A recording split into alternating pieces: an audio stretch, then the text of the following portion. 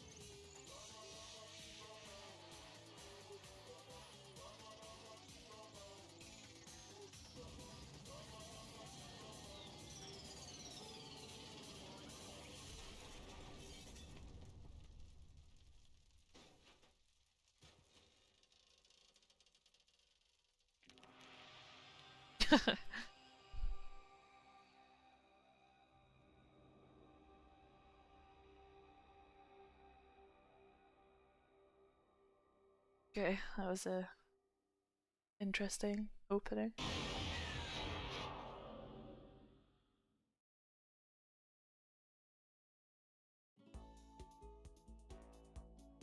Massive high school towers over all the other buildings in this bustling urban area. It's like the school stands at the center of the entire world.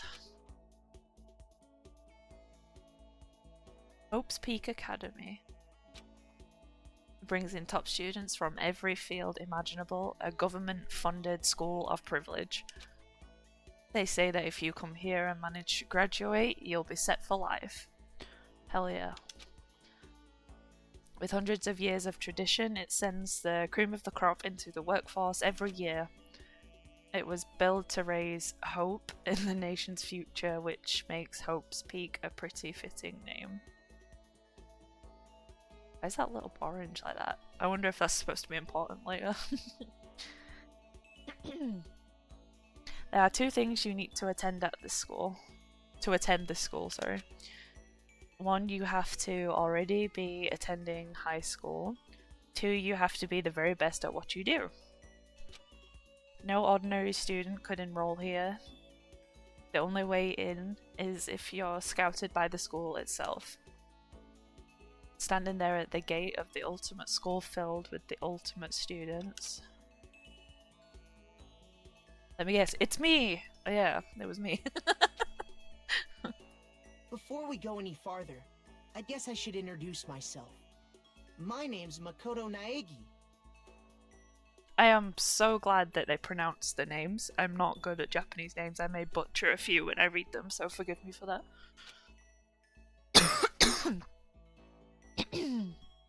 As you can see, I'm nothing but a hopelessly average high school student. Average on the outside, average on the inside. I really don't have much going for me when it comes to grades, special abilities, even personality. I mean, yeah, I have hobbies and stuff I like to do, but it's not like I'm a psychic or mutant or whatever. Like, if you asked me what my favourite song was, or my favourite movie or TV show, they'd all just be whatever's most popular at the particular moment. Wow, how average of you. Even among the average, I'm completely average. So I can't even say I'm your everyday hero type. That's just who I am. Anyway, I figured it's always good to introduce yourself right off the bat. But you know, if I have any kind of strong point, so to speak, I'd say I'm a little more gung-ho than other people. Fair enough. I mean, look at me. I'm completely ordinary, but still, here I am, standing at the front of the anything but ordinary Hope's Peak Academy. I still can't believe I'm standing here. I wonder if someone like me can survive in a place like this. It's got this overwhelming presence, like it's trying to swallow me whole. That's daunting. But it's no wonder I would feel this way. What you have to understand is, well, let me just tell you about the preparation I did last night to get ready for today. Oh, okay. Hope's Peak Academy 15. Hope's Peak only invites their students who are truly elite in their field. So it's such a popular topic, there's threads online dedicated to talking about the school's attendees. So to prepare, I looked up some of those threads. And all I saw was talk about ultimate students who were way beyond your average high schooler. For example, one incoming student is the ultimate pop sensation. Oh, of course. I guess she's a high school girl who's also the lead singer of a pop group famous all over the country. There's also the ultimate baseball star. Interesting. He was the cleanup hitter for the National High School Champs. Pro teams already have their eyes on him. Oh. So we have like a teen idol and a baseball player. Then there's the ultimate fashionista. A model, okay. She's been on the cover of tons of fashion magazines. She's what every high school girl wants to be. I don't know about that. Oh, and they mentioned the ultimate biker gang leader too. Wait, what? They're all like somewhat famous, and then you've just got a biker gang leader. I guess he's infamous. Baseball player looks like he takes roids. Yeah, probably. He looked pretty mean, I'm not gonna lie. Excuse me. Oh, and they mentioned the ultimate biker gang leader too. The scary thing is, he's the de facto leader of every biker gang in Japan. Gangs everywhere love the guy. He looks scary. On top of that, there's the ultimate martial artist, the ultimate fanfic creator, ultimate gambler, cool, ultimate swimming pro, ultimate programmer, ultimate clairvoyant, and then some. Reading that made me realise how totally powerless I was. It was the country's finest top to bottom, sorry. I felt like a tame little house cat who wandered into the pride of lions. But still, there was something I couldn't stop thinking about. You see, there was a few students who I couldn't find any info on no matter how much I looked. With all those ultimate students, I'm the only one without any kind of worthwhile talent. But then, what about those other new students who didn't seem to pop up anywhere? Could they just be average students like me, without any talent or anything? That thought was kind of encouraging. I mean, I know I don't have much in the way of personality. Guy proper puts himself down, doesn't he? I feel sorry for him already. But beyond that, there is an even bigger issue. How did such an unbelievably average student like me get picked to come to this ultimate high school? I mean, guess there is a reason. You just have to take one glance at the acceptance letter they sent me to see why. Oh. We recently held a lottery to select one ordinary student to attend our school. As a result, you have been selected. We invite you to join us as the ultimate lucky student. Oh, poor guy. Spelled out plain as day. I got invited by pure luck. Honestly, I probably would have been better off just declining their offer. But after hearing how graduating was a guarantee for success later in life, I just couldn't say no. I mean, that's fair, but poor guy. But then actually standing there in front of the school, I started to feel lost, like I didn't belong there. I could feel myself losing my nerve. But still, I can't just stand here in front of the gate forever. Frozen in place, murmuring to myself, I looked down at the acceptance letter clutched in my hand. It said, "There's a meeting for all incoming students in the main hall at 8 a.m. The meeting still isn't for a little while, but I should probably just head in. Yeah, let's do this." I gathered up all my determination and tried to act like I'd done this a million times before. I took my first step towards the main hall.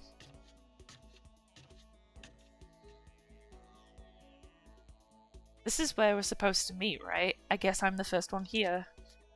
There's a really elegant clock over in the corner. It says 7:10 a.m. The meeting doesn't start until 8 o'clock, so there's still a full 50 minutes left. It makes sense nobody else would be here yet. I was so wound up, I got here way too early.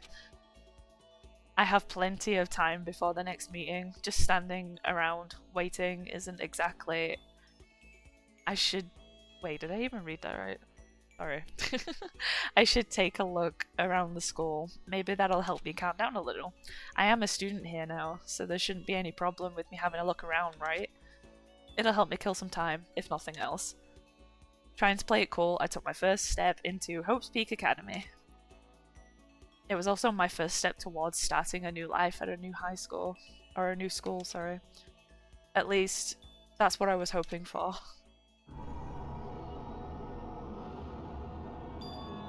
What the?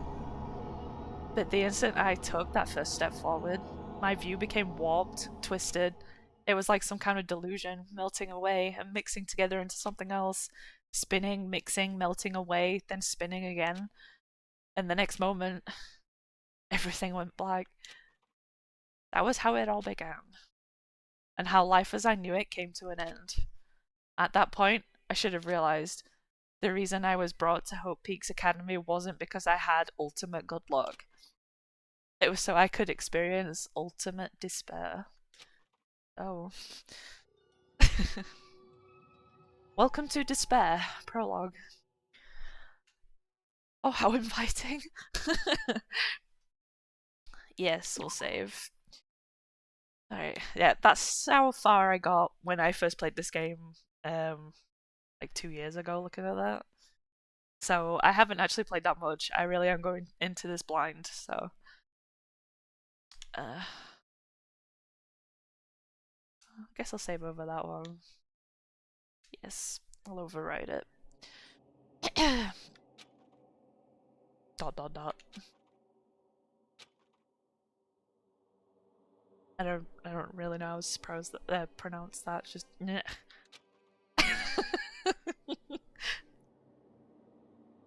Oh, I love the art. The art style is awesome. What?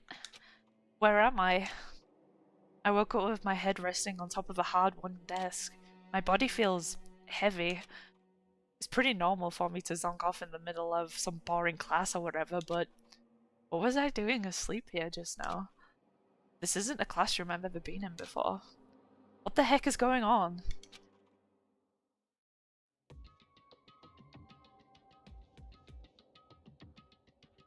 Shut up, Eric, don't judge me.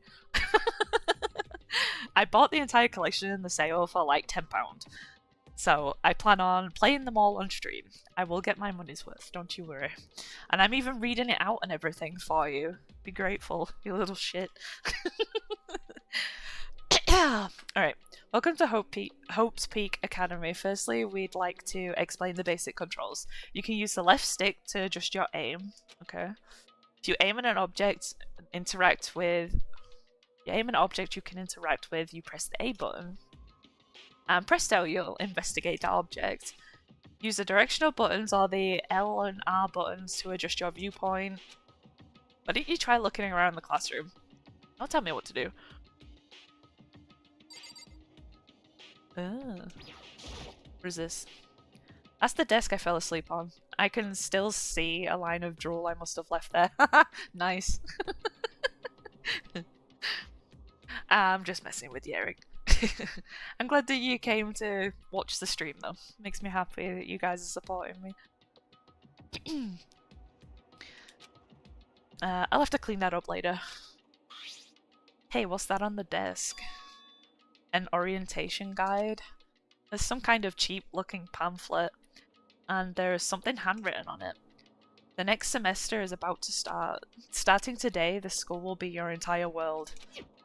What the hell? Is this someone's idea of a joke? Boy, is that a fucking camera? Is that a surveillance camera? It's a dangerous world we live in. I guess they have these to keep weirdos from just wandering in. Yeah, something like that. Geez, I can't believe it's already 8 o'clock. It was just after 7 when I first got here. Has it really almost been an hour since then? I mean, you did find yourself asleep. Well, what the heck?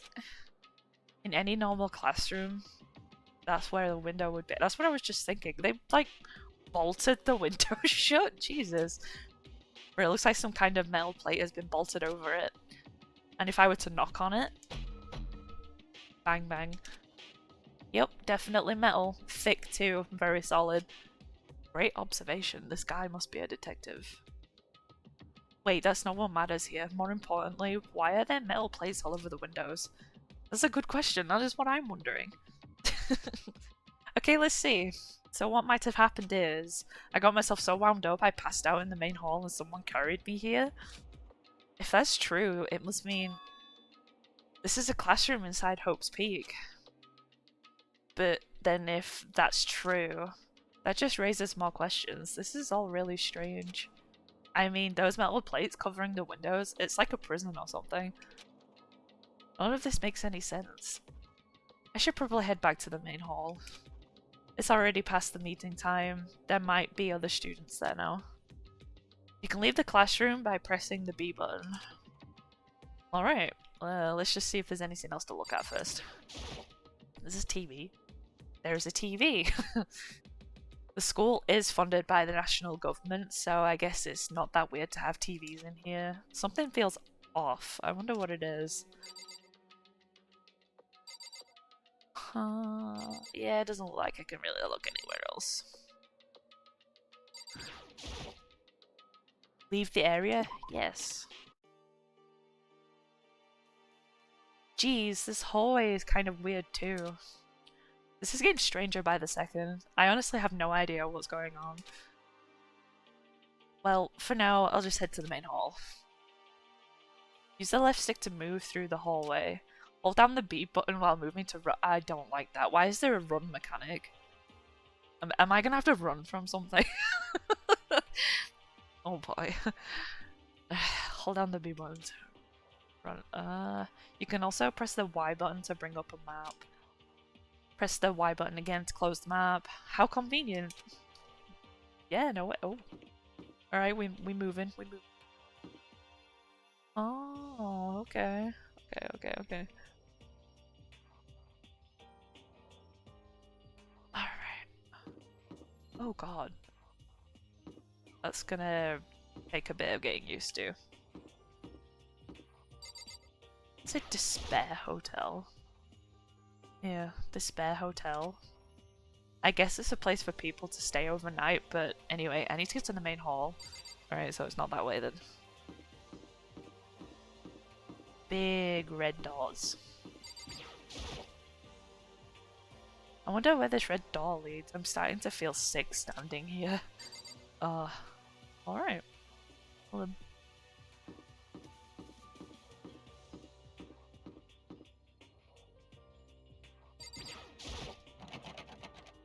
the AV room is locked. Okay. Fair enough. Why is that like podded up? The school store, I guess it's not open. Yeah, no shit. Can I leave?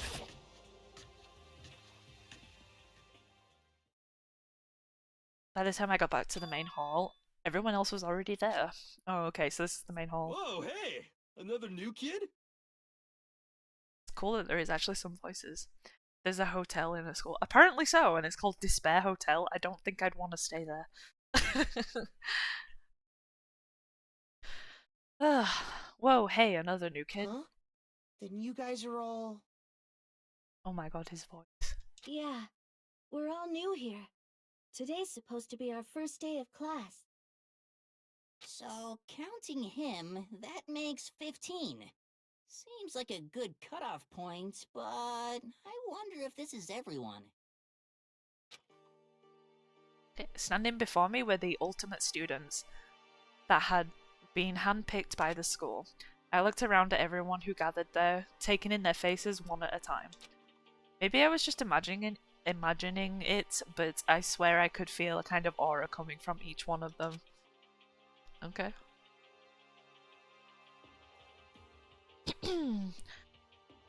How's it going? My name's Makoto. I've forgotten how his last name was pronounced. Sorry I'm late. A bunch of stuff happened and then all of a sudden I was just asleep. Huh? Whoa, you too? Things just keep getting curiouser and curiouser. Oh, goth lady. I like her already. So strange. I declare beyond a shadow of a doubt that this is a strange situation indeed. What are you talking about? I honestly have no idea what's going on right now. Got it! Just a moment. There's something else we must address. Oh my god, why does he look so angry? Drinking game idea. Take a shot every time they say ultimate. That is a great idea. We'll be hammered by the end of it. Excuse me. Alright. Listen to me! Oh, okay, chill. Makoto, your tardiness is unacceptable. Surely you were aware the meeting was to start at 8 AM sharp. To be late on your first day is unspeakable. I must report you. And you must accept your due punishment. Oh boy. What? What's your problem? It's not like he wanted to be late. He didn't have any control over it. That's right. Everyone just calm down. Listen, why don't we all go around and introduce ourselves? Huh? The hell? Now's no time for friggin' introductions. That's the biker guy, I think. Maybe, but it may be good to at least find out who we all are before digging into bigger problems here. Jesus, I couldn't read that then. I mean, how are we even supposed to talk to each other if we don't know each other's names? True. Yeah. That's a good point. Okay, so let's get introductions out of the way, then we can move on to whatever else. Sound good? I'm still totally lost, but I think it's best just to focus on getting to know each other for now. So I guess this is a good chance as I'm gonna get. This is as good a chance as I'm gonna get. I already looked everyone up at Hope's Peak Academy thread online, but I still don't really know what kind of people they actually are. Time to find out. Alrighty then. I'll start by talking to those 5 over there. Aim at the student and press A to talk to them. Each conversation is important to the overall story, so keep track of how they go. Oh my god, I'm not going to remember everything. You'll slur your words when reading the dialogue, it'll be funny. I know, I don't actually have anything to drink right now though, so I can't do that this time, but I'll try and bear that in mind for my next one, because I have 4 of these games to play through, this is just the first one. And I don't know how long it's going to be, so we'll see. But I'll bear it in mind for my next one. I think that'd be pretty good. Ugh, I'm going to have to try and keep track. Oh god, this is going to be rough. Alright, well, we'll go from left to right. This is the guy that yelled at me earlier. I'm Kiyotaka Ishimaru. I believe in bold simplicity. Let's work together on our educational crusade. I would if you didn't sound so angry. Why do you look so angry? What is wrong with you? I'm Kiyotaka Ishimaru. Jesus. Ultimate moral compass. Yeah, I got that vibe already. Holy shit. So that's Kiyotaka, according to what I saw about him on the thread. He went to a famous private school and won top honours every year. He's basically a flawless honour student. He's also known for the work he's done with Community Public Morals Committee. They say he respects rules above all else, earning him the title of Ultimate Moral Compass. Oh man. So you do anything wrong around this guy and he is gonna eat your ass, like literally. He has to be the class president. Yeah, it seems like it. But that's basically what he is. We'll just say he's the class president because he just gives off that vibe. Anyway, you can call me Taka. Oh, that's so much easier. Thank you. You said your name was Makoto, right? That's a good name, a strong name. You should thank your parents for giving you such an excellent name. Okay. You hear me? Ah! Stop yelling at me! And to keep that name from losing its value, you must devote yourself every single day. Got it. Life is worth putting every ounce of effort into it, right? Right. This guy is kind of annoying. Yeah, just a little bit. My god. He's so angry because of the stick up his ass. For real, though. Like, holy shit. Alright, next one. Who's this? Not that you'll remember my name anyway, but... I'm Toko Fukawa. Okay. Little shy girl. Writing prodigy. Okay. Yeah, she wrote a novel when she was 10 that got everyone talking and launched her literary career. Yeah. Then 2 years ago, she released So Lingers the Ocean, a love story said to be her masterpiece. The book was such a hit with women and fishermen quickly shot to the top of every hottest men poll. Okay. Despite her age, she's won countless literary prizes. Literary? I don't know if I'm saying that right, I apologize. And all her books are instant bestsellers. Which is why she came to be known as the ultimate writing prodigy. What else would you call such a young and talented author? But I figured she'd be a lovey-dovey type with the masterpiece being a romance and all. She's very, very introverted from the looks of it. What's your problem? What? It's not polite to stare, you know. Stop staring at me like I'm some filthy creature. Oh my god. Filthy creature? No, I just thought... I know what you just thought. You just thought you'd never seen such an ugly woman, and you just thought it's so funny. No, that's not what I was thinking at all. Don't bother trying to lie to me. Jesus. I know it's true, otherwise I know you can't stand looking at me. Anyway... Whatever, I don't really care, I'm used to it. Wow, talk about an inferiority complex. I was way off about what a successful author would be like. For real, holy shit, she's mad as fuck. Right, Hi, who is this? I'm Sayaka Mizono. I look forward to getting to know you. Sayaka Mizono. Okay. Ultimate. Oh, she's the pop singer. Okay. The way she moves is positively mesmerizing, and that pleasant scent I can't quite place. Sayaka Mizono. When I saw her name in that thread online, frankly, I was pretty surprised. She's in a pop group famous all across the country. In fact, she's their lead singer. As the ultimate pop sensation, she's in high demand to appear on TV and in magazines everywhere. But actually, that's not the only reason I was so surprised to find out she's going to the school. I'm sure she doesn't remember, but... Well, never mind. No matter how you slice it, she's really beautiful. Almost like a doll or something. I'm not a doll, you know. I'm alive. Huh? Did you hear me? I'm psychic. Oh. Huh? Kidding, I just have really good intuition. She's a sharp one. Hey, Huh. Hey, by any chance? Now what? Huh? Yeah, it must be. I'm sure of it. Hey, Makoto, did... Just hold on. What is with this guy? Jeez, you guys, how long do you plan to waste our valuable time with this ridiculous back and forth? Sorry, I just got carried away, I guess. You hear me? Self-introductions are introducing yourself, not bumbling about a bunch of idle chit-chat. You're right. sorry. Sorry, Makoto. We can talk about this later. Oh. It sounded like Sayaka really had something she wanted to say, but it's not like we'll ever see. It's not. Hang on. It's not like we'll never see each other again. Like she said, we can talk later. Well, alright. What is wrong with that guy? Like, Yo, holy shit. my name's Leon Kuwata. What's up? Oh, he's got such a nice, easy name. This guy is fun at pies, yeah, for real. Oh, he's the baseball star. I see. Okay. I recognize that name. He played for the National High School Champs as their cleanup hitter, the ultimate baseball star.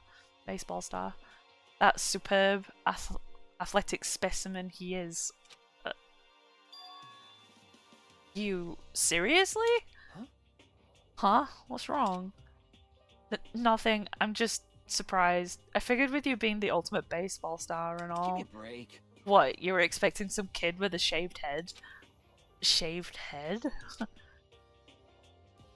No, I was just expecting more of a, you know, sporty looking traditional baseball player type. I mean, when I found that article and picture of you online, that's how you looked then. What? Oh man, you found that picture of me playing baseball? Seriously? I hate that picture. Oh my god, my mum is calling me. I will be right back, guys. I'm really sorry. I am back. I'm sorry about that. She did try calling me, God, it was hours ago, but she never called me back, and I said to Nate earlier, I bet you anything she calls me when I start streaming, and yep, she did. So yeah, sorry about that. Anyway, let's continue with these introductions. Excuse me. Alright. Leon. What? Oh man, you found that picture of me playing baseball? Seriously? I hate that picture. What the crap? What the crap, he said. This is not cool. This is so not cool. Seriously? I'm like mega embarrassed right now. Yeah, you look it. I didn't have a choice, okay? Shaving your head like that is part of the national championship regulations. I mean, seriously? But now I refuse to cut my hair, and I'm not going to dye it back normal either. Oh, okay. You don't have to look at me like that, though. What the fuck? Hey, listen. Actually, can I be totally honest with you? You know, I don't like baseball, like at all. I've never gone to a single practice. Oh my god. He's never practiced, and he was still his team's star player. He's some kind of prodigy. Jesus. yeah! And as soon as I got accepted here, I quit baseball for good. I have my own dreams for the future. A dream for the future? My only path in life is getting into music. You can feel that star quality aura I have, right? You know what I mean. I'm gonna be a singer. So all I need is a songwriter and someone on guitar and we're set. How cool is that? This new version of me that's chasing after my dream is like super cool to the max. His face, Jesus. I love the art with this so far. It's so good. I can't believe what I'm hearing. I never imagined I'd hear something like that from a baseball star. A baseball all-star. Alright. Oh my goodness. I am Hifumi Yamada. But if you want to call me by my nickname, The Alpha and the Omega! I don't mind. I love his voice change. That's awesome. The Alpha and the Omega. I ain't gonna call you that, pal. Fanfic creator, of course you are. Oh my god, what a stereotype. By the way, how much do you know about the world of 2D art? World of 2D? Well, in that world, I am well known and supremely well regarded as the ultimate fanfic creator. I once sold 10,000 copies of one of my fan comics at Skull Festival. Okay. The event has passed into legend. Some of them didn't get it, of course, saying I'd tainted the event. How stupid can you be? That's too bad about them, but selling 10,000 copies like that is definitely pretty remarkable. Oh my god, do you think he writes hentai? He's an average male Redditor. Nah, he's a Discord mod, what do you mean? I shouldn't say that, I'm a Discord mod. Jesus. Oh my goodness, alright. However, Ah, the words of such idiots mean nothing to me. I'm like Van Gogh, utterly unappreciated in my time. Oh, to compare yourself to Van Gogh, okay. I am a soldier serving night and day to destroy all mindless preconceptions about fanfiction. I'm sure if you were to observe my work, Mr. Nagi, I think is how you said his name, you would comprehend its greatness immediately. For my work is filled with deepest meaning. What kind of meaning? yes indeed. It's about embracing our basest urges. I don't think I want to comprehend it. Okay, now to talk to the 5 people over there. Oh my god, like... Do you think he's gonna be the guy that, like, gets nosebleeds every time, like, we end up seeing the girl's underwear or something stupid? Alright, let's talk to this lady. Heya! I'm Aoi Asahina, but my friends just call me Hina. Sup? Hina, okay. I'm so glad that they cut some of the names just to make it kind of easier to say. He does write hentai, I knew it. Ultimate swimming pro. I had a feeling she was some sort of athletic. Aoi Asahina. Or Hina. She's been breaking records in every competition she's been in since elementary school. She's even been chosen as an upcoming Olympic candidate. Cadet, yeah. She is, without a doubt, the ultimate swimming pro. The combination of her ability, appearance, and proportions has been widely discussed online. Proportions. So, what's your name again? Sorry, totally forgot. Makoto. Oh yeah, I knew it was something like that. No, not something like that. It is that. You got it! Sure, got it. Here, I'll hammer it into my brain right now. Makoto Nagi.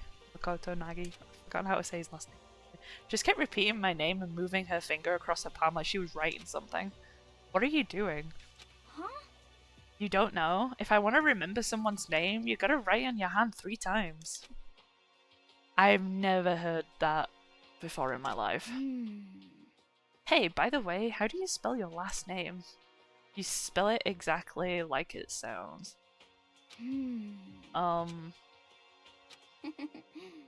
Well, I have no idea. I'll just figure it out later and write it down. Okay. Anyway, glad to meet ya. Sure, same here. Well, one thing I learned is she's totally easygoing and bursting with energy. And maybe she's a little bit illiterate. Maybe. Hello, nice to meet you. Hello. I'm Chihiro Fujisaki. Chihiro Fujisaki. So you've got an easy. Ultimate program. Oh, it's a hacker. Alright. Sorry, I get kinda embarrassed whenever I introduce myself like this. Anyway, I hope we can get along. Same here, nice to meet you. Huh? Huh? Maybe it's just my imagination, but have we met before? I don't think so. We just met for the first time, which is why I said nice to meet you. I'm sorry. Oh, yeah, good point. Sorry. You don't have to apologize for that. Yeah. Oh, yeah. Chihiro Fujisaki. I said the name was easy and I still fucked it up. Known for all the cutting-edge programs she's created, she's the ultimate programmer. She's also got that timid little bunny type thing going. Bunny type. Which has endeared her to her legion of fans. Hey, so, listen. I'm sorry. I'm really sorry. Huh? What are you apologizing for now? Well, just because you seem upset, you must be mad at me, right? No, not at all. I was just lost in thought about something. Huh? Huh? Lost in thought? Yeah, it had nothing to do with me being upset or anything. Thank you. Oh, that's good. I was afraid maybe you didn't like me. Hehe, I'm glad. Dot dot dot. I'm starting to understand why her fans are so into her.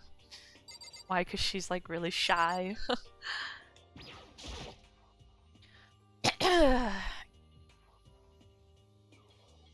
Is she gonna be a Sundia?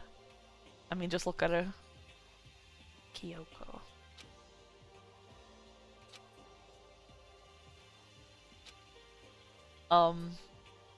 Can I ask your name?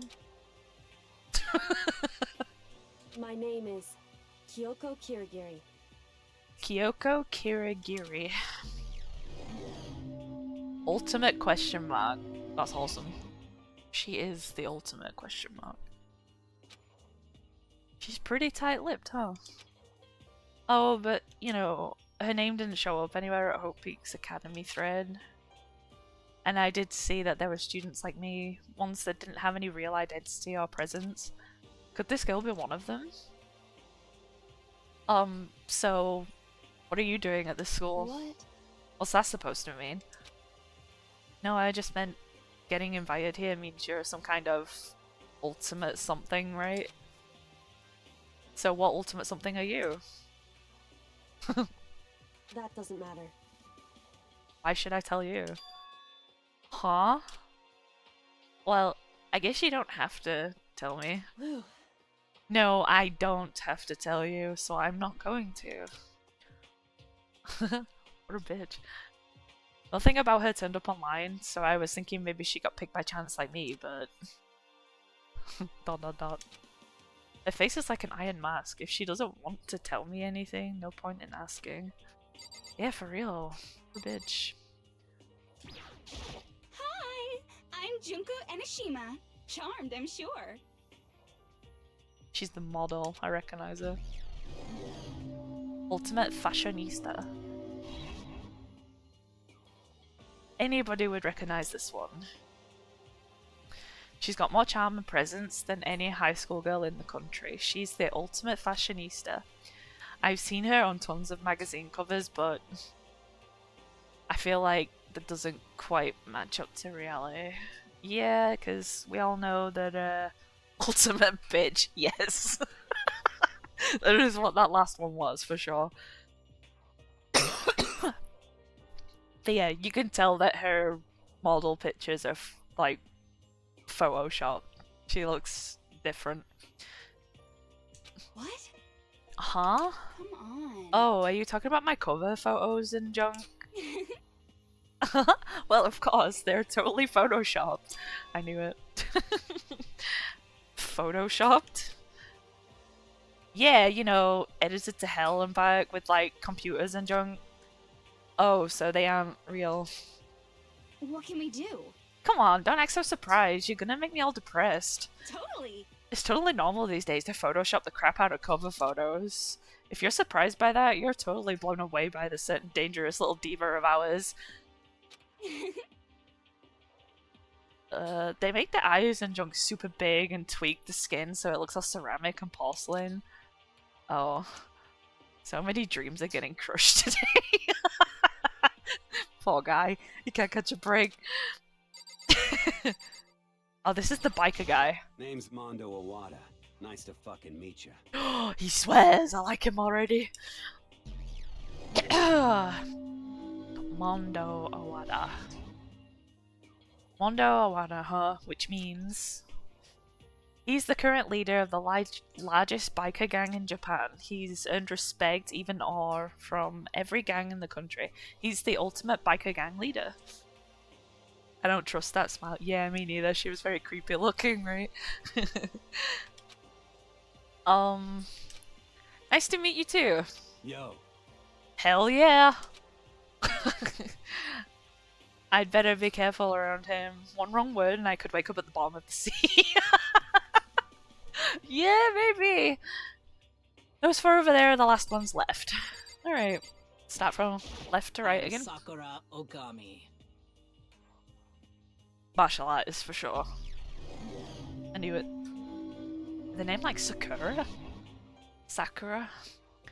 Oh jeez, I almost asked her if she was a guy. Oh no.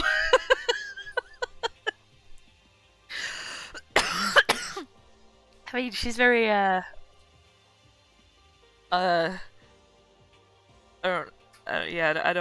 really have the words for this right now. I don't want to offend anybody, but she looks very manly. Let's put it that way. The day I say something like that out loud is the day I get turned into a human meatball. Yeah, for real. But now I remember, she competed in the martial arts tournament in America and won, despite being a girl. She's the ultimate martial artist. She fought in... Excuse me. She fought in over 400 matches and never lost a single one. Good for her. That's not a guy. No, it's a woman. Yeah. That thread also said a bit more about her. Some call her Ogre. Oh, that's not nice. Some even think she's the closest known relative to the primates. The famed missing link. Oh my god! Any incoming Hope's Peak students who are reading this, let me warn you right now. If you value your life, avoid her at all costs. No. I think make her an ally, because she would kick ass. Standing in front of her now, I don't think they were exaggerating about that. Hey, you. Yes? I snapped to attention without even realizing it. Then she started to poke and prod at my body. What are you? I see. Muscular quality and quantity is right around that of an extremely ordinary high school student. What a shame. You're not at all fit to act as my training partner. I'm not sure that's such a shame for me. Yeah, I gotta admit, even just stood there, it looks like a man in a skirt. Yeah, let's just go on to the next one. Name's Byakuya Togami. Byakuya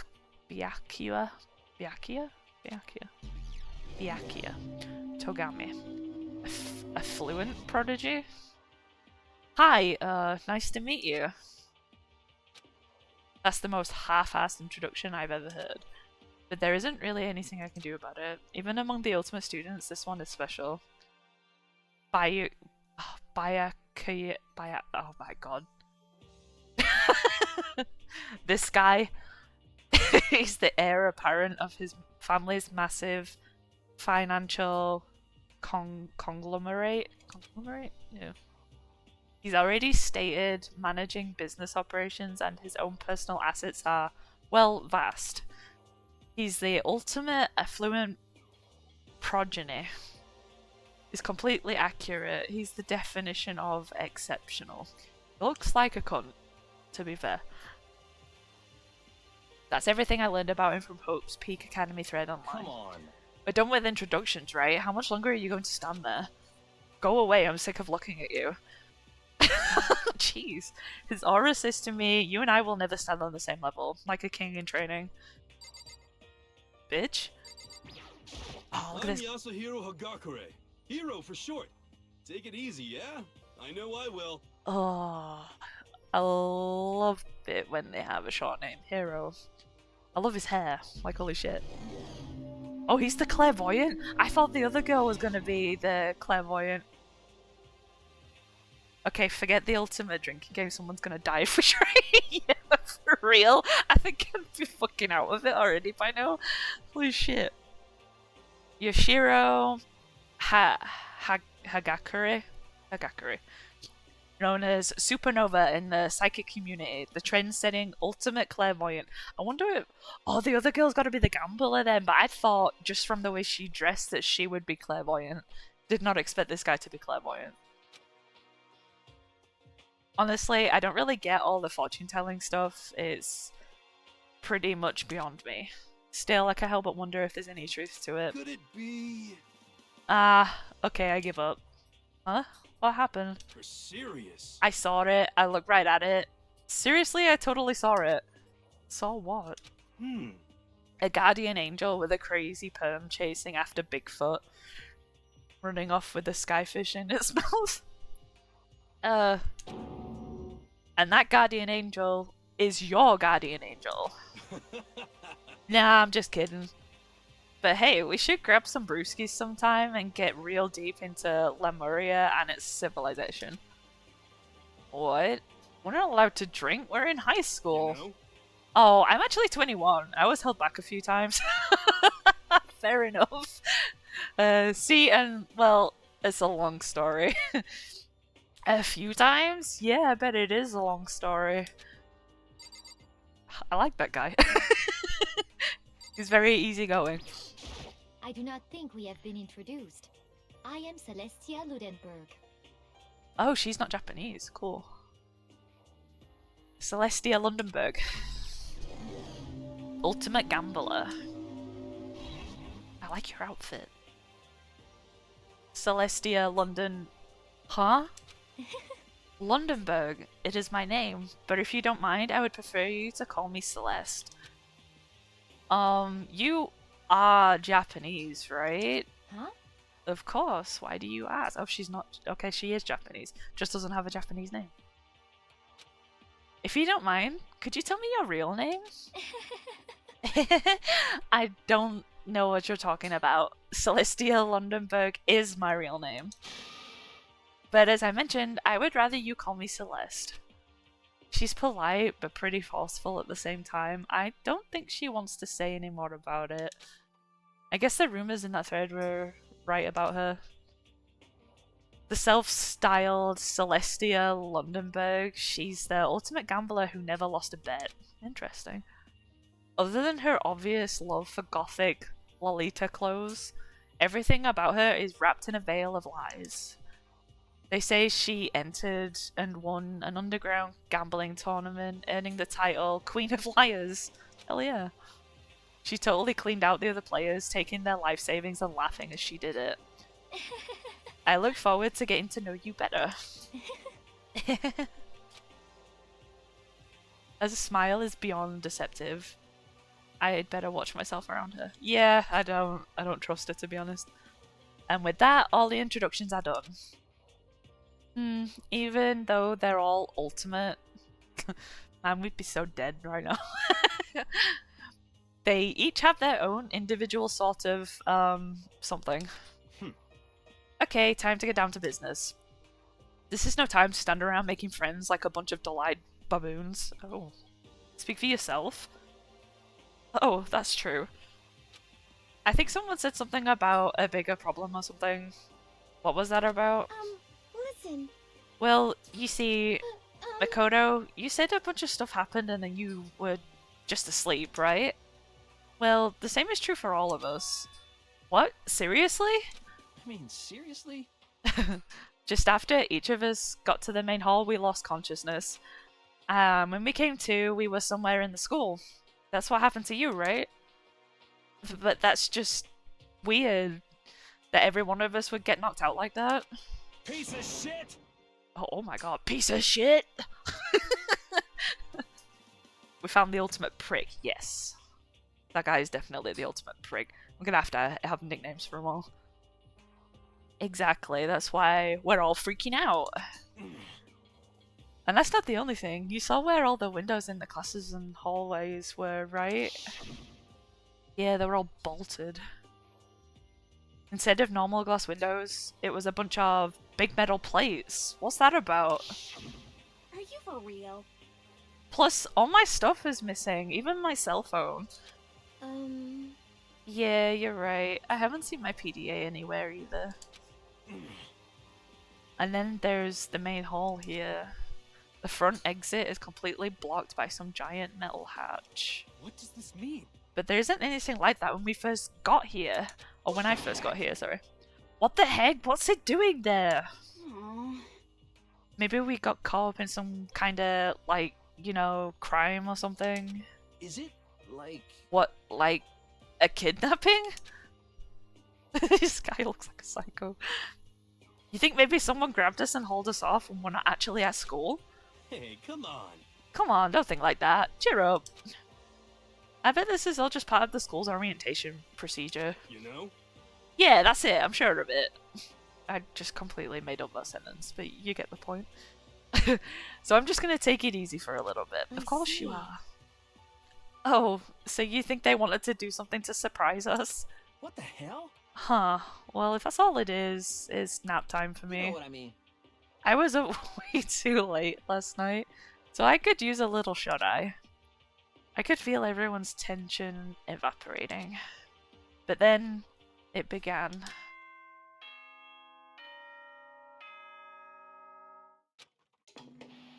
Oh boy. Ahem, ahem. Testing, testing. Mic check 1, 2. This is a test of the school broadcast system. Am I on? Can everyone hear me? Okay, well then. The voice seemed totally out of place. It was so playful and completely unconcerned. I couldn't help but feel a deep, unnerving dread at the sound of it. It was like hearing someone laugh at the scene of an accident. To all incoming students, I would like to begin the entrance ceremony at... right now! Okay. Please make your way to the gymnasium at your earliest convenience. That's all. I'll be waiting. Oh, okay. Yeah, that voice is kind of unnerving, I won't lie. What the hell was that just now? Goodbye. You just said goodbye. Later, loser. Well then, if you'll excuse me. Hey! Hey, wait, you're just gonna take off like that? Could it be? Oh yeah, now I get it. This whole thing was just to get us all pumped for the entrance ceremony. Man, thank God it was all a joke. I'd be totally freaked if this was real. You know? Alright, guess I'll head out too. Wonder what they got planned for us next. Damn, I was totally looking forward to that nap too. Why'd they have to go and kill the mood? Well, wait for me, I want to go with you. That is that then, I'll see you all there. Anyway. Not that anyone cares, but I'm gonna go too. Everyone took off for the gym, but I was frozen where I stood. That uneasy feeling I had before, I couldn't get it out of my mind. And it looked like I wasn't the only one.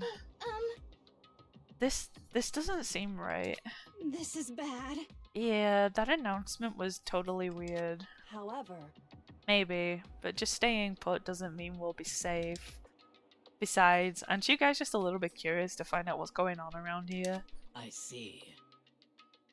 If we do not move forward, we learn nothing. The only choice is to push ahead. I guess she's right. But still, I'm kinda... no, really nervous. We don't have a choice, we have to go. They said to go to the gym, right? Yes. Alright then. Alright, I guess this just means time for me to go, right? Well... Are you okay? Is everyone okay? Oh yeah, okay. Is that a gun? That surveillance camera looks like... has what looks like a gun attached to it. But there's no way that's a real gun, right?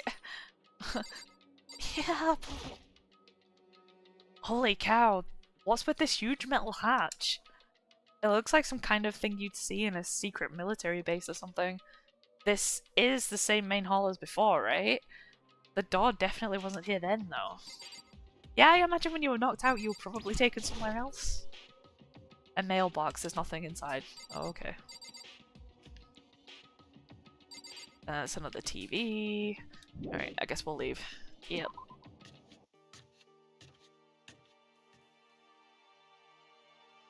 This is like, when it gets you to walk through the school, it's so creepy. Like, what the fuck? Better wait my way to the gym. I want to see what's going on. Oh, okay, I'm going. But what if I need the bathroom? Okay, no bathroom break then. I just wanted to know why there's bars on the stairs. Oh, I found the gym. That was easy.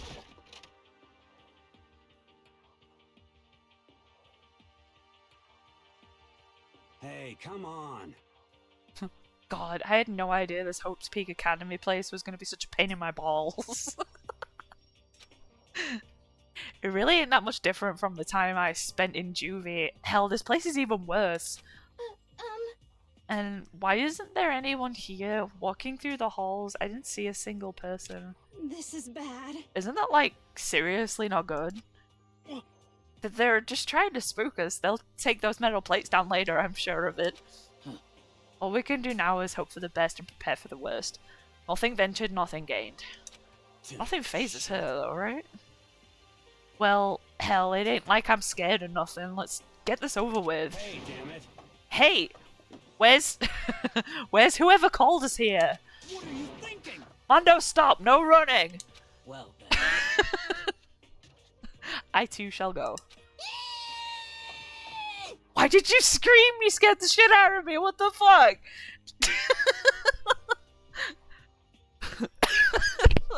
Shit, sorry, I just punched my mic.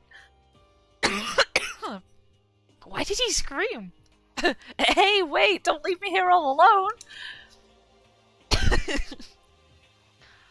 Okay, time for some more tutorial action. You can press the Y button to observe the room you're in. Observing will display what people and objects you can interact with. Sorry for the late notice. It's almost like somebody is like actually talking to me about that rather than it being a typical tutorial. Can I talk to you? This is bad. I'm totally getting a bad vibe right now. Yeah, for real. What about you? Where are all the other students? Why are we the only ones here? The girl of many words. Total silence. For whatever reason, she's the only one managing to stay calm. Or maybe I'm just imagining that. Maybe she's like low-key in on it. A display case. There's all kinds of trophies and plaques inside. Of course, all the students who go here are ultimate, right? So this is probably just a tiny fraction of all their rewards. Yeah, I guess. It's another TV and a camera. Another surveillance camera. I feel like we're being watched every second. I don't like it. Yeah, me neither.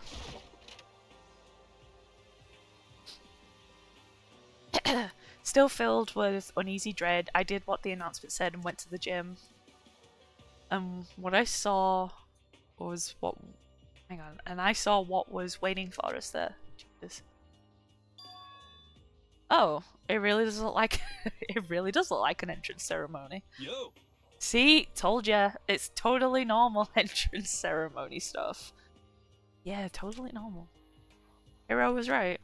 But in a way that just emphasized how completely not normal all of us were.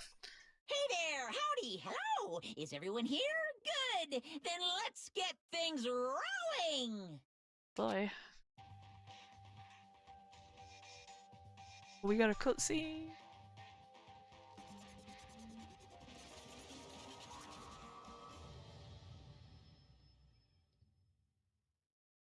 Huh? Teddy bear? I'm not a teddy bear. Are you sure? I'm guessing the ultimate bitch is actually the clever one. I'm wondering. She doesn't talk much though. I am Monokuma! And I am this school's headmaster! The teddy bear is the headmaster.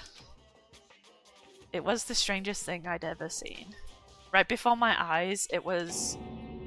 What I was seeing was... It was utterly incomprehensible. Nice to meet you all. Such a bright voice and carefree attitude was completely out of place. And all that anxiety I'd been carrying would be suddenly transformed into outright fear. Say what? What? The teddy bear can talk?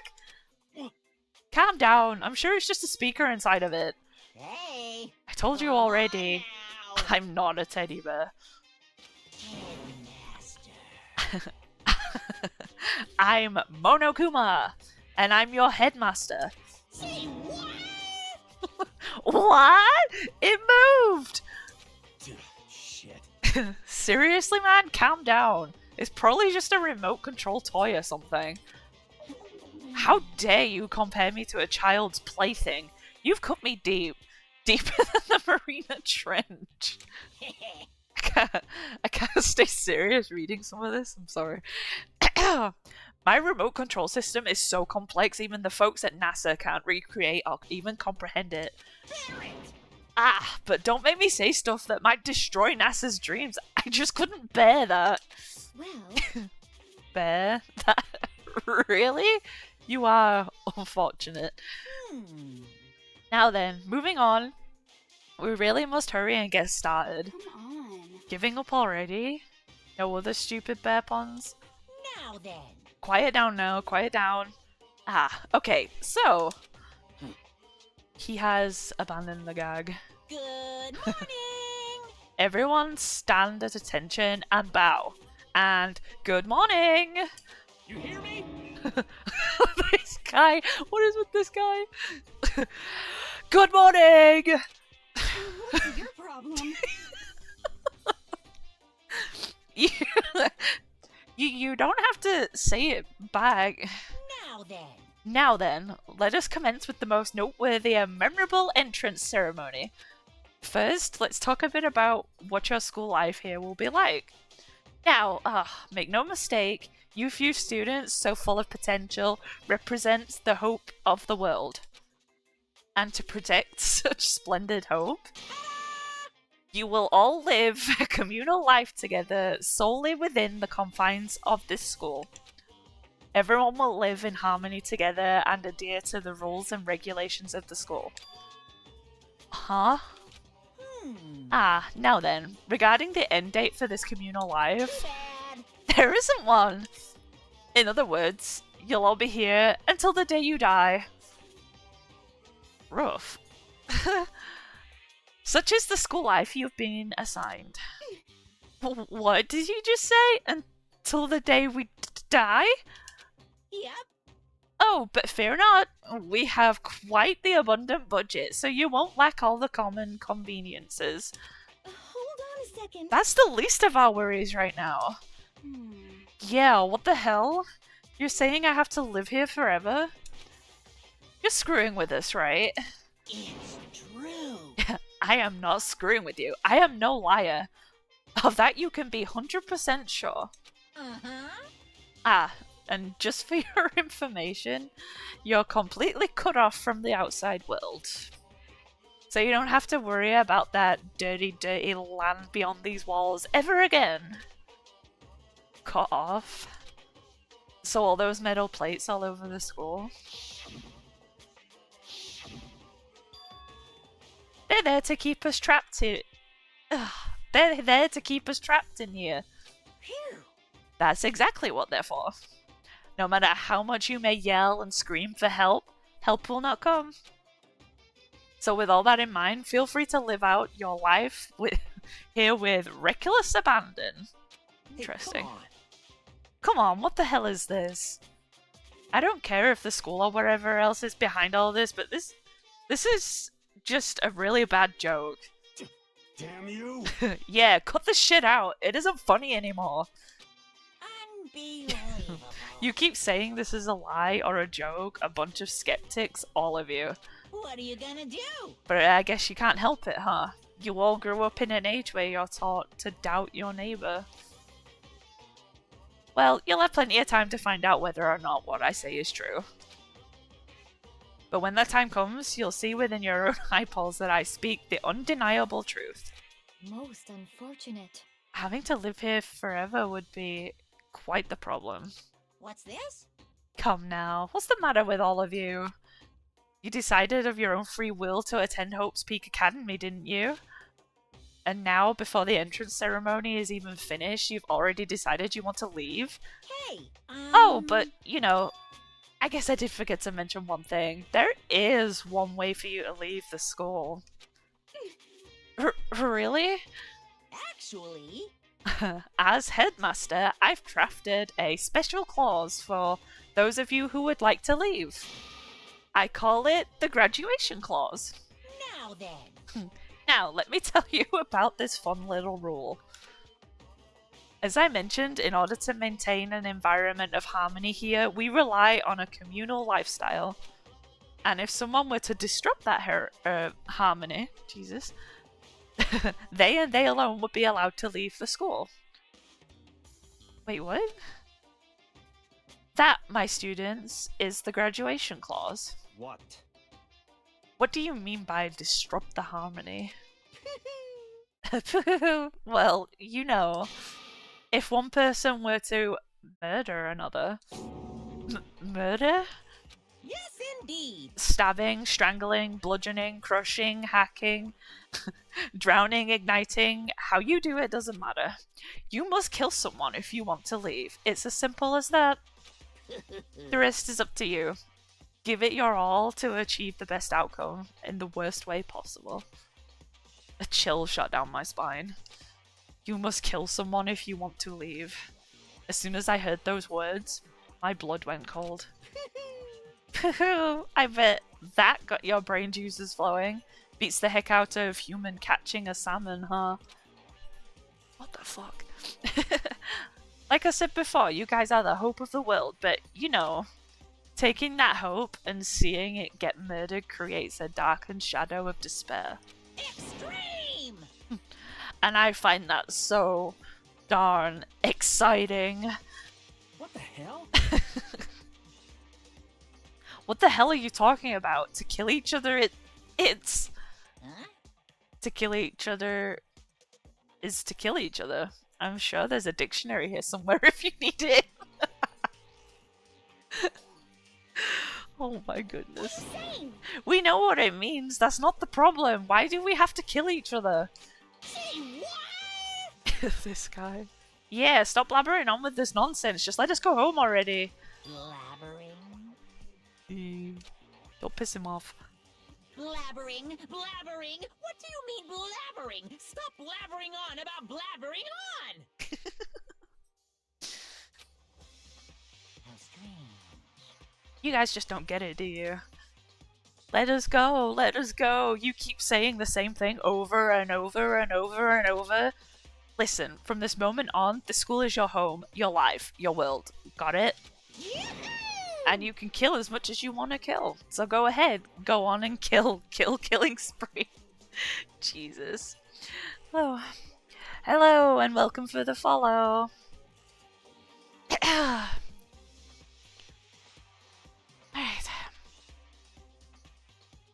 Alright. You can kill as much as you want to kill. So go ahead. Go on a killing spree. Alright, come on. How long are you gonna keep this up? Eh? You know? You got us, okay? You scared the hell out of us, so you can go ahead and reveal the trick now. Huh? Reveal the trick? I'm right? Yeah, because, I mean, you know, this is all some kind of trick and all, right? So, like... Shit. Dude, shut the hell up and get out of my way! Shoving Hiro aside, Mondo placed himself in front of Monokuma, his voice rumbling like thunder. You're fucking dead. Oh god. Listen up, asshole! This shit's gone way too far! What the hell kind of joke is this? What's the matter? Joke? What? You mean like your hair? Jesus.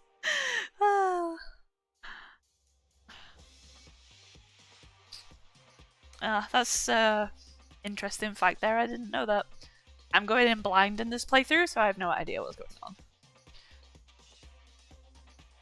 Yeah, like your hair. You son of a bitch. Fuck! Mondo roared out, and then there was a sudden boom. It was the sound of the floorboards as he kicked off and launched himself into the air. He flew at Monokuma fast and straight as a bullet. He'd locked onto his target. Gotcha, you little piece of shit! I don't know if you're a toy or a stuffed animal or whatever the hell. Either way, I'm gonna rip you to fucking shreds! Guy's so angry.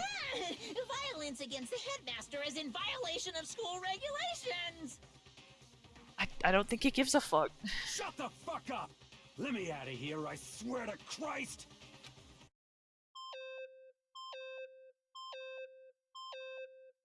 Hey, damn it. What? No smartass comeback this time? Is he gonna blow up? What the fuck is that beeping? Piece of shit! Stop that goddamn beeping and say something! Watch out! Watch out, get rid of it. Huh? Huh? Hurry up and throw it! I don't know if a ferocity stunned him into silence or what, but without a word he did what he was told. He threw Monokuma. And as soon as he did...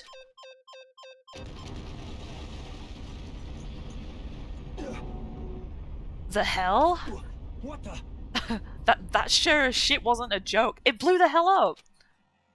There was a painful ringing in my ears and I could smell gunpowder.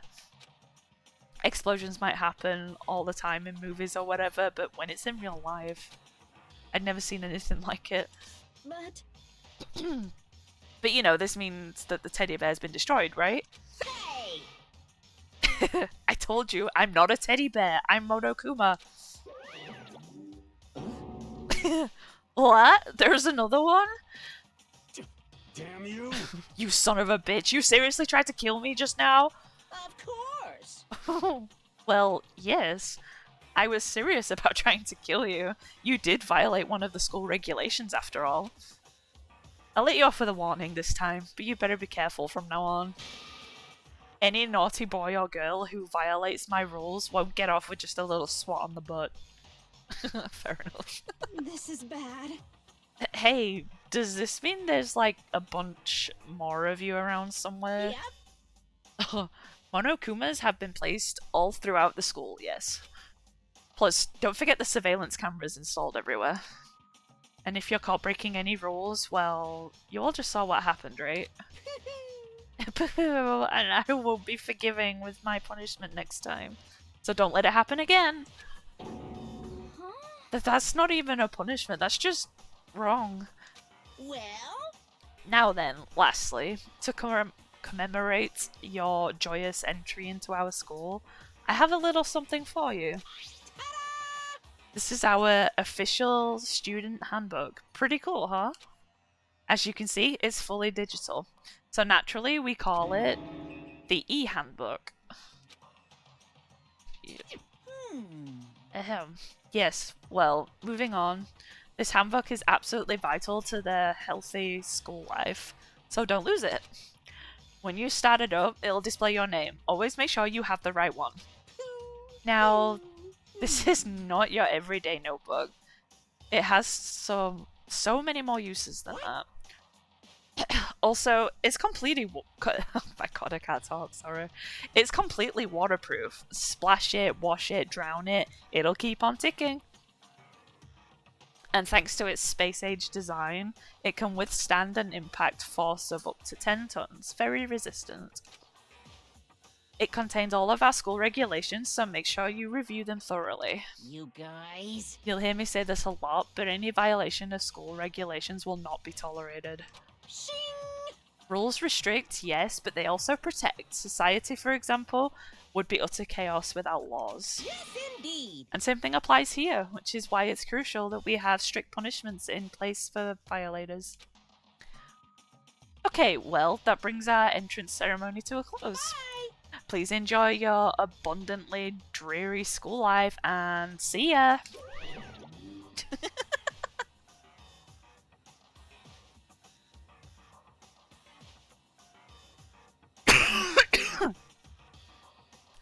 Man, I would hate to go to school here. Yeah, me too. Right, give me just 1 second. I need to clean my glasses. I can't see what I'm bloody doing.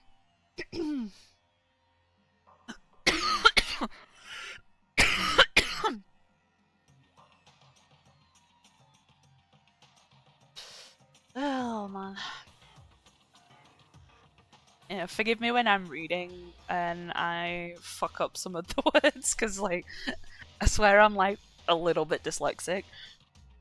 Sometimes I read words wrong. I'm doing my best, though. Who's Fukawa again? Isn't that the, you said the writer? I thought that might have been, like the big fanfic guy. Fanfiction guy, yeah. Oh my god, why are my glasses so dirty? I can't see. It's awesome being blind. The novelist, okay, yeah, fair enough. Alright. I'll try and continue this while I clean my glasses. And with that, he was gone, leaving us all in a state of shock. Yep. So guys, how would you define what we just experienced? You really gonna evaluate this? How? Why? I don't understand any of this. Oh, yeah, it is the writer. You're right.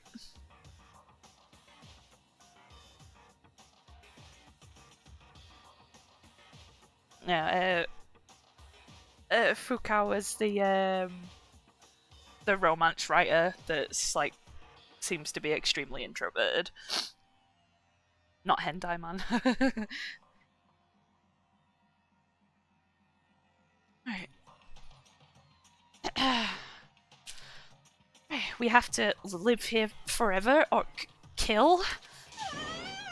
What? What just happened? Calm down. Everyone, we just need to calm down. First, let's just take a second to summarize everything we just heard. I'm gonna read what you said just real quick. Pop sensation and fanfic creator translate to things from idol and otaku in terms of were not used outside Japan due to the time this game came out. Oh, okay, fair enough. First, let's just take a second to summarize everything we just heard. Based on what Monokuma said, we essentially have two choices. Choice number one is we each stay here, living a communal life together until the day we die. The other choice is, if we want to get out here alive, we have to kill someone, right? But killing someone that's... Hifumi Yamada is the fanfic guy. There you go. On the worst Taka stereotype in the next... Yeah, unfortunately. We were abducted out of nowhere and stuffed into this place meant to look like a school, and now we're supposed to start killing each other. This is... Stop screaming. This is just... What is this? Ridiculous. A lie is what it is. All these ridiculous things we've heard. This all has to be fake. Right now, it doesn't really matter if it's real or fake. What matters is... So, in other words... Is there anyone here who's seriously considering all this? Yeah, that's like kind of a hard question to ask. To that, nobody has a response. Keeping quiet myself, I look around at the others. Why, it makes you wonder. So I was right. You know, we gotta make friends with the big martial arts lady. I feel like she would kick everyone's ass. They all stared at one another, trying to gouge each other's thoughts. I could almost taste the hostility. And that's when it hit me. I realized the true terror hidden within the rules Monokuma had laid out. You must kill someone if you want to leave. Those words had planted vicious thoughts deep within each of us. Each of us became suspicious of everyone else. We were forced to wonder, is someone going to betray us? Probably. And that's how my new school life began. This school, which had come out of nowhere to raise my hopes so high, it's not a school of hope. It's a school of despair. Yeah. Welcome to despair. The end. Surviving students. Oh. Yeah, we're all alive right now. To be continued.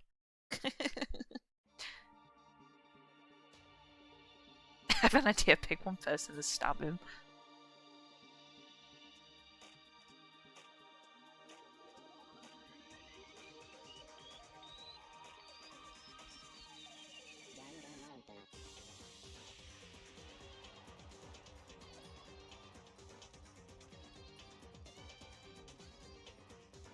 I'll just let this play, let you guys watch it real quick. Because I skipped it earlier.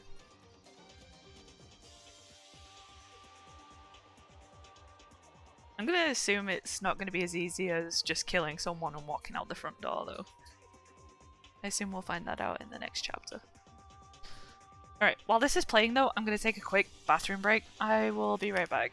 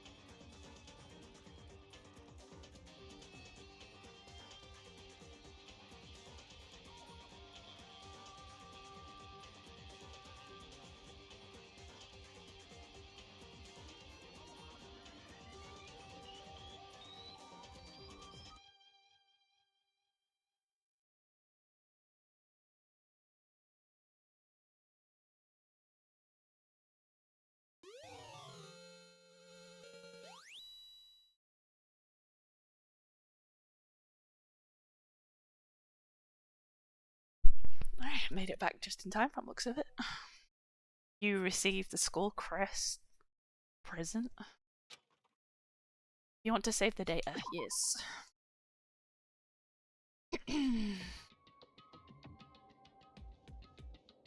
Right, let me just get myself situated.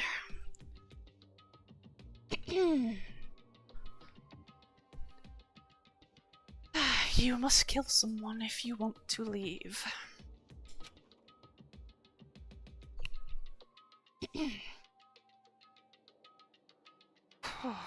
My mind froze and my breath caught in my throat as I thought about that. I could feel a paralyzing fear slowly making its way through my body, dominating every last nerve. The air hung heavy on me, pressing down like a weight around my neck. It took everything I had just to endure that weight. Excuse me, sorry. Still trying to get rid of this damn cough. Okay.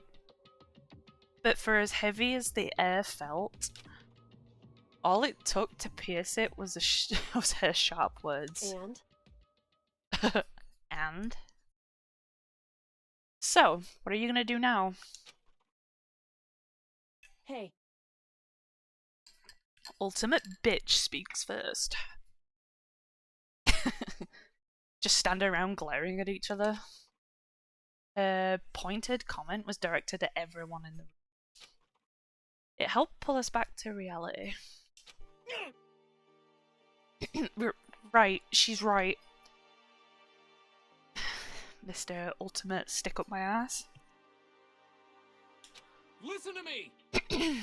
Sometimes, even if you're nervous or afraid, you just have to step forward. To forget such a simple fact. I can't forgive myself. I'm so ashamed. You hear me? Please, someone hit me. I can't forgive myself. Somebody hit me. Punish me. Huh? Jesus, if you had time to yell about it, you have time to do something about it. However... Perhaps, but what is the mission exactly? Stupid. Idiot. Look for a way out. Duh. What the? And we totally need to find whoever was controlling that stupid bear and beat the hell out of him. But... But before we do all that, maybe we should take a look at the handbook. It's probably best to check out the school regulations Monokuma mentioned before doing anything else. This is fine. True, if we stumble around with no clue what the rules are, something like that might happen again. This is true. We should probably read the rules so we don't fuck anything up. the buff girl can beat people up and overpower people, but wouldn't that mind reader girl guess or see what the person is thinking and use that against them? I mean, she is perceptive. True. That's why I was like, I don't think it's gonna be as simple as just killing someone to walk out. Oh man. Knowing my luck with these sort of games, like, I love mystery games and stuff like this, so I've been really looking forward to playing these. But my luck, I will probably die first. We'll see. Excuse me. Alright. Shit. Alright, so then... Fine, let's hurry up and check out the stupid rules already. E-handbook. Kodo. After turning on my e-handbook, the first thing that appeared was my name. So just like Monokuma said, the owner's name showed up in front and center. Then, from the main menu that popped up, I selected the school regulations icon. An itemized list appeared on the screen. It was school regulations. In other words, the rules being imposed on us all. Students may reside only within the school. Leaving campus is unacceptable use of time. Oh, okay. Nighttime is from 10 PM to 7 AM. Some areas are off limits at night, so please exercise caution. Oh. Sleeping anywhere other than the dormitory will be seen as sleeping in class and punished accordingly. With minimal restrictions, you are free to explore Hope's Peak Academy at your discretion. Fair enough. Oh, Jesus, I'm so sorry, I keep coughing. Violence against Headmaster Monokuma is strictly prohibited as a destruction of surveillance cameras. Oh, I think we know that one. Anyone who kills a fellow student and becomes blackened will graduate, unless they are discovered. Okay. Additional school regulations may be added as necessary. So they could add more rules on this? Like, nice. Feeling a slight dizziness, I raised my face up from my screen. As I looked around, I saw the same stormy expression on everyone's faces. Stop fucking around. This is bullshit! What the hell kind of rules are these? I'm not gonna let them control me! Well then, why don't you wander around the school without a care in the world and see what happens? Personally, I would love to see what happens when someone breaks one of the rules. However... But if we got punished like what we saw before, I don't think there'd be a respawn waiting for him. Yes. Dot dot dot. Yo. Ever since I was a kid, I grew up with my older brother pounding this into my head. When a man makes a promise, he has to keep it, even if it kills him. And... So what? What? I've made a ton of promises that I still have to keep. That's so what? Piece of shit! So I can't afford to die in here. None of that made much sense to me. But you are saying you will follow the regulations, is that it? That's true. Oh, well, yeah, I guess you're right. Hey, I have a question. For regulation number 6, what do you think it means exactly? Anyone that kills a fellow student becomes blackened and will graduate unless they are discovered. You gotta kill and not get caught. Yeah. So killing someone does get you out, you just can't get caught. Yeah. So, if we were to kill someone and get away with it, we could walk free. That's pretty fucked. I wonder what happens if they get discovered though. Boy. You're talking about the second half, right? Where it says, unless they are discovered. I was wondering about that myself. It's saying that if you want to graduate, you have to kill someone without anyone finding out it was you. But why? Why do we have to do that? I don't see any reason to worry about it. Just worry about the fault Wait, just worry about following the rules as they've been explained to us. Such ignorance. Frankly, I don't want to hear anything from someone who waits for others to decide what to do for them. Don't jab at me. Give me a break. More like a full-on stab. Well, for now, let's forget all the silly junk about murderers or whatever. Okay. Now that we know the rules, let's start exploring the school. True, we need to find out where exactly we are. Is there any way out? What about food and supplies? You understand? Why is this guy so angry?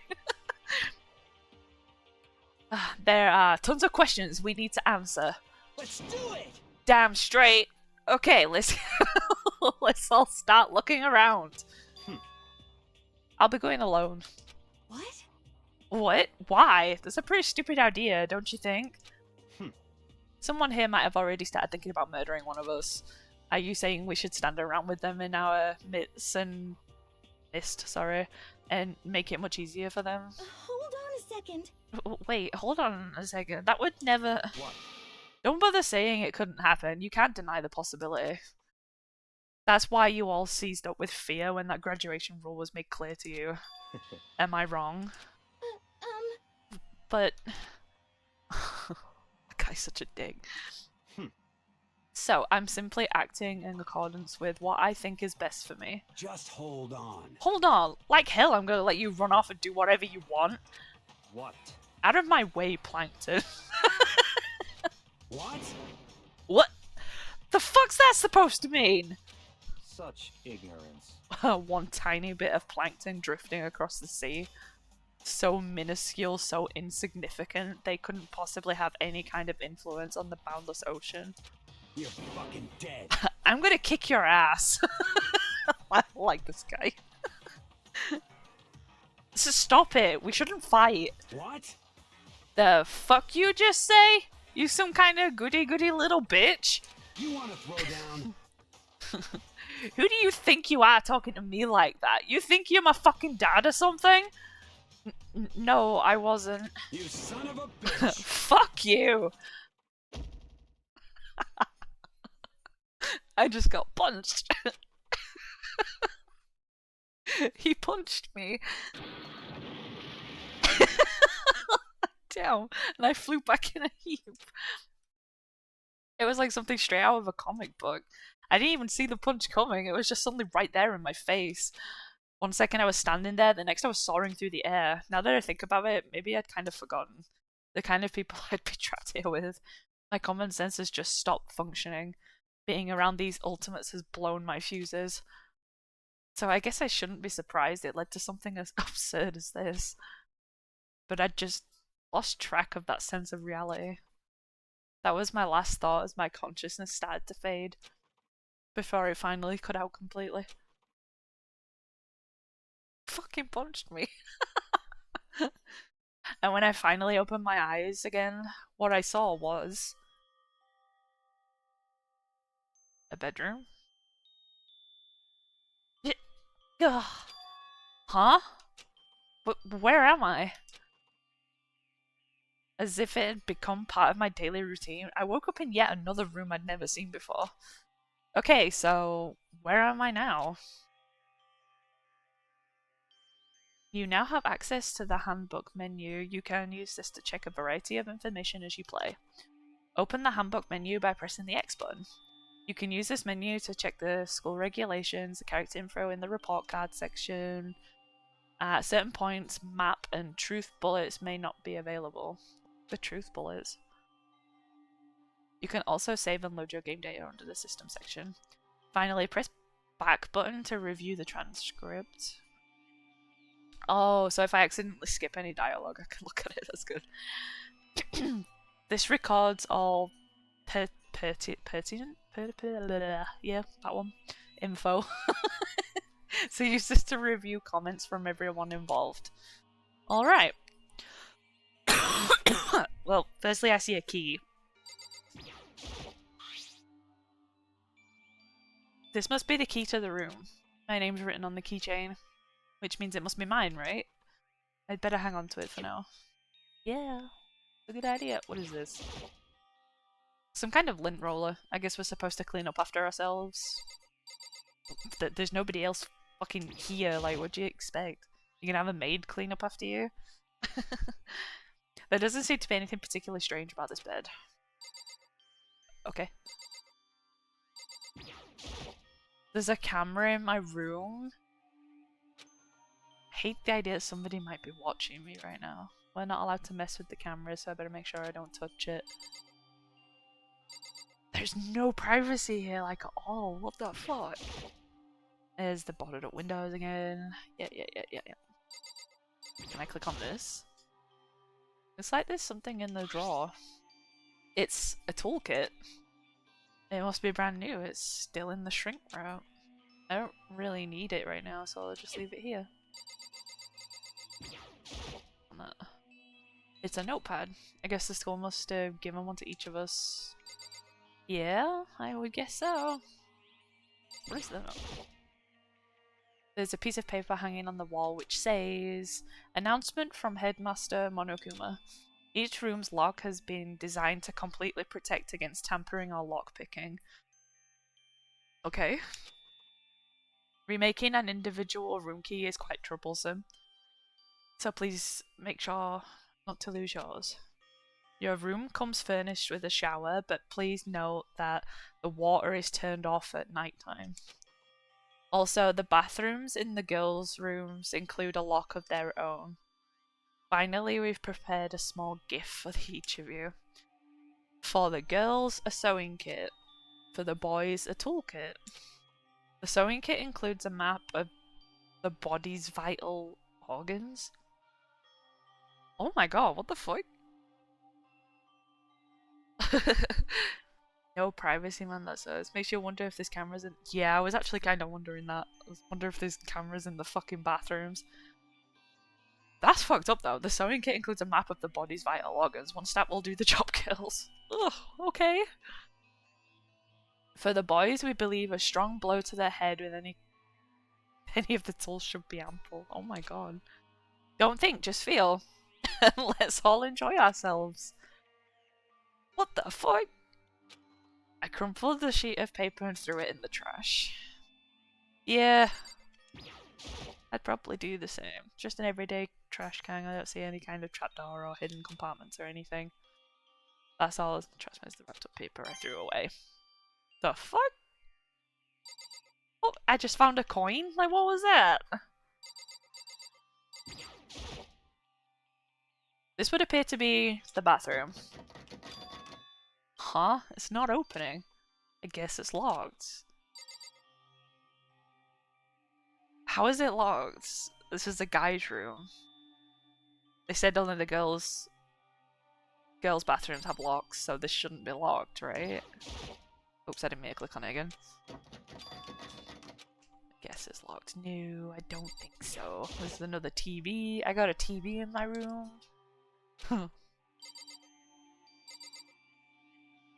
That's just a plant, I guess. Oh, I can't even look up and down. Jesus. Where was this? Looks like the door leads to outside. It's locked. So some of the rooms have locks, huh? I think I'm starting to understand. This room must be... This room must be your room, duh. Sleeping anywhere other than the dormitory would be seen as sleeping in class and punished accordingly. Yep. This is my assigned dorm room. Oh wow, what makes you think that? Holy shit, someone must have carried me here after I fell unconscious. You mean after you got knocked out?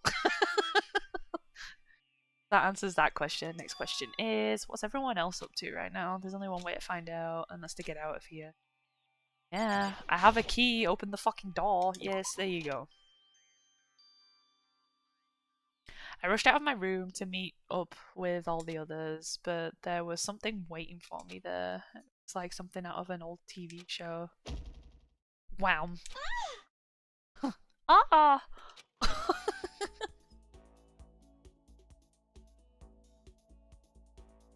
Oh, Sayaka? Sorry, are you okay? I'm fine. I hope you're okay. Sorry about that. She had an embarrassed smile on her face. I stood up slowly. She stood outside my door? What the fuck? Are you okay, Sayaka? Are you hurt? You make it sound worse than it is. I'm completely fine. I know how I look, but I've actually built some pretty good muscle jumping up and down on stage. That's good then.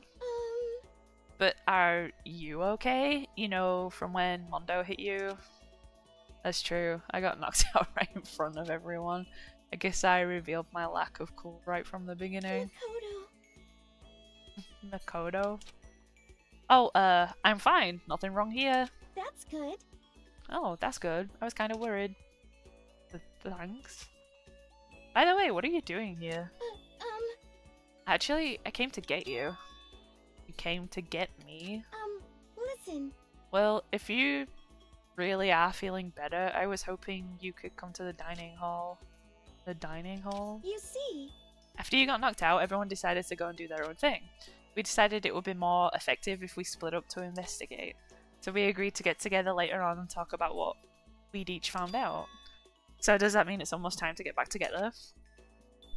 If that's what's going on, then of course I'll go with you. That's good. Good, let's go on ahead and... I'll go on ahead and meet you in the dining hall then. Oh, I'm in control again, okay. So that's my room. The guy that punched me lives opposite me. This is a creepy ass fucking hallway, like holy shit. Sakura. Oh. Leon. That's the clairvoyant. I'm a chill guy. Yeah. Everyone's made up in the dining hall. Shit, that was okay. I won't explore. Is that outside? I thought like all windows were meant to be boarded up. Although it doesn't actually look like it is outside, so maybe not. Bathroom.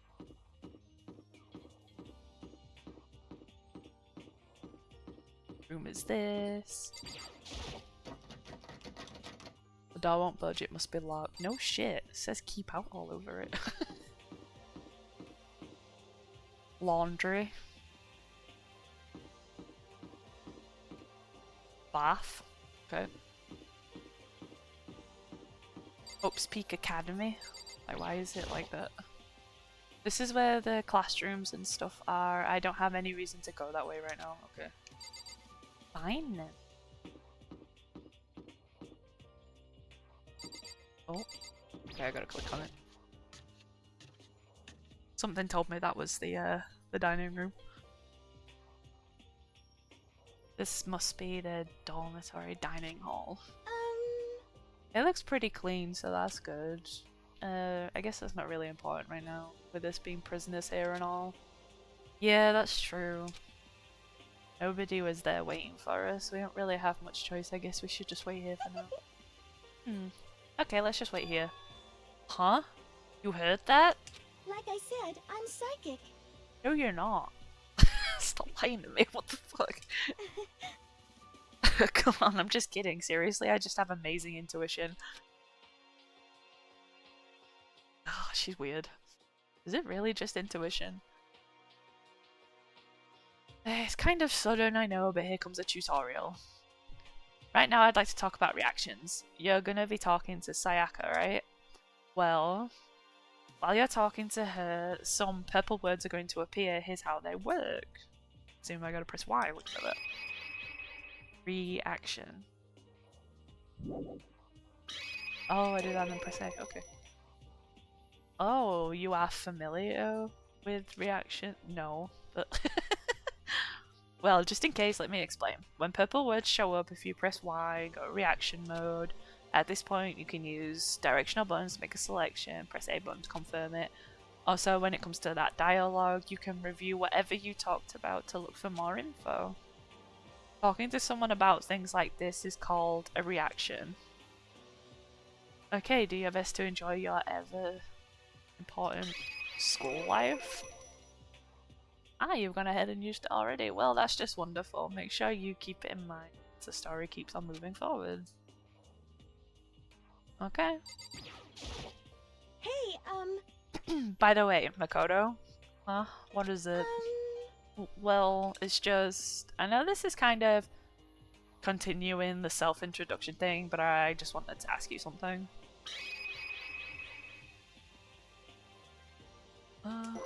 Guess we'll start with the first one.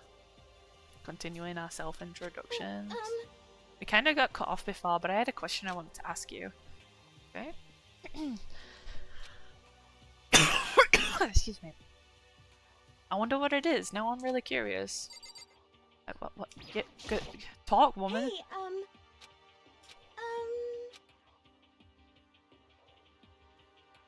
Wait, so that was just for. Oh, okay. What did you want to ask me? Makoto, did you happen to go to Blackroot Junior High? Were you maybe in class 2? Yeah, actually I was. I knew it. I went there too. I was in class 4 though. Do you remember me? Do I remember? Even back in middle school, she was a celebrity with all kind of ultimates surrounding her. How could I forget? Almost as surprising as her question was. That she remembered me. We'd never even talked to each other, but somehow she still knew who I was. Hey, are you okay? Oh, yeah, I'm just surprised is all. I wouldn't have thought you'd remember me. We went to the same school for 3 years, of course I remember. Well, that's true, but there was lots of students in our grade, right? Plus, I'd never been the type of person to ever really stand out. Oh god, excuse me. I'm average at everything, and all my hobbies are totally normal. Even normal would call me boring. What are you talking about? You're so strange. Strange? That's... Hahaha. She started giggling even louder. That somehow mysterious smile of hers made my heart grow calmer. Oh, he likes her. Her smile was the nicest smile I'd ever seen. that's good. Anyway, I'm really glad that I know somebody here. Talking to you has made me feel a lot better about all this. You're amazing, Makoto. No, I'm really not. I'm nothing at all compared to all you ultimates. But you're the one that helped me find my courage again, not all of those ultimate students. Thank you for saying that. Okay. And to thank you for helping me out, I'm going to become your ultimate assistant. Okay? Huh? My assistant? Yup, I'm your assistant now. I'm going to help you out as much as I can, so let's get out of here together. When she says things like that, it just gets me pumped up. Which is nice, but still. Everyone else is still late. Besides that, I don't even know what time it is right now. There must be a clock around here somewhere. Yeah, I can see it on the wall. It's like right there. So what time is it right now? What? 7 o'clock? At night? You were unconscious for a pretty long time. I see. Without being able to look out a window, I've lost all sense of time. If I have to stay in this place for too long, I might just go crazy. Hey, I can't believe nobody's here yet, but I'm sure they'll start showing up soon. Almost like he timed it. Taka threw open the dining hall door as Sayaka said that. Hey! Oh my god, his face. Ah, Makoto, Sayaka. Sayaka. So you two got here first, huh? How unfortunate. Too bad. I was sure I'd beat everyone here. I guess that just means I don't have enough fighting spirit yet. Well, I won't give up. Next time, I swear I'll win no matter what it takes. Justice shall always prevail. What is with this guy? This is a bit much, don't you think? Yeah, just a little bit. And soon after that, everyone else came strolling in one after another. After a few minutes, everyone had gathered in the dining hall. Okay, it looks like everyone's here. Time to start the meeting. Yeah. Let's all go around and share what we found out during our respective investigations. Alright. The sooner we find out what's going on, the sooner we get out of here. Yeah, it's pretty cool. What are you talking about? Oh. What's wrong? What about, what's her name? You know, the silver-haired girl? Oh, ultimate bitch. Oh, yeah, ultimate bitch. What about her? Aww. She's not here. What? I took another look around the dining hall. Sure enough, she was nowhere to be seen. I wonder where she went. Has anyone seen her? But everyone just shook their heads. Huh? Wait, so nobody's seen her? Why hasn't Kyoko shown up yet? Kyoko. Could it be because... Yes, indeed. Yeah, stabbing, strangling, bludgeoning, crushing, hacking, drowning, igniting, how you do it doesn't matter. You must kill someone if you want to leave. It's as simple as that. The rest is up to you. Give it your all to achieve the best outcome. Oh my goodness. Is it possible? Was she really? They instantly just like, she's dead. She didn't show up, she's dead. No, I'm just overthinking things. Damn it, Kyoko, you're really going to be late on the first day of school? This guy's priorities. Not only is she late, she didn't tell everyone she would be late, a most unbecoming personality trait. Come on. You're being a real jackass right now, you know that? Well, what do you want me to do? Punctuality is everything. You hear me? Now then, I declare the first session of Hope Peaks Academy briefing meetings has begun. Makoto, actually, first of all, I've talked enough. Maybe we should listen to what everyone else has to say. Okay, let's do that. You know. Huh? What's up? I feel like I've really become your personal assistant. Don't you agree? No, not really. I may not be the best assistant in the world, but I'll give it everything I've got. No, you've already done so much as my assistant. Nope. She became my assistant like 2 minutes ago. What? Alright, I guess, start from like left to right again. Wait, I can't even talk to you yet. Is there only certain people I can talk to? Oh no, wait. I don't think I should leave right now, they're unpleasant. I can't... Okay, I guess I'll just talk to you. I'm so confused. Oh, okay, so since you're in the dark about all this, let me lay out what's been going on. Everyone's split up to investigate different parts of the building, but... Bayakaya and Taka each went off on their own, so did Kyoko. Alright, where did he go? I wanted to try and find some clue as to who's responsible for imprisoning us here. But unfortunately I made no such discoveries, that's all from me. Really? That's it? If I'd uncovered anything, naturally I would have more to say, but I didn't, so I don't. Right, understood. Alright. Alright, now next one. I see. Where did you go? I spent some time looking around the dormitory and... Listen to me! There I made the discovery of a sentry. I found that there was exactly one room for each person. Are you serious? What is with this guy? Well, yeah, I figured that out before anything else. Each door already has a nameplate on it, so I guess all the rooms have been assigned already. And each room key was attached with a keychain with the owner's name. Yep. Which confirms that the room I was in earlier is in fact my room. And plus... Yep. With no bathroom, because apparently it's locked. And Chihiro and I found out that all the rooms are totally soundproof. Oh. Your next door neighbor could scream their lungs out and you wouldn't hear a thing. Ooh. Well, each room has a private bathroom, which could also lock. But it looked like the only locks on the bathrooms in the girls' dorm. Yeah, except my room. Oh, but when I checked my bathroom door before, it seemed like it was definitely locked. That's weird. I should double check that later. Hey, come on. Okay, so they got a bunch of rooms ready for us. They're assuming we're going to be here a while. Quiet down and listen. Stop yelling at me, what the fuck? Well, better to have than have not. At least we don't have to worry about surviving like wild animals. That can't be all you have to report, can it, Mr. Honest Student?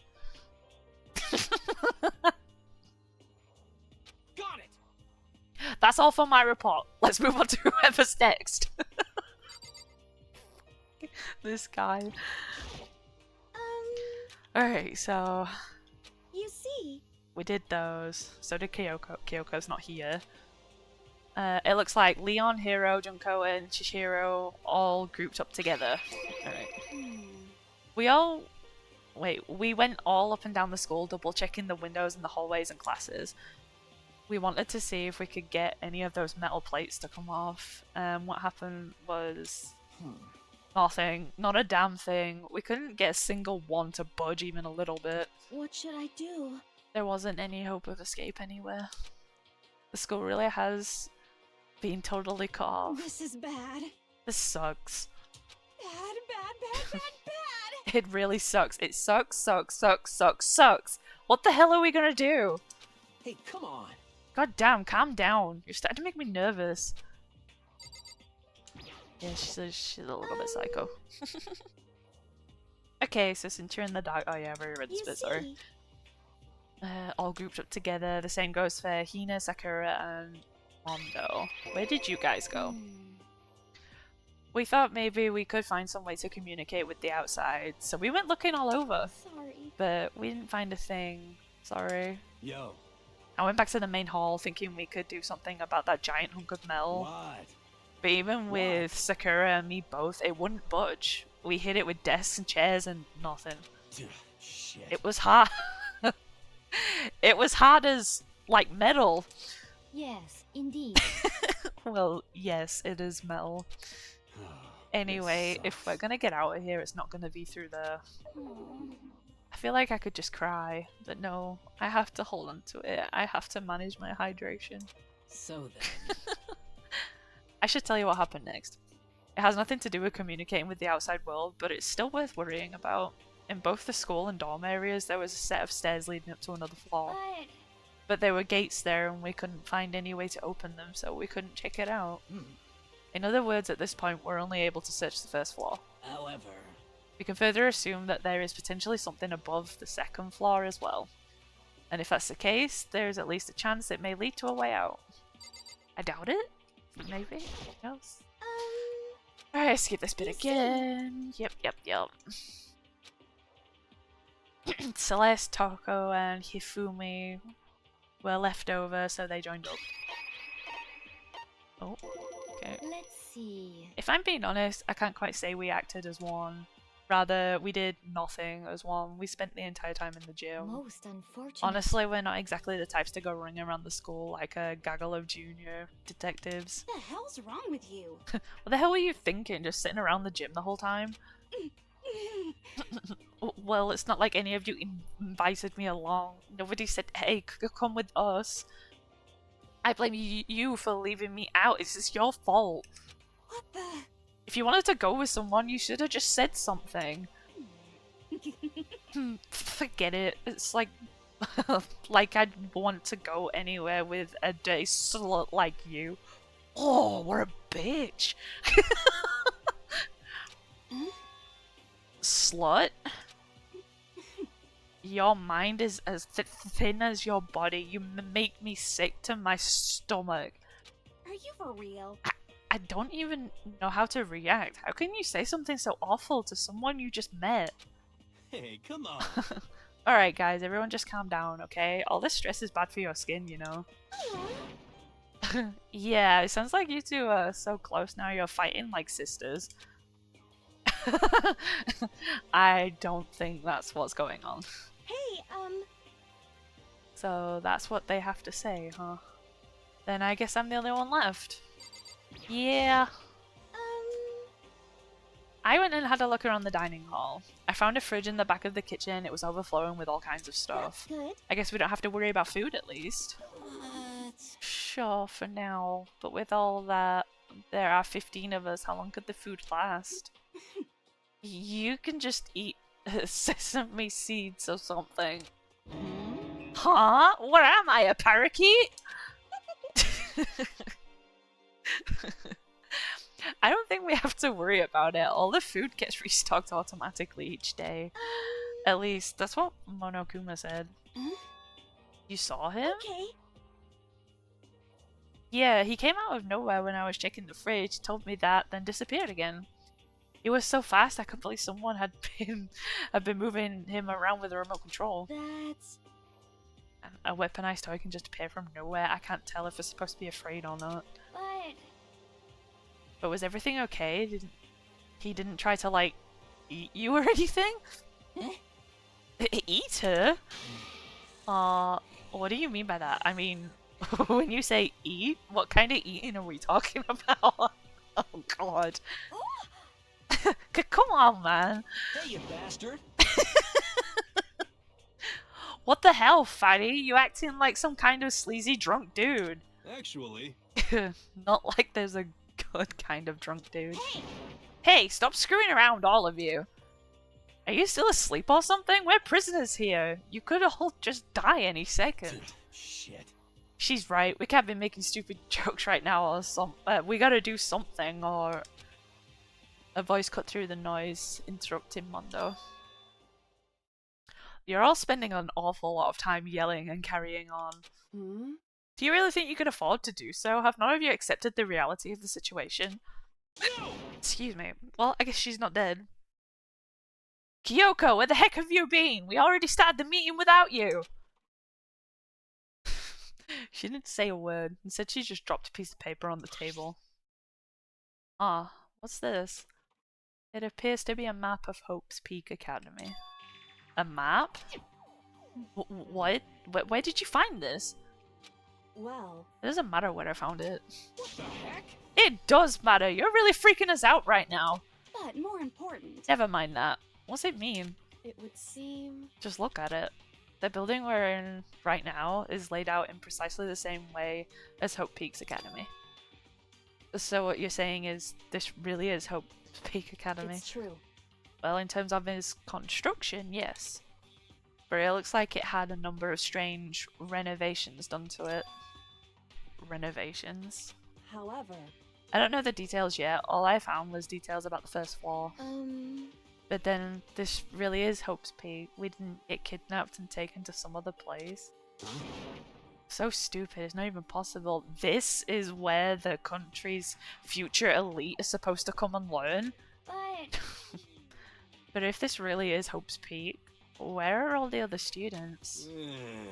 Hey, come on guys, let's just stop talking about all this, you know, negative stuff. But aren't you worried? Things don't look good. Yo. Worried? What's there to be worried about? This guy's way too laid back. I mean, this was all planned out, right? The people in charge of Hope's Peak put all this together, right? And if I got stressed every time something like this happened, I'd have ectoplasm shooting out my mouth. Oh. You know? Good things come to those who wait, right? So we just gotta chill and everything will work itself out. What's your problem? Why are you laughing? What's so funny? I am just happy, that is all. It seems splitting up to investigate was a good idea after all. Haven't you been listening? Look around, what a total waste of time. We didn't find a way out, didn't find who's behind this. We still have no idea what's going on. Oh. Huh? Is it not crystal clear to you what is going Are on? you okay with this? Oh god, her face. It is perfectly obvious that we have been imprisoned in some secret location with no way out. None of us had any response to that. We didn't want to accept that reality, but it was staring us right in the face. Yeah, for real. You didn't have to go and say that. I was trying to think about it. Trying not to think about it, sorry. No way out? We're trapped here? What were we supposed to do? Man, reading her lines is kind of rough. It's very simple. If you want to leave, you just have to kill. God, this guy's such a dick. Stop it! Don't even joke about that. Everyone just calm down, please. We need to stop and think about what to do from here. Seems like... There's gotta be something we can do.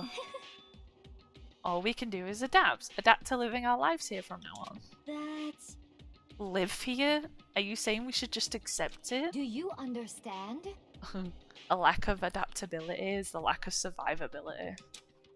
Survival is not based on who is the strongest or the smartest, it comes down to who can adapt. Actually, As someone who has come out on top more than once, I have a suggestion. What? Huh? What do you mean? hmm. We all understand that we are trapped here, which means we'll all be spending the night. However, you all remember the rule regarding nighttime, right? Nighttime is from 10 PM to 7 AM. Some areas are off limits at night, so please exercise caution. Yeah, then the sleeping one. Let's see. So regarding this nighttime, I think we need to add a rule of our own. What do you mean? Going out at nighttime should be prohibited altogether. The school regulations don't actually tell us not to go out at night. I would like to make it official. But why? Are you okay with this? The way things are now, every time nighttime comes, we'll all start to get worried and anxious. Why she keeps staring like that? We will all be afraid someone might try and come and kill us. What? If we have to worry about that night after night for who knows how long, it would wear us down in no time. I see. She's got a point. So you're suggesting we limit our activity at night as a kind of preventative measure? Indeed. However, unlike the other rules, nobody can be forced to comply. We all have to agree to follow it. What can we do? I see what you mean, but I think I can agree to that. It's like the little goth Lolita said, without something like that, we're just gonna self-destruct. Listen to me! Stop yelling. On behalf of all the men here, I agree to comply. What? Hey, you can't just decide to speak for us. This is fine. So, this guy. So everyone is in agreement? Good. Then if you will excuse me. Huh? Huh? Wait, where are you going? Let's see. It is almost nighttime. I want to take a shower before it arrives. I hope you are well. So, goodbye. With a purge of... hang on. Moving with pure elegance, Celeste left the dining hall. Her behaviour seemed so natural, I couldn't imagine anyone trying to stop her. So I guess we're pretty obvious where we go from here. We'll be spending the night, it looks like. Adaptability. So, Mr. Chairman, what next? One person already left. Well then... We'll say we call an end to today's meeting. You understand? Like she said, it's almost nighttime anyway. We can reconvene first thing tomorrow morning. Huh? Do we really have to stay the night here? What can we do? You don't have a choice. We can't go home without getting some sleep. This sucks. So we have to just give up. That's all fine and good for today, but what do we do tomorrow? So in the end... Our only option is to split up and look around again, and let everyone know if we find anything. Yeah, okay, let's do that. Aww. Then we're done for today. Good, I'm exhausted. With heavy movements, everybody headed off to their private rooms. Makoto, are you ready to call it a day? Yeah, let's go. Oh, man. Makoto. Is this really where I'll be staying for the foreseeable future? Oh, that's right. I should check the bathroom one more time before going to bed. Only the girls' bathroom should have locks on them, right? That's what it said. Alright, let's open it up. Rattle, rattle. It's no use. It really is locked. Ah! What the fuck? Wrong. Not locked. Holy crap. Jeez, talk about an overreaction. It's like you just saw a ghost or something. Like some kind of robot bear ghost. What are you doing here? Makoto, this is super duper majorly bad. So bad it's almost magical. Ultra magical, awful, awful attack. In point of fact, I acknowledge the bathroom in your room has a problem with the door frame. Okay.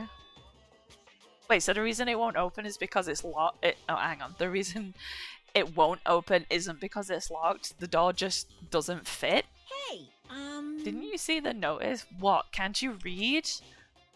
The bathrooms in the boys' rooms don't have locks. I mean, a lock on the boys' bathroom is kind of pointless, don't you think? What the fuck?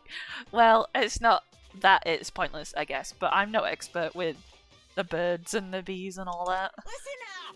Anyway, there's a little trick to open this particular ill-fitting door. And that's what I'm here to teach you. Okay, ready? You just gotta turn the doorknob and then lift it up while you pull. Yes, indeed! Go ahead, give it a try. Turn the doorknob, lift up the door while I pull. And with that, the door opened without a problem. See? It opened right up. Isn't that crazy though? Your door is the only one that doesn't quite fit right. Jesus. You're supposed to be the ultimate lucky student, right? But it looks like you're not lucky at all. Bye-bye! Anyway, I suddenly don't feel like being here anymore. Bye! Hey, wait. Damn it. School bell.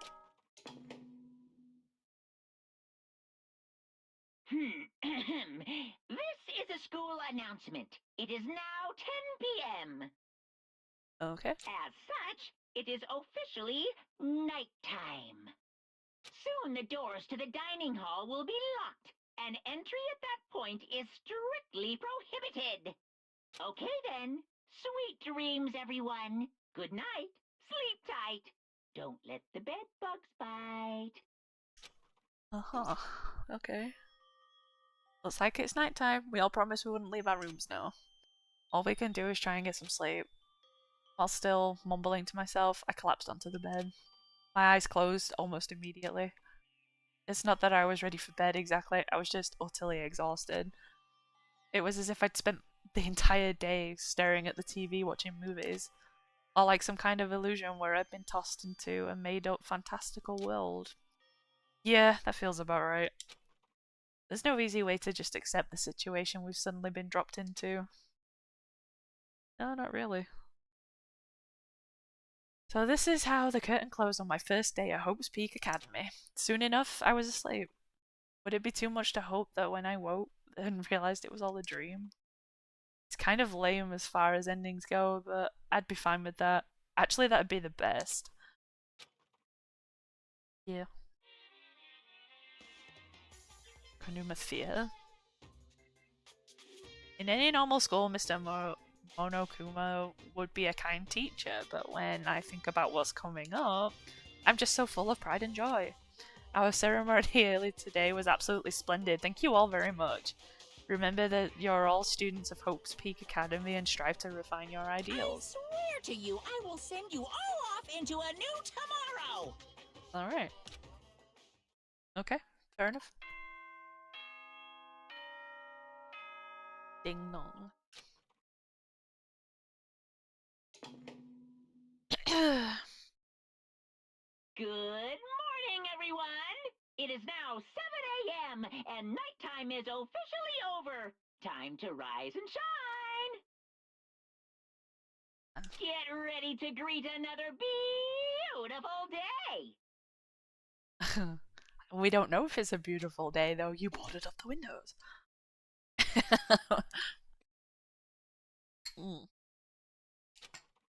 Alright. Anyway, what should I do now? Maybe I should go find Sayaka, and we can figure out where to go from here together. She did say she's my assistant now. Okay, it's decided. I'm gonna head to her room. With a newfound determination, I left my room. Oh. Do I want to talk to him? Yeah. Hey! Good morning, Makoto! Good morning. Yes, morning greetings are quite a delight. Such an energizing way to start the day. You understand? Now then, let's make sure we both do our very best throughout the day. Sure. I wonder if he's always like this. Yeah, seemed like it. Who am I looking for again? Oh yes, her. There's a doorbell next to the door. I guess I should use that. Hello. Good morning, Sayaka. Hi, Makoto. Oh, Makoto, perfect timing. Huh? Listen. Oh, listen, I have a favor to ask. Okay. A favor? I was just getting ready to head out. If it's okay, would you like to come with me? Maybe we could talk. Yeah, sure. Where are you headed? Oh, I've been thinking that there might be something around here I could use for self-defense. Self-defense? Well, I mean, whoever's keeping us here could show up and attack us at any time. You never know. Okay. Whoever trapped us here, whoever presented us with the rules of murdering each other, whoever put us in this insane position, she's right. We never know when we might get attacked. Completely made up that sentence just then. So I just want to be able to protect myself no matter what happens. A weapon to protect herself. Well, now that I think about it, that display case in the gym entryway had a bunch of stuff, maybe. Oh, the gym? Okay, let's go. Again? Like I said, I'm psychic. No, you're not. Shut up.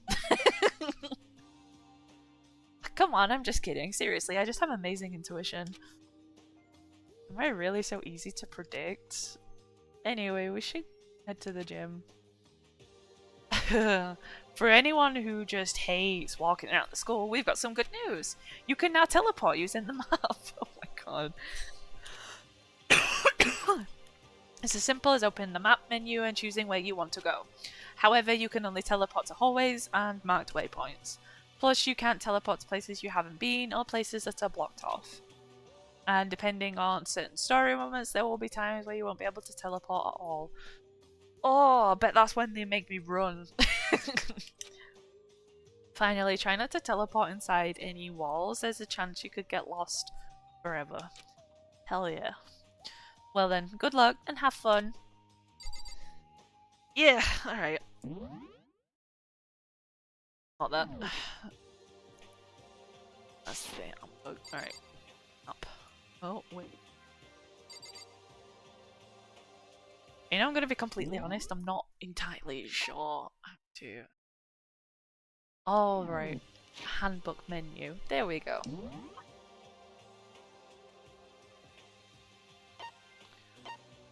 Dining hall.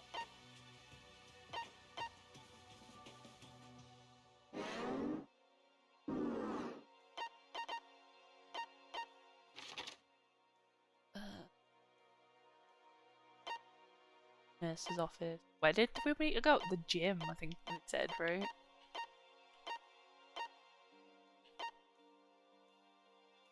Do I just... Oh, go. Okay. That worked. Hang on. I wanna... How do I run? That's how I run. Whoa! I know we're here no matter what. That's why you went with Hina and Toko. However... Well, Hina's the one that invited Toko. I have trouble talking to people directly. Ah, understandable. She's fucking awkward. Is this open now? Let's see what this is. Fast travel this early, nice. Yeah, to only places I have actually been before though. And it says there might be times where I won't be able to fast travel at all. Alright. Hey there, Makoto. Oh, is it just the two of you right now? Are you on a date? What? Damn, Makoto, I never would have guessed, but you're a total player, huh? No, it's nothing like that. I'm his assistant. Just be dismissed just like that is somehow... What? Huh? His assistant? What is that? Like some kind of roleplay thing? Sorry. Well, whatever. What you're into is your business. I don't judge. Anyway, if you don't mind, let's just head to the gym already. Yeah, let's go. In a minute. I wanna... I've never been in this room, I just wanted to see what's here. Yep, this is definitely the school store. It has all... But it has a kind of Japanese/Western blend. It seems more like a cluttered antique store. Oh, I found a coin. What the That's 2 of those I found now. Like, what the fuck? Oh, no. Get off that. A vending machine. I guess it must be... yeah. TV screen. Yeah. I even want to think about it might show up. What's this? Oh, maybe if I turn the knob, a prize will come out. Would you like to try your hand against the almighty Mono machine? Sure. Alright, let's give it a shot.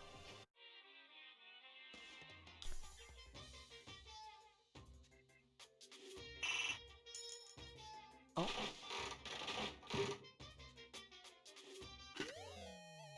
I got an item. That looked like a can of Coke or something.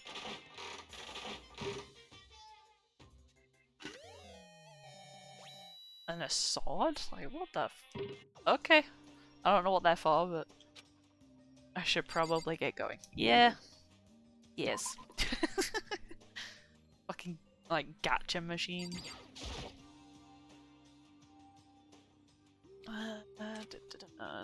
What's your problem? What do you want? You look like you have something to say. Oh, no, I was just thinking that you three make quite...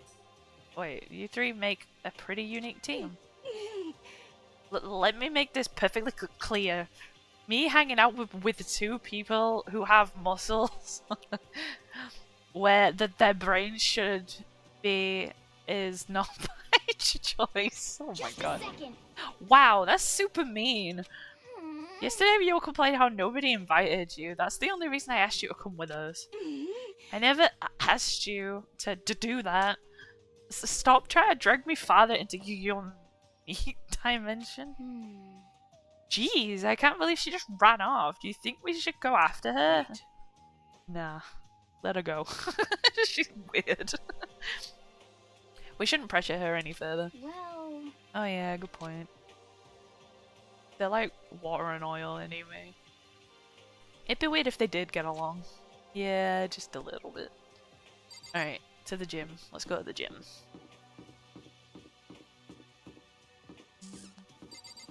Controlling this is weird. Let me in.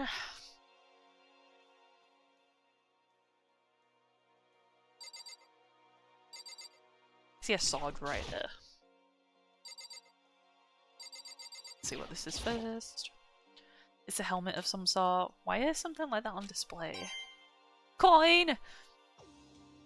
Gacha machine. Is this a sword? Oh no, I think it's just a replica. Still, it's pretty impressive. Completely covered in a gold coating. But, jeez, I barely touched it and got that gold stuff all over my hands. Wow, you're right. Your hands are totally gold. Even just for self-defense, I think it's a little... Well, it's still better than nothing, I guess. Hey, You should take it with you. It might help liven up your room a little. You think so? But I guess you'd be hang on. I guess you'd better be careful taking it back. You should wrap it in newspaper or something.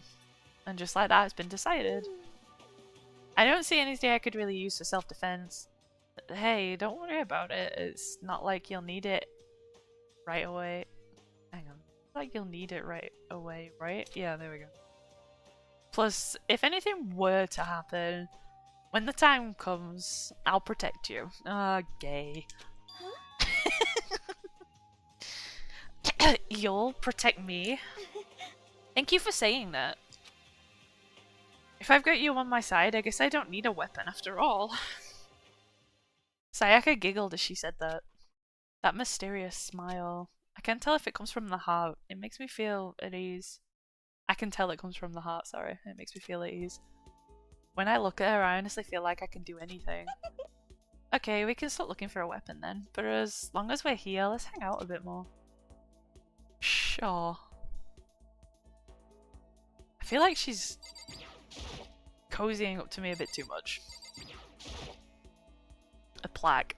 I guess it's to commemorate some kind of championship. It's a gold statue of Buddha. Why is something like that on display? Maybe it's somebody's religion, like Jesus. Some terracotta clay figures. Yeah. Coin! Do more gacha shit! There's all kind of stuff on the shelves up above. Yeah.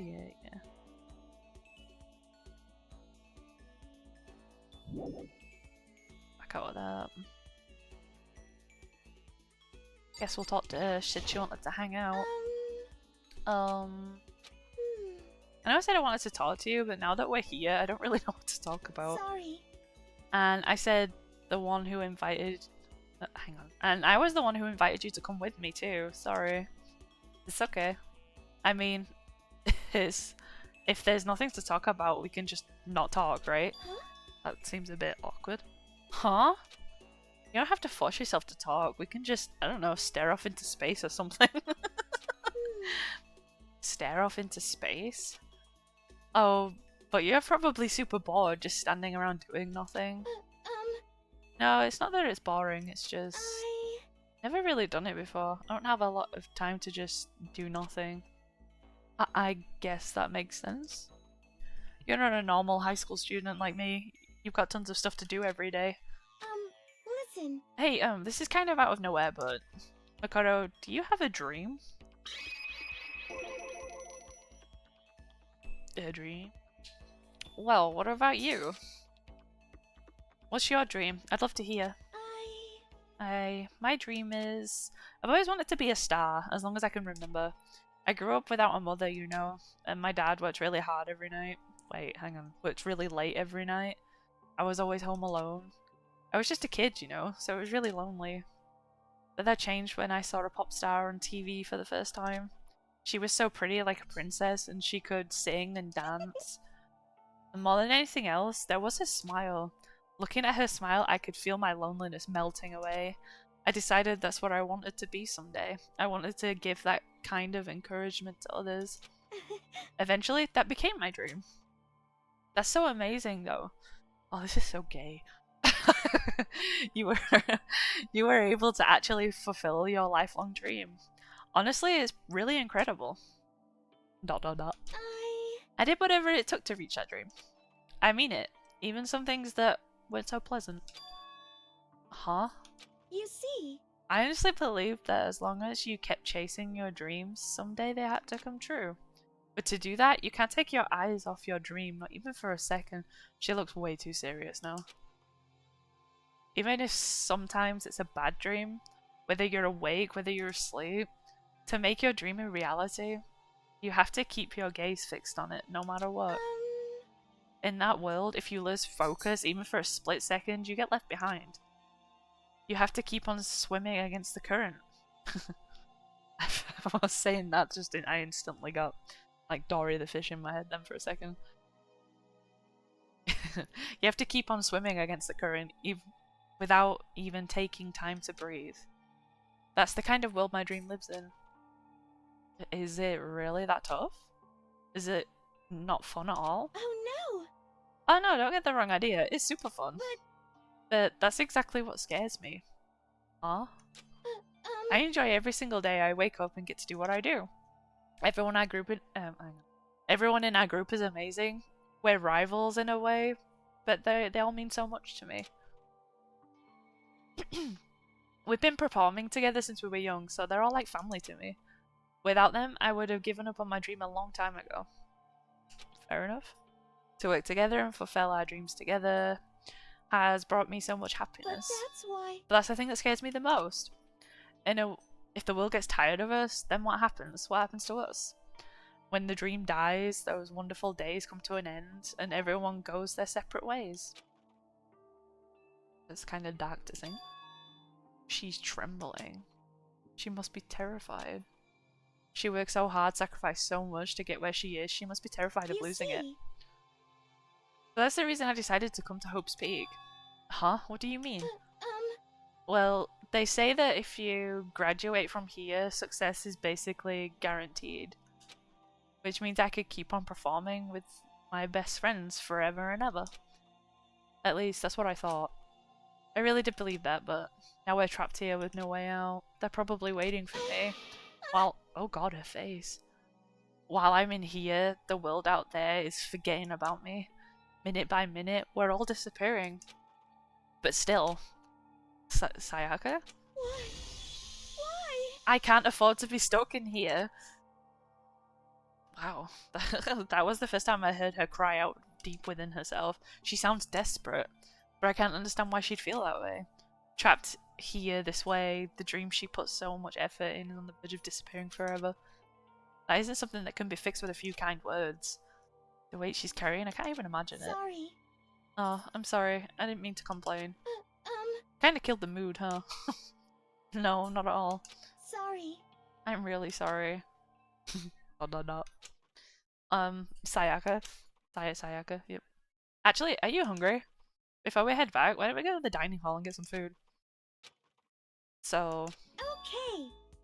You want me to make us something to eat? I might not look like it, but I'm actually a pretty good cook. Wow, really? What's your specialty? Chili oil? You mean the condiment? Just kidding.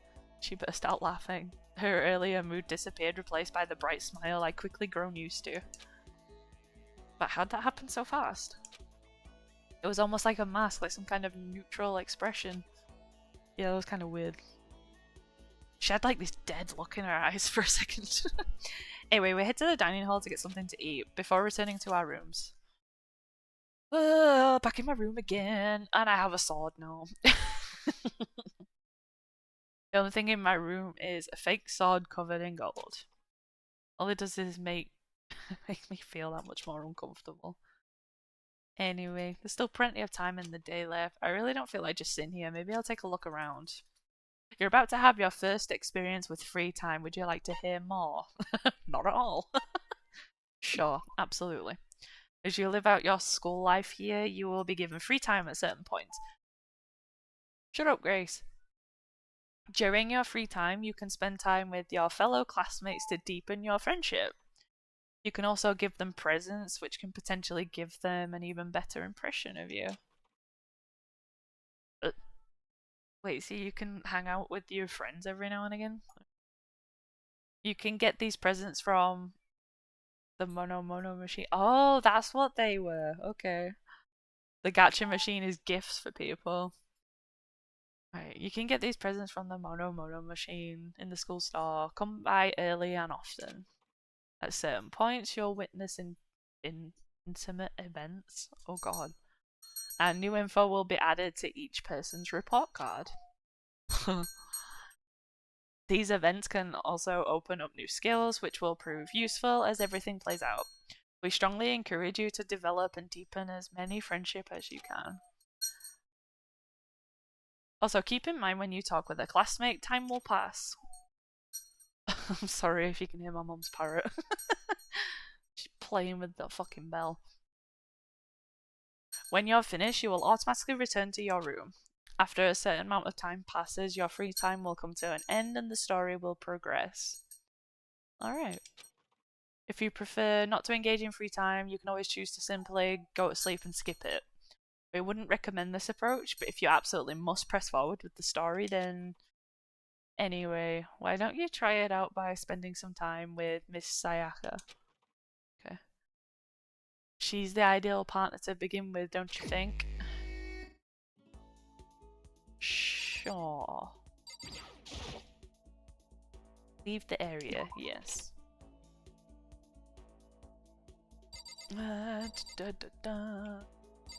See if she's in here. Guess I should press the doorbell. Listen. You know, Makoto, I'm so anxious I'm really afraid. I should talk to Sayaka for a while. Yeah, spend some time with her. Are you going to try and cheer me up? Sorry. Sorry for making you take time out of your day like this. Oh, the game kind of told me to, so... I did my best to comfort Sayaka. I grew a little closer today. Yay. I like to give her a present. I don't think I actually have anything that she might like. Cola. You want a cola? Contains a highly stimulating, almost addictive sweetness. Pair it with some nice junk food and you can't miss. Or a can't miss combo. Huh? A present for me? Thank you, I'll cherish this for no. You're supposed to drink it and throw the can away, don't keep it forever. Does that mean she liked it? I hope so. I'll give you peekaboo, Mrs. What do you want, Grace? Makoto? Do you think you could make time for the two of us to talk? Well, what's wrong? Why are you being so formal? Well, it's just... I guess that was kind of formal, but... It's just because I know I can count on you. Huh? Having you by my side really makes me feel a lot better. If you weren't here with me, I just don't know what I'd do. I'd be lost. But that's why... I hate that we had to meet under... meet again under such... oh, for God's sake. The parrot's distracted me, sorry. Shut up, Grace! I hate that we had to meet again under such awful conditions, but I'm relieved you're with me. Standing here face to face and hearing her say that, it's nice, but kind of embarrassing at the same time. I know how you feel. You being here is what saved me. Really? Thank you for the flattery. That smile. That mysterious smile that softens my heart. I really wasn't flattering her. That smile saved me. But it's kind of strange, you know. I never thought I'd get a chance to really talk to you like this. All through middle school, you never talked to me. In fact, you never even looked at me. It's because you were like a celebrity. I couldn't just go around staring at you. Wait, how'd you know I never looked at you? Hey, Because I looked at you all the time. Huh? I was always looking for an opportunity to talk to you. You wanted to talk to me? But since I always had so many people around me, we ended up graduating without saying a word. That was one of my biggest regrets. But why me?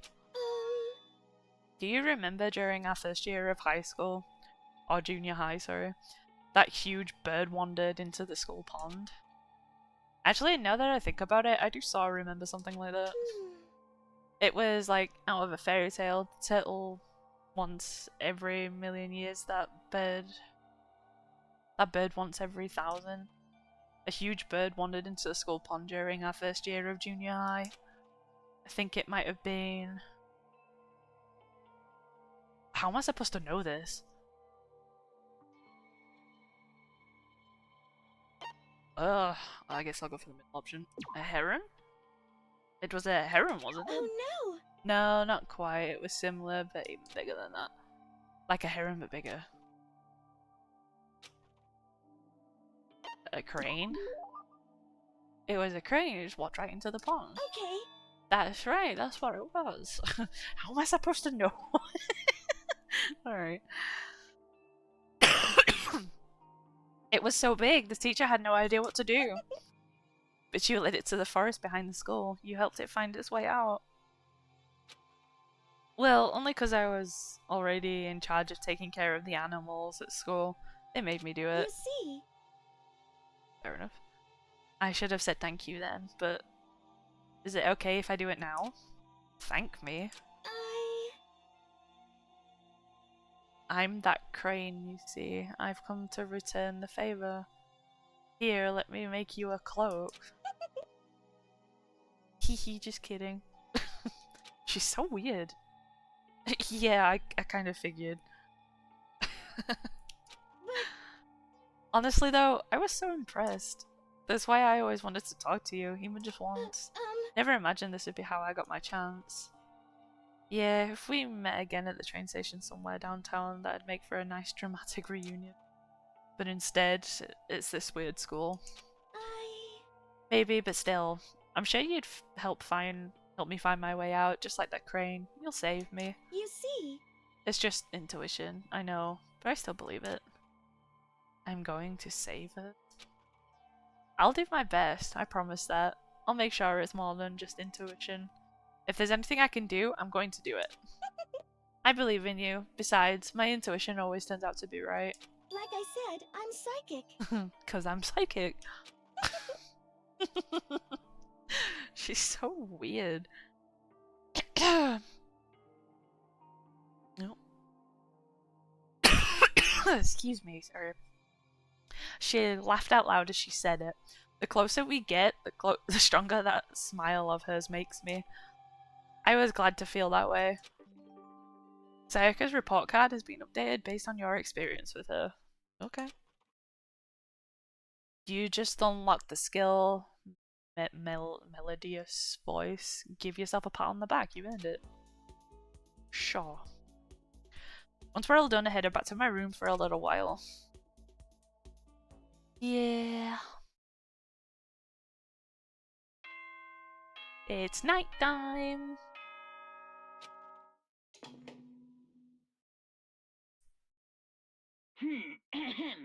This is a school announcement. It is now 10 p.m. As such, it is officially nighttime. Soon the doors to the dining hall will be locked, and entry at that point is strictly prohibited. Okay then. Sweet dreams, everyone. Good night.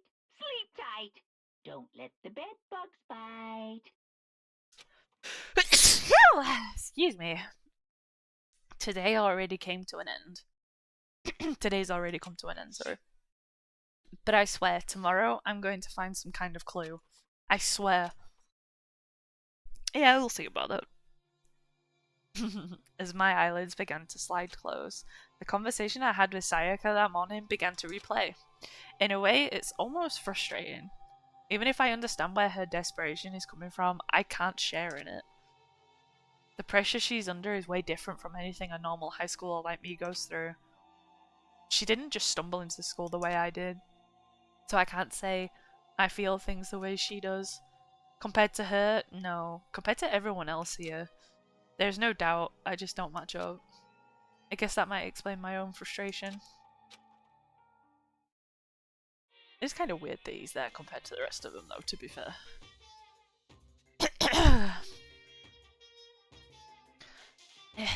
So, I'm sure that you've noticed the killing game has begun, but there's still room for a little laughter. It seems our newest students, already so filled with despair, still have some hope of escape. So when will it begin? When will their hope begin to die? Is it time yet? Is it time? Heart-pounding excitement! Is it though? Ding dong.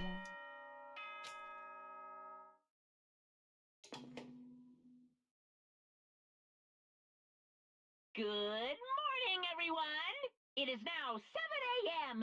and nighttime is officially over. Time to rise and shine! Get ready to greet another beautiful day! Okay. Morning has come. What should I do today? I get free time again. Holy shit. Bless you. Thank you. I'm bloody sneezing. Leave the area. Yes. Alright. Since it's free time, I guess we might as well spend time with somebody. See where everybody is. So...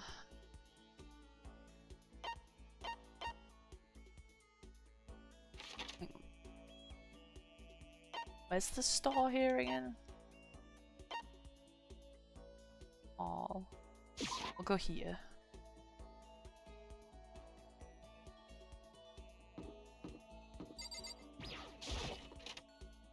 Who do you guys think I should hang out with for my free time?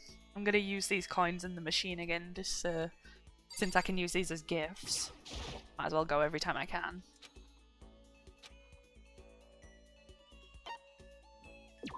Give it a shot, yeah.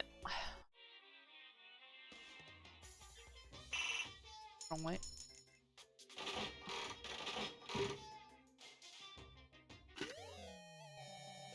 What is that supposed to be?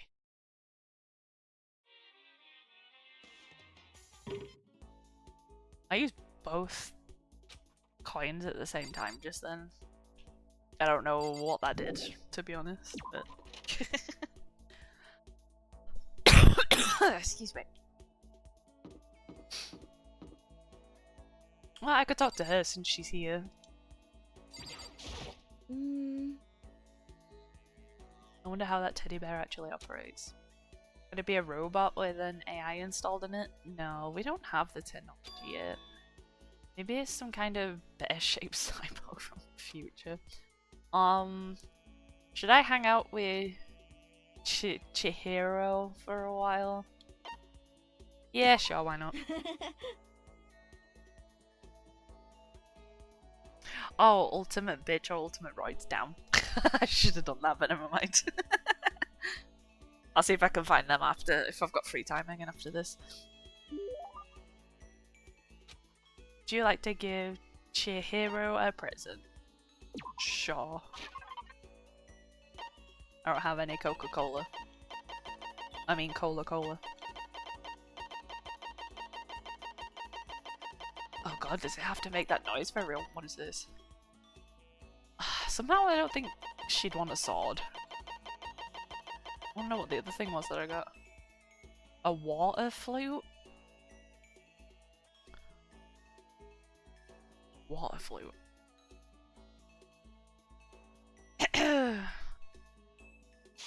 Nah, fuck it. You sure you don't want to give her something? Yeah, I'm sure. No. No. What's wrong, Chihiro? Ah, it hurts. Huh? Did you get hurt? You know? Oh, well, not really. I got bit by a mosquito last night. A mosquito? Oh, I figured something serious had happened since you were saying how it hurt. Huh? Oh, did I give you the wrong impression? Sorry. You don't have to apologize, it was my own fault. You said it hurts, did it really bite you that hard? Yeah, see? Look. She held out her arm. Huge red lump stood out against her pale skin. Holy cow! What should I do? It's way past itchy now. It really hurts. But why is it so big? Did it bite you while you were sleeping or something? You're wrong. Oh, no, I was awake. But you didn't notice? No, I noticed, but what? You know? Well, I felt it bite me and I looked down at it. But I didn't do anything. I just sat there and watched it suck my blood. What the fuck? Looks like a pipe. That's exactly what I thought it was when I seen it. That's why I wanted to know what it was. You just watched? Why didn't you smack it? Huh?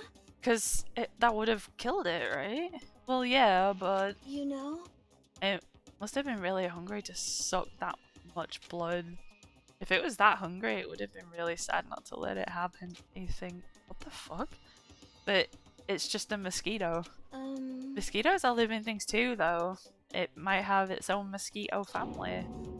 Sorry, I know that's dumb. No, really, you don't have to apologize. But don't go scratching it, okay? It makes things worse.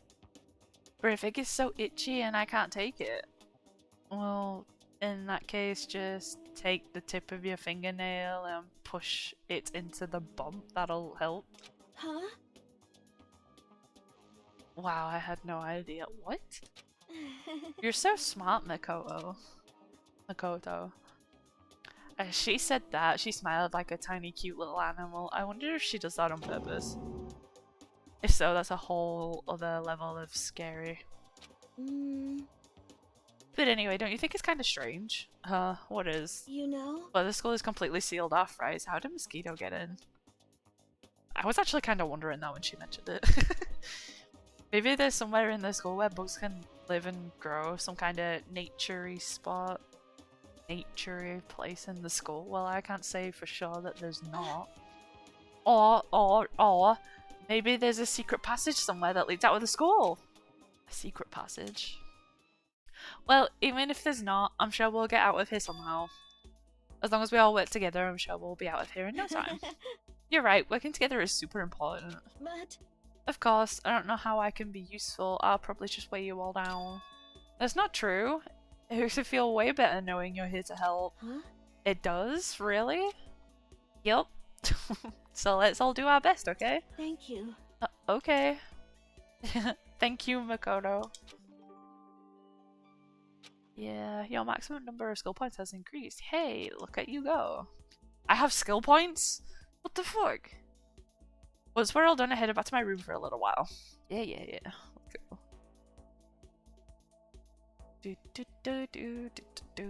Daytime. There's still a lot of that left. What time of day I don't really feel like. Alright. So, what did you say? Ultimate bitch or ultimate roids? Leave the area, yes. I assume ultimate roids is the big lady. The big lady. Oops, get off. Let me press that.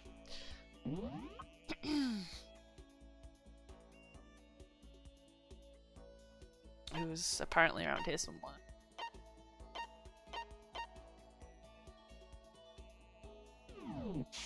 Alright.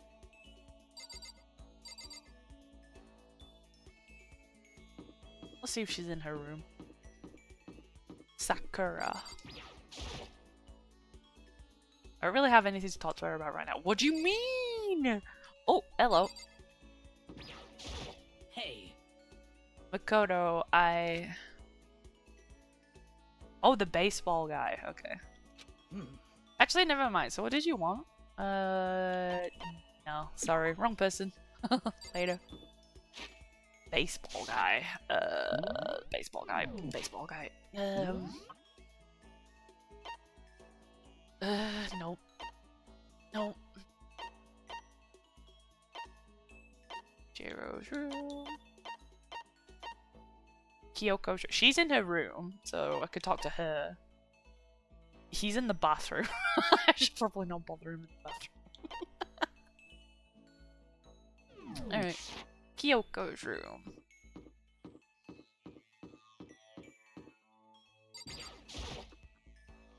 I guess I should press the doorbell. Ding dong. Did you need something from me? Come spend some time with me, bitch. I suppose a change of pace is necessary sometimes. That's fine. Fine then, why don't we take a little break? Oh, she actually smiled. Did you see that? I spent some time with Kyoko doing nothing in particular. Nice. Kyoko and I grew a little closer today. I might give her that pipe just to see. Wait, why would... No, she won't want a water pipe. Like, or a water flute, whatever it was. I feel like the swimming girl would probably want the flute thing. I don't have anything for you. Are you scared, Makoto? Huh? Hey. Being trapped in a place like this? Who wouldn't be? Of course I'm scared. Being trapped in this insane school? Correct. Ah, that's good. That's good? That's good? So... Fear is proof that your imagination is functioning. Frankly, I feel bad for anyone who can't feel fear. Whew. Without imagination, you can never deduce which action to take next. But what about you? You seem totally calm. You don't act afraid at all. Wrong. I'm scared too, of course. I simply hide my emotions. There's no advantage to being game from letting others see how you feel. You hide, huh? Correct.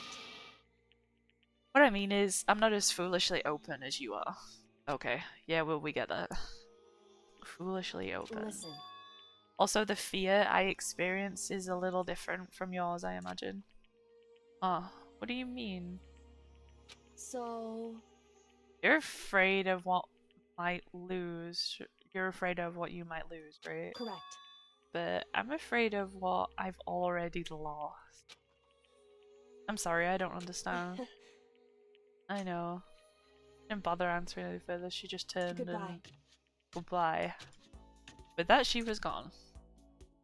Sword. Sword. Maybe I could have given her the sword. I was thinking the sword would be better for the martial arts woman. Not sure though. Plus, I don't know if I trust Kyoko yet. Should I really give her a sword?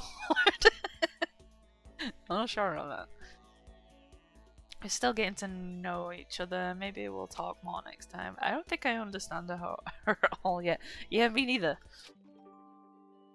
Your coach report card has been updated based on your experience with her. You, she's just a bitch. Your maximum number of skill points has increased. Hey, look at you go.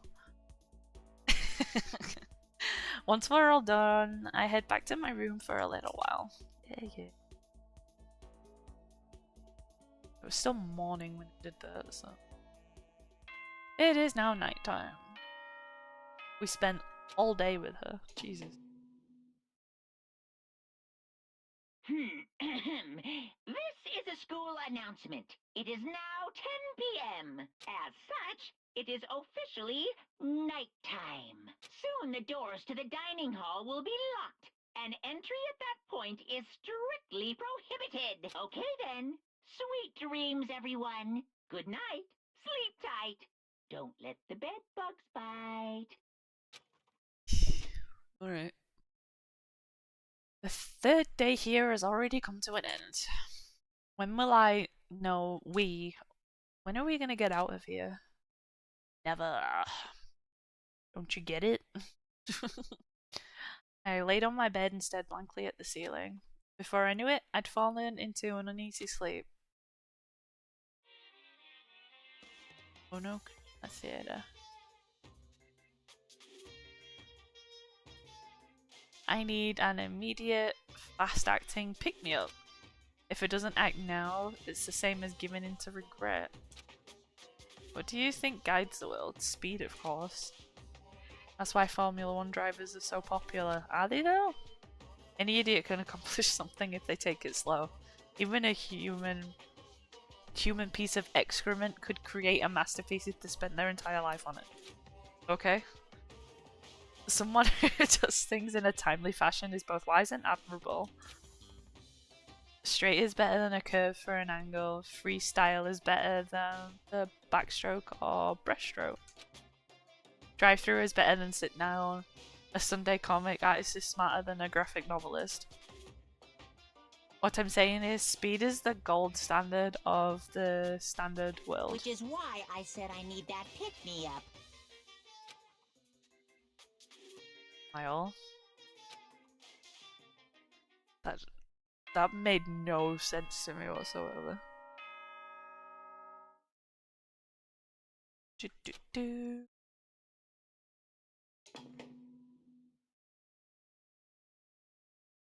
morning, everyone! It is now 7 a.m. and nighttime is officially over. Time to rise and shine! Get ready to greet another beautiful day!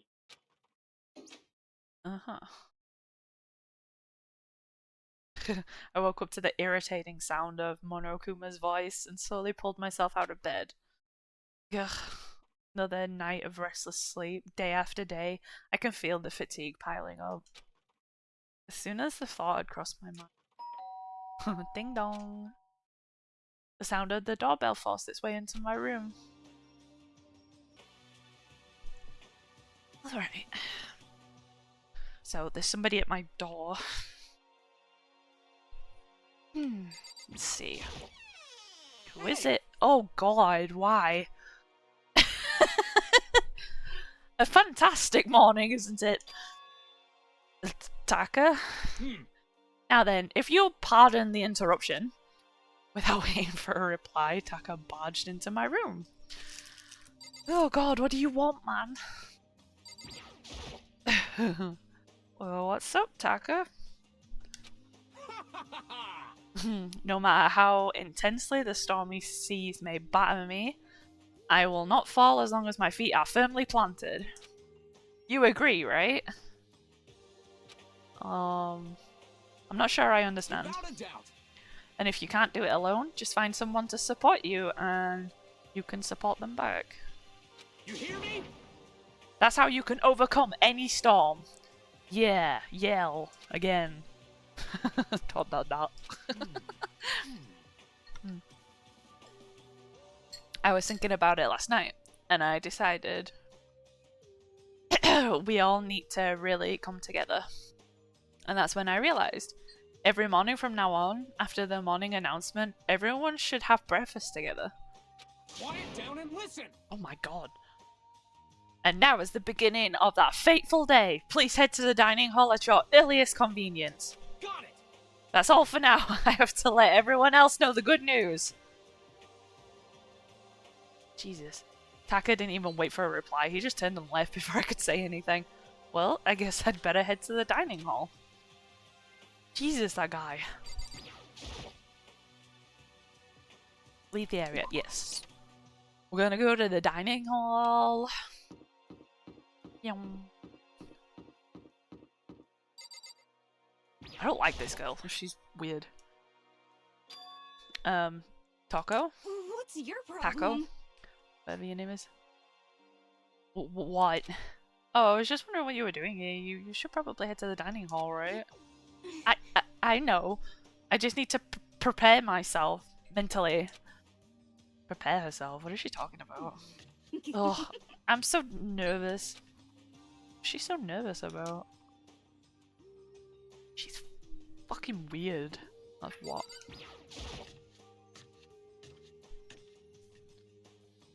Alright, in the dining hall. And everyone's already here? Holy crap. Alright, Taka. Listen to me! Okay, looks like everyone's here. So then let's begin our very first breakfast meeting. Quiet down and listen! Everyone, thank you for making the time in your busy schedules to come to... Busy schedules? Yeah, because we've got nothing better to do. Right. Give me a break. I didn't make time for this shit. You dragged me here. I know, I already mentioned this earlier, but in order to get out of here, it is essential that we all cooperate with each other. And first step is this breakfast meeting to allow us to become friends and build trust.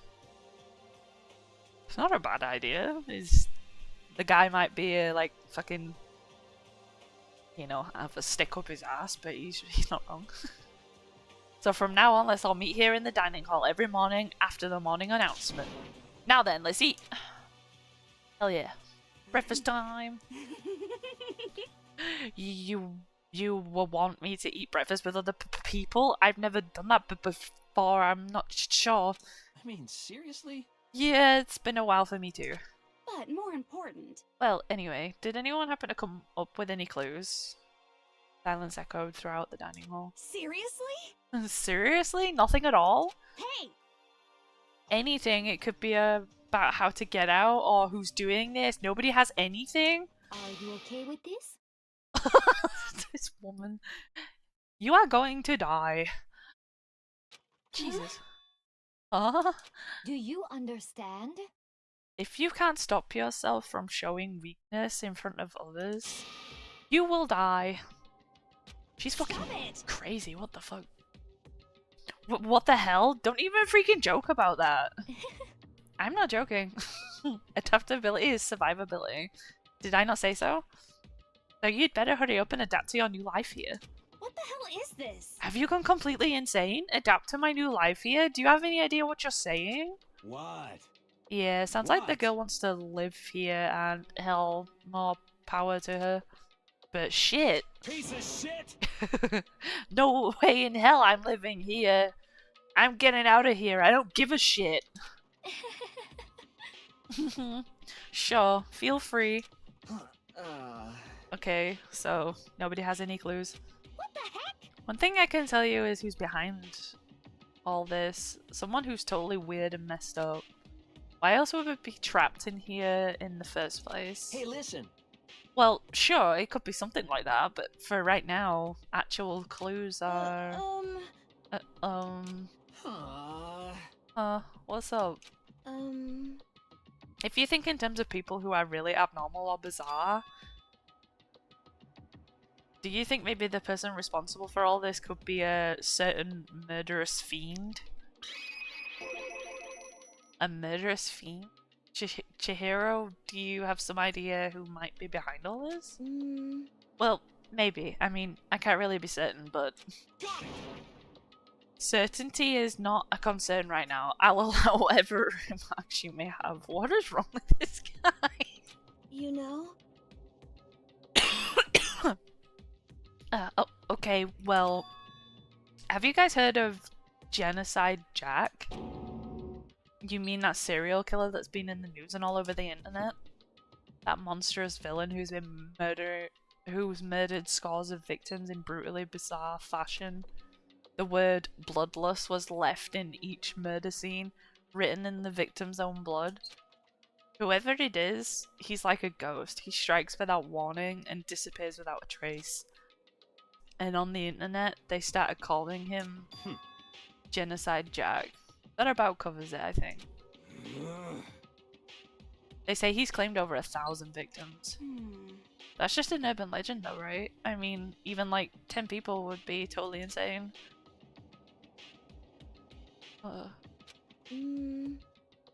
Anyway, whoever Genocide Jack really is, he's obviously some kind of crazy, super crazy killer.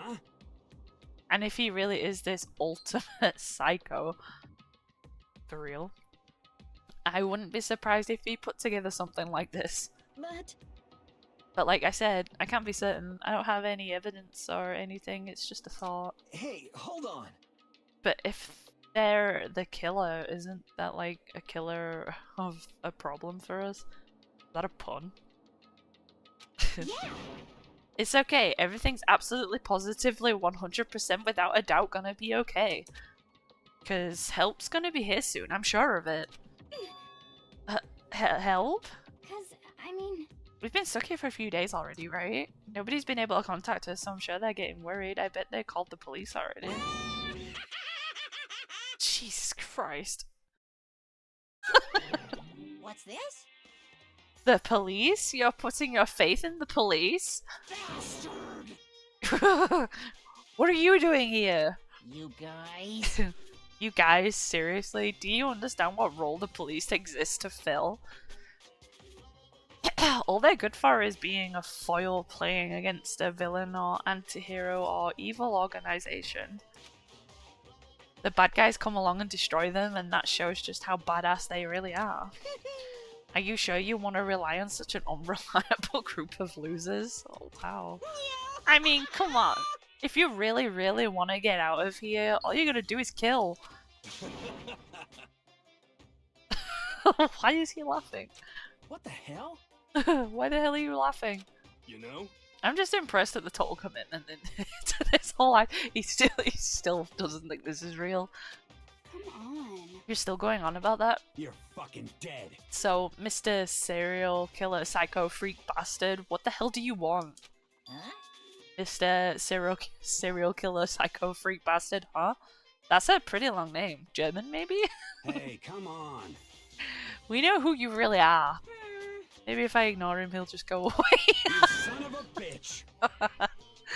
This bear. Hey, don't ignore me, asshole. Okay, let's get back to business. Your life here has already begun and a couple of days have gone by and nobody's killing anybody. I felt like you kids were lazy and selfish and here you are working together, but I'm totally bored.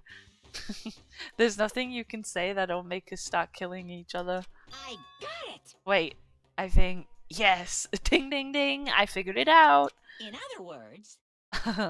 All the mystery ingredients are here. Right people, right place, and why hasn't anyone killed anyone yet? That's because I couldn't understand, but I just realized there was one very important piece missing. What are you... Shing! If you want to know, I'll tell you. It's motive. It's so simple. I just have to give everyone a motive. Stop fucking around. A motive? What the fuck are you talking about? Hey, Oh, by the way, there's something I want to show you guys. You son of a bitch. Stop changing the goddamn subject. I have a little video I'd like you all to see. Oh, but don't worry, it's... Oh God. It's not some pervy adult video or anything. Seriously, it's nothing like that. It's a special video for each of you showing what's going on outside the school.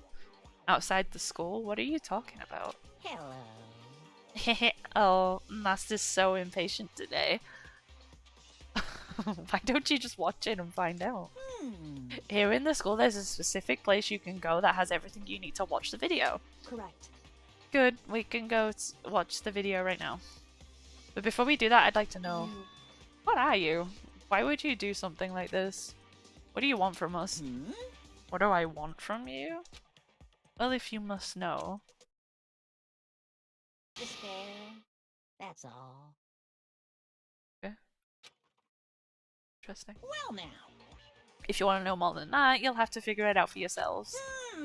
Do whatever you need to uncover the mystery hidden within this school. I won't try to stop you. Because to be honest, it's entertaining as heck watching you guys search so desperately for answers. So I guess I want amusement from you too. He's gone. And once again, he left before we could find out anything useful. Is that right? Really, I think we learned something very useful. He has no intention of standing in the way of our pursuit for the truth. Interesting. However... Perhaps, but what about the video he mentioned? I am very curious to see what's on it. That's true. Same here. Okay, so... Mondo started glancing around the dining hall. But when his gaze landed on me, he stopped. Hell yeah. Hey, hey, Makoto, check this out for us, would you? Huh? Why me? Yo. Because you're the closest to the door, that's the rule, right? Idiot. Rule? Jesus Christ. Hey. Hey. Piece of shit! Hey! Stop fucking around. You see how passionately I'm begging you? What's the big deal? Just check it out real quick. You expect me to go check something out after you knocked me out a few days ago? Oh, okay, I guess I'll get going then. Hell yeah. Awesome, thanks, I owe you one. Hey, If Makoto is going, I'm going with him. It's not safe to walk around this place alone. Yo. Yeah, sure thing, we'll be counting on the both of you. If anything happens, just yell and I'll come running. I can't decide if Mondo is totally dependable or completely terrible. Probably a bit of both. He's a bit weird. Yeah, I'd have to say he's kind of both. Ha! That's what I just said! He's not exactly a bad person, but I definitely can't say he's a good person either. So then, where's this specific place Monokuma mentioned? It must be somewhere you can watch DVDs, but if it's a place set up to watch DVDs, then it's gotta be the video room I tried to go into earlier. It was the video room. I feel like it was this way.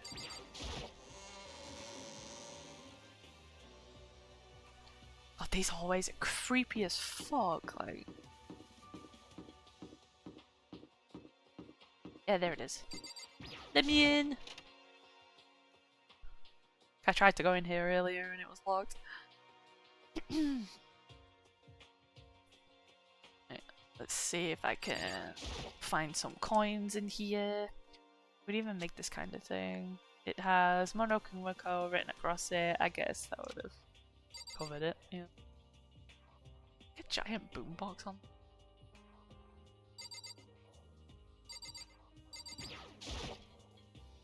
Next to the monitor is a high-end DVD player. It should be able to play DVDs, but I don't see any actual discs nearby. A DVD player is useless by itself. If we had something to watch, at least it'd help us pass the time.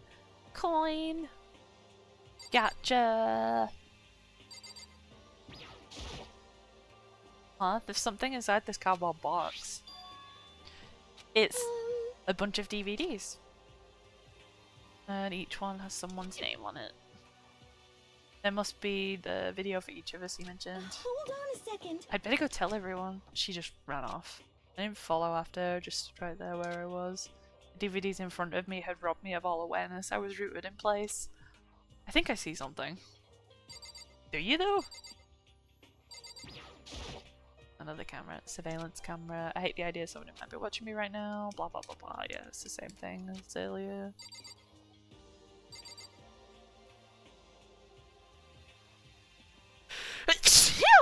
Excuse me, sorry. Maybe I'll watch mine real quick before everyone else gets here. So through the DVDs, found in the box, I found one with my name on it. I slid it into the expensive looking player. I sat down and stared intensely at the darkened screen and then... What? I yelled out without realizing it and my heart started racing.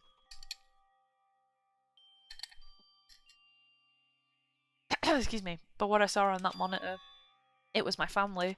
You getting picked to attend Hope's Peak Academy is like a dream come true. Make sure you do your best. Boy. I'm so proud of you, son. But remember, don't push yourself too hard. Are you really watching us, Makoto? Good luck, okay? If it had ended there, that would have been fine. A message of love and support. After leaving my family behind to attend Hope's Peak, it would have given me hope, given me strength. If this was a normal school, I would have been happy, if a little embarrassed. With my family's support to rely on, I would have been motivated to do even better. But here, now, it was totally different. I wasn't living an ordinary school life.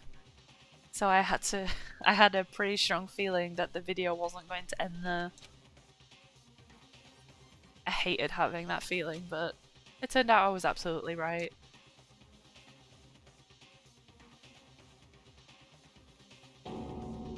Oh shit. This time, I couldn't even make a sound. My voice just died. Where'd everybody go? It felt like a war zone or something. As if in reply, a voice came floating around from the speakers. I recognized the voice, of course, it was him. Makoto Naegi, accepted into Hope's Peak Academy, and his family, who supported such a lucky boy. God. But it seems like something's happened to this family's well-being. Oh boy, this is bad. What could have possibly happened to this family's well-being? Gee, I wonder.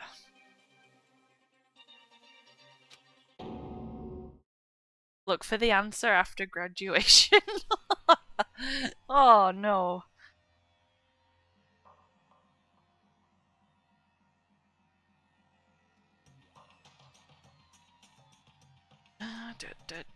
Alright. What is this? What happened to everyone? I started trembling. I could feel the fear and anger building up inside me like hot magma. God damn it! I slammed my fist against the desk over and over again. A single thought was racing through my mind. What else? How could I think about anything else? I have to get out of here. I have to get out right now. I need to make sure everybody's safe. Makoto? What happened? Make sure who's safe? I noticed everyone standing around the entrance to the AV room. They stared at me, faces full of confusion. What's going on? Without a word, I pointed to the cardboard box. Is it, like...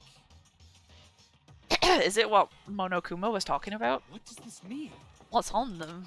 They all gathered around the box and each of them grabbed the DVD with their name on it. One by one, they rushed to a monitor. It didn't take long for them to react. What the... What the fuck?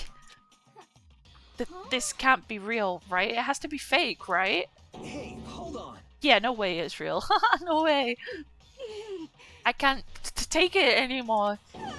I can't take this anymore. Let me out of here. As soon as I saw their reactions, I knew they'd all seen something like what I'd seen. Nobody even bothered trying to hide their fear and confusion. Except for her. Even now, she was totally calm. I see. I see, so this is what he meant by motive. He wants to fuel our desire to leave so that we're more likely to start killing each other. Yes, indeed. It is the classic prisoner's dilemma. Yeah. Huh? Let me use an example. Imagine two countries are on the brink of war, but both countries want peace, and each commits to scaling back their forces as a sign of good faith. But there's a chance that one country may betray the other, so each country fears lowering their guard. As a result, neither scales back their forces, and they both end up betraying each other. Do you understand? In other words, the fear of invisible treachery becomes the greatest enemy of stability. That kind of sounds like us right now.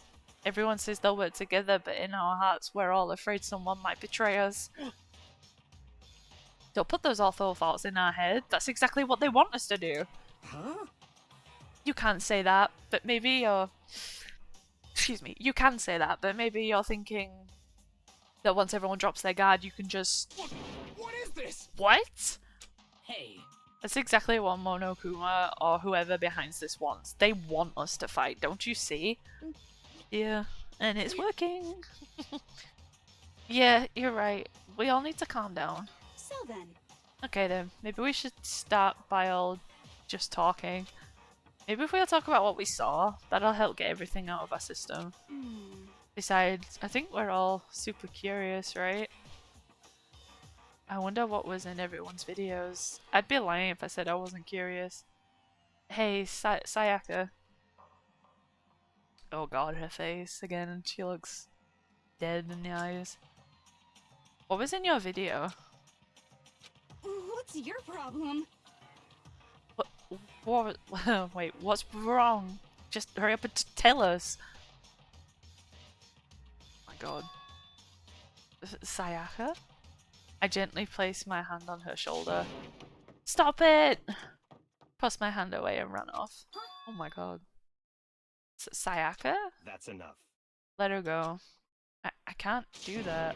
I have to go make sure she's okay. I hate romantic comedies like this. I don't care what happens to her personally. What? That's because you're totally thoughtless. I'm really worried. Then why don't you go do whatever you think you have to? We don't all have to stick around together, right? I hope you are well. Speaking of which, I have my own things to take care of. Goodbye.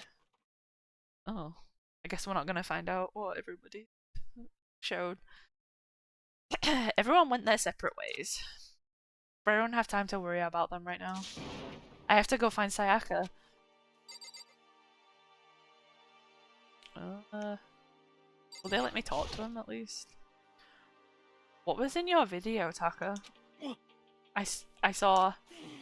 Sorry, it's gonna take some time to figure out how to put it into words.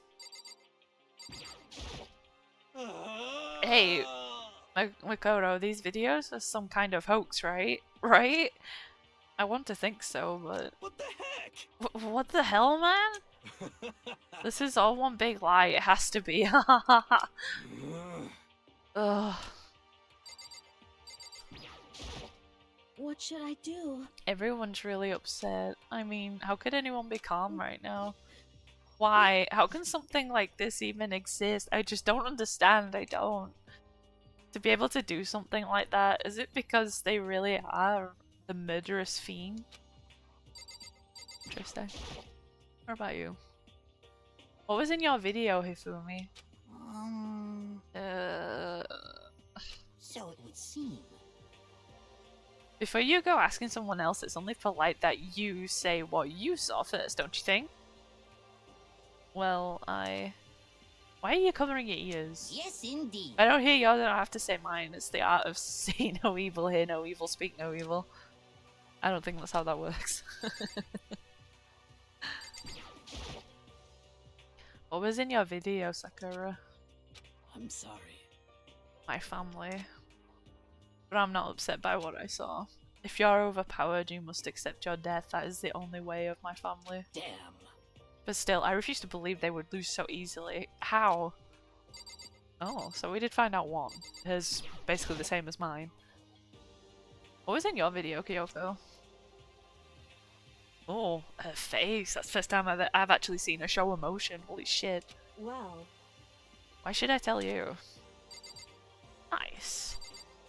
Yeah. Alright. Let's go find Sayaka. Where could she have gone? She can't have gone far. I should check around the school. Oh, I don't like going around these fucking creepy ass hallways. You. Where did Sayaka run off to? Anyway, that video was pretty convincing. I almost thought it was real. But it's fake, right? It's gotta be. I'd like to believe that, but if it was real...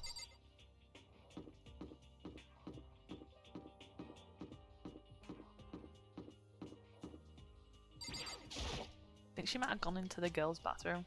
Oh, obviously I can't go in. Yeah. Oh, it lets me go in the boys though, surprisingly. Anything I can click on in here? Or... yeah, it doesn't seem like it. Alright.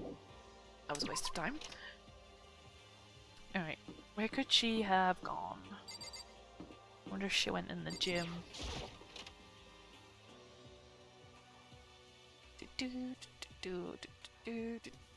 Oh, she's in here though. But more important, Hey Makoto, aren't you like super curious what's in everyone's videos? I mean, I can't say I'm not curious. Right? I could totally tell. Does that mean you're gonna tell me what's in yours? Who knows? It all depends on what kind of mood I'm in, you know? I don't think she's gonna tell me. Yeah, figured as much.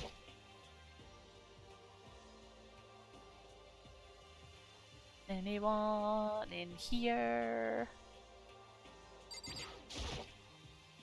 The surveillance camera. Yeah.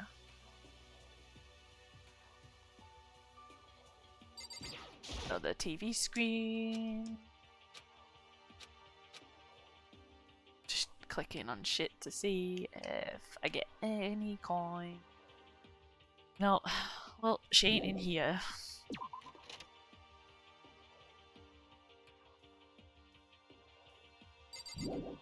Back out of this room. Alright. She obviously ain't gonna be up there. Still can't go in. Make sure she's not in the shop.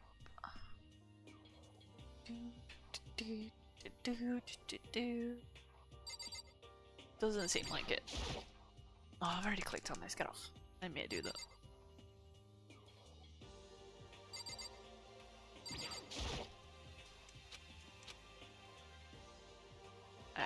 Did I get any more coins? I'm not sure I did. Oh, I have one. As well while I'm here.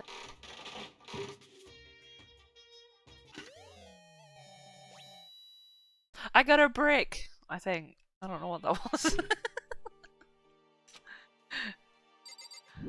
Alright, she's not in here. I wonder if she's in one of the classrooms. Wait. Can I still not go in here? Rattle, dollar blood. It must be locked. Class 1A, are you in here? Oh, she is in here. Found her in the corner of an empty classroom. She was sitting in a chair, hands on her knees, staring absently at the floor. She looked like maybe she was upset or angry or no. She didn't have any expression at all. She looks dead in the eyes. It's really creepy when she looks like that. There is nothing on her face that you could call emotion. It was as if her original mask had been stripped away. Sayaka, are you okay? Yeah, I'm fine, liar. Actually, no. How could I possibly be fine? What did we do to end up like this? Why are they doing such terrible things to us? I want out! Let me out of here right now! Sayaka, calm down. She thrashed around. I grabbed her by the shoulders. I understand. I know how you feel right now when I think what might have happened to my family. But now more than ever, we have to stay calm. This is exactly what they want. They want us to lose our composure and stop thinking rationally. Think about it. Those videos have to be fake. Excuse me, sorry. Because if those things really had happened, people out there would be in an uproar. Our families, the police, everyone, right?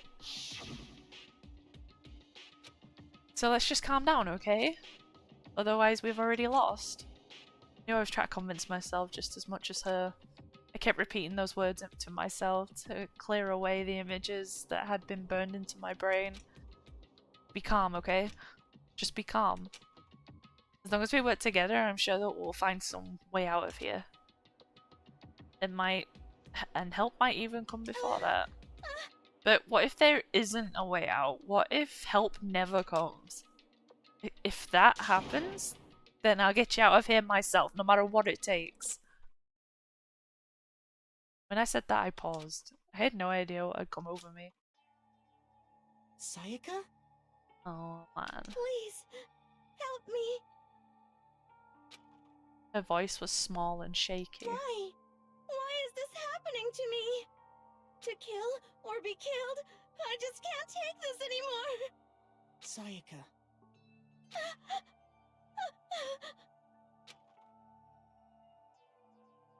Finally, she raised her face up from my chest. She looked at me with those big, wet eyes of hers. Makoto. Can I believe what you said? Huh? That she'll help me get out? No matter what it takes? Absolutely. Makoto, you're the only one I can trust, so please. No matter what happens, please always be there for me. I need you on my side. Huh? Oh, of course I'll be there for you. No matter what, I'm always on your side. I mean, you are my assistant after all. Oh god, gay. Makoto. Thank you, Makoto. Hearing you say that, I feel like I can keep going. I can get through this, as long as you're here with me. Because I'm your assistant. Like you said, I'm your assistant. The smile I come to know so well returned to her face. It felt a little forced, but still. It was a huge improvement from how she was before. Hey! What the fuck? What are you doing here? It's standing up. Makoto, it's standing up. What's standing up? Come on! Do you even have to ask? Disgusting. Your flagpole. Get the hell out of here! Just a minute. No, I want to join in. Oh my god. Damn it, well if you won't leave, then tell us what the hell is up with those videos. It's about to come out. It's gonna come out, my pristine pure white stuffing.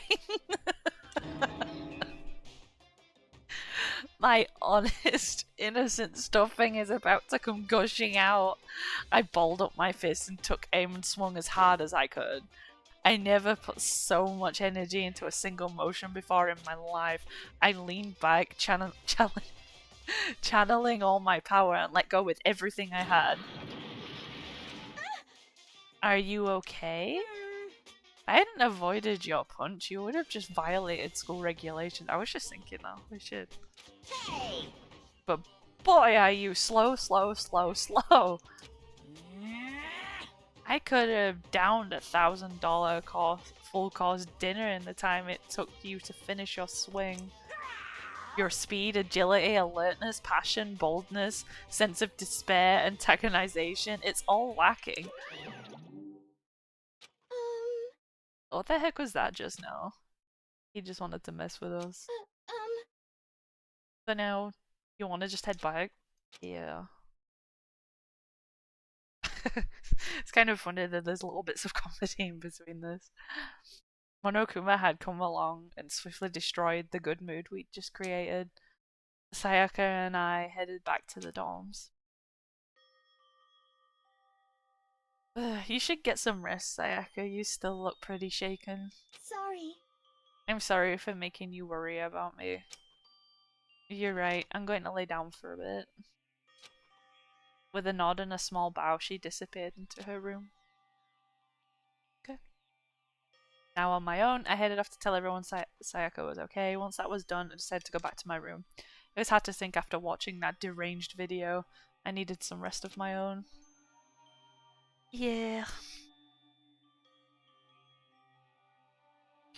Jeez. Seriously? What's going on here? There's just so many problems.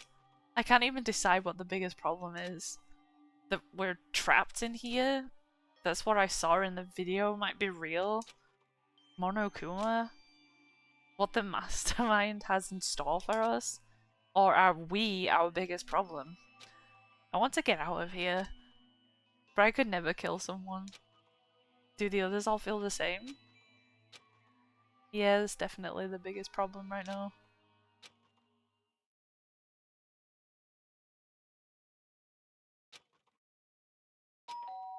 Ding dong. Huh? It's nighttime. When I opened my eyes, they darted immediately to the clock. It's almost 10 o'clock. I fell asleep without even realizing it. Nighttime's about to start. So how come somebody's here? Uh-oh. Sorry. I'm really sorry to come by so late. Sayaka? What are you doing here?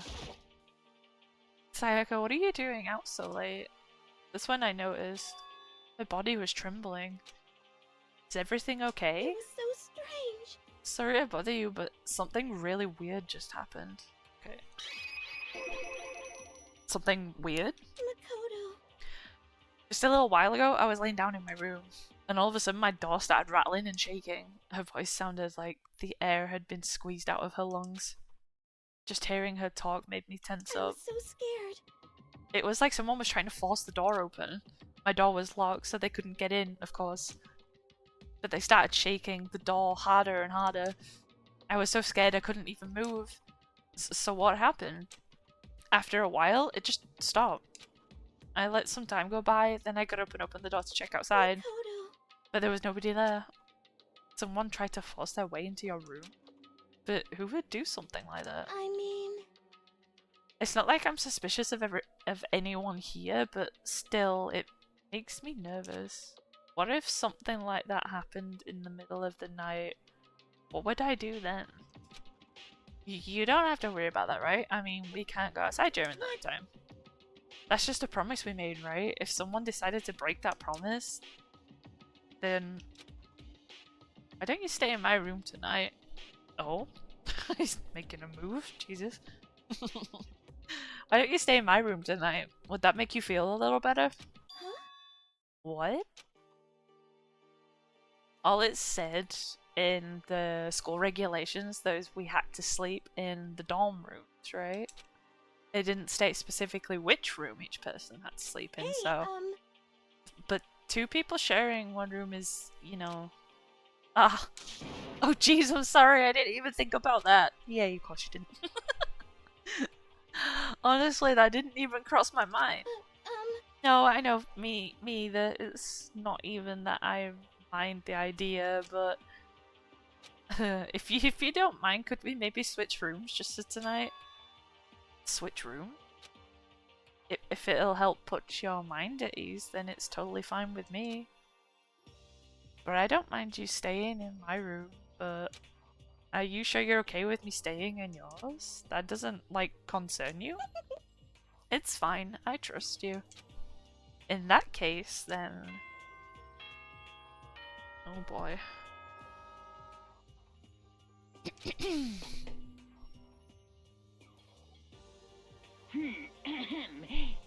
is a school announcement. It is now 10 p.m. As such, it is officially nighttime. Oh boy. Soon the doors to the dining hall will be locked, and entry at that point is strictly prohibited. Yep, okay then. Sweet dreams, everyone. Good night. Sleep tight. Don't let the bed bugs bite. Oh man. Oh man, it's already nighttime. Okay, so it's settled. I'll head to your room right now. Oh, if we're gonna trade rooms, we'd better trade keys too. Oh, that's right. We'll have to trade keys. Again? Like I said, I'm psychic. Oh god. Woman. Huh, hey, aren't you gonna say you were just kidding? What if I wasn't just kidding? Something resembling a smile had made its way to her face. Thank goodness, it looks like she already started to get back to normal.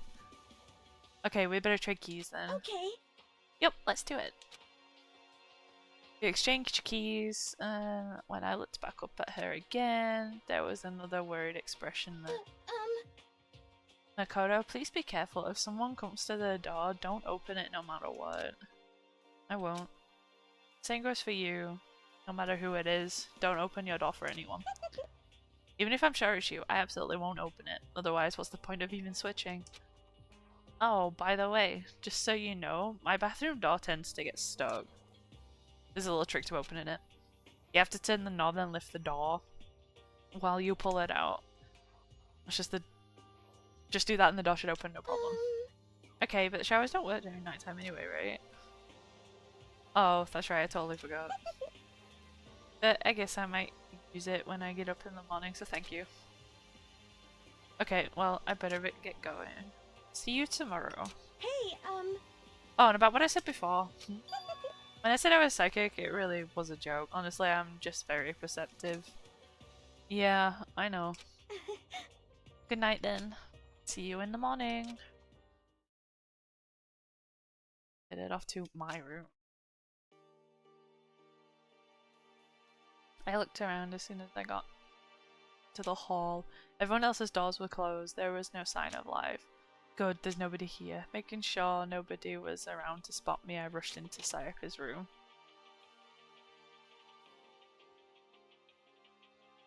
This is Sayaka's. It really doesn't look any different from mine. It smells nice though. They have like a pink coloured bin and bed though.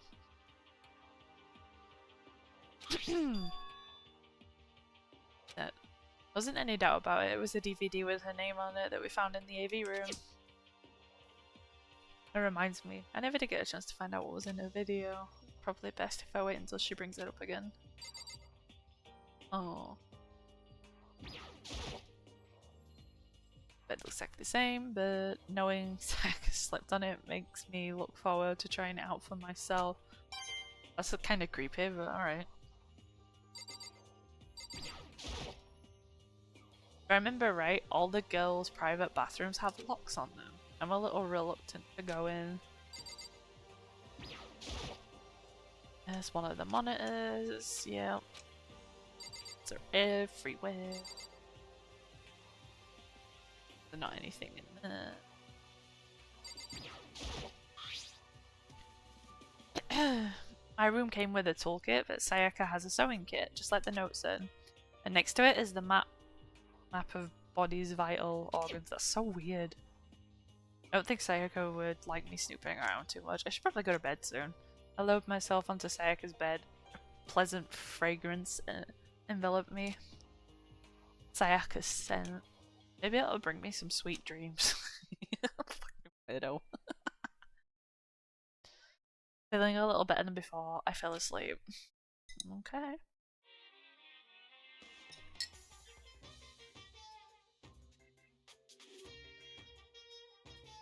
Imagine you're all in a big spaceship in the middle of an intergalactic adventure. You've heard of Noah's Ark, right? We're sort of like that. We'll set sail and left Earth behind. Here you don't have to worry about crazy neighbours, corrupt cops, drunk drivers, or pyromaniacs. You don't have to worry about the ozone layer or asthma-inducing air pollution. And of course, you don't have to stress about studying for finals or practicing for the big game, but even our divine world of freedom has a few rules. After all, freedom can only exist because of rules. If you're really dead set on returning to that tiny piece of dog poop you call Earth, please do your best to follow the rules. I hope I've made myself perfectly clear. So then, let's everyone do our best to follow these new guidelines and live happily ever after together! Yeah. Alrighty then.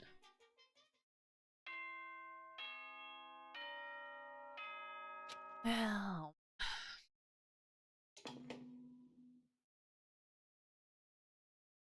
Good morning, everyone! It is now 7 a.m. and nighttime is officially over. Time to rise and shine! Get ready to greet another beautiful day! I sat up still half asleep and rubbed my eyes. Slowly I pulled myself out of bed. I remembered I was in Sayaka's room. I just remembered I promised to eat breakfast with everyone else. I'd better get going. I left Sayaka's room and made my way towards the dining hall.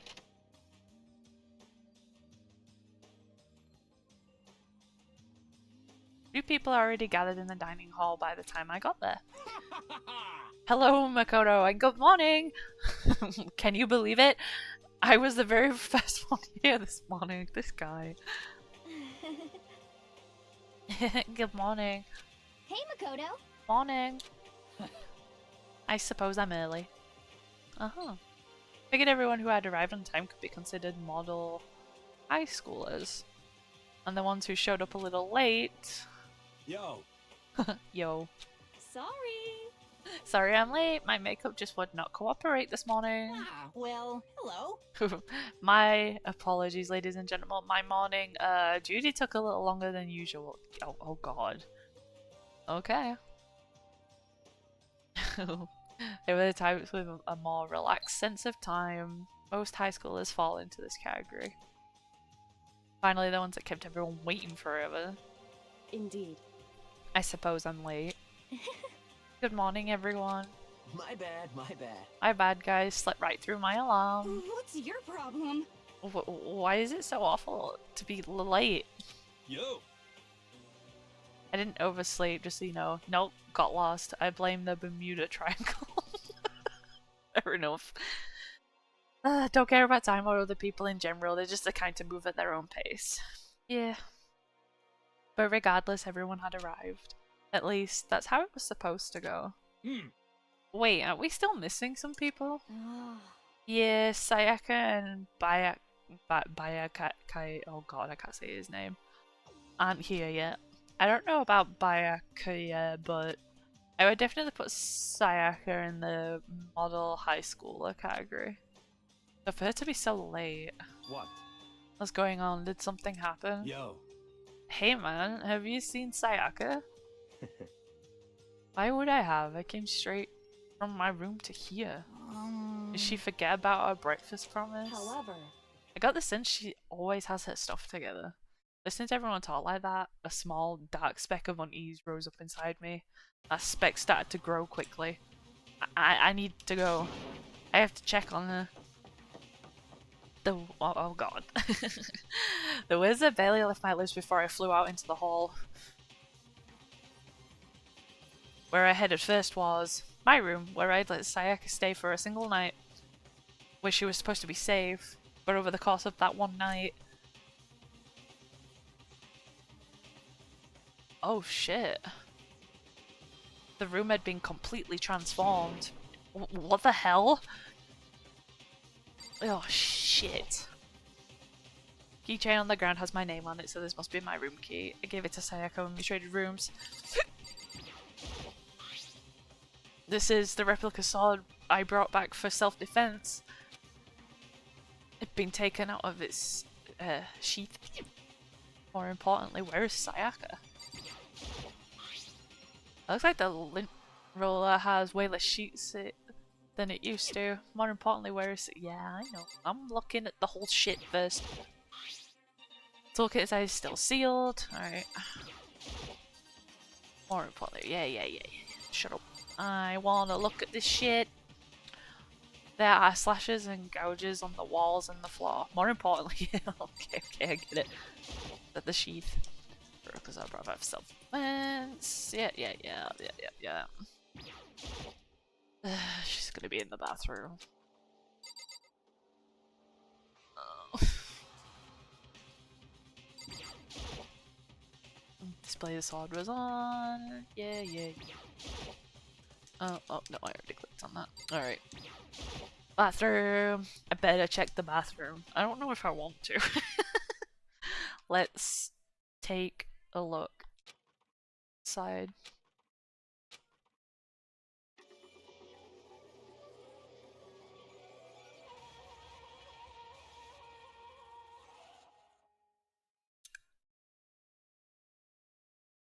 It took me a second to realize that I was screaming. What I saw dug its way through my eyes and blurred itself in my brain. And then everything went black. Oh, she's dead.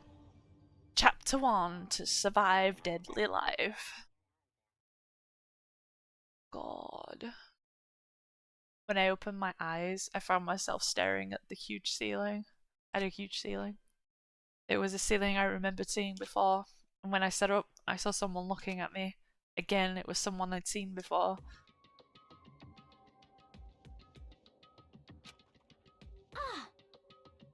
Oh, you're awake. Finally, are you okay? Now's no time for sleeping. Get your ass up. Huh? You were unconscious, dude. I had to carry you back here. Well, This is no surprise considering what happened. What happened?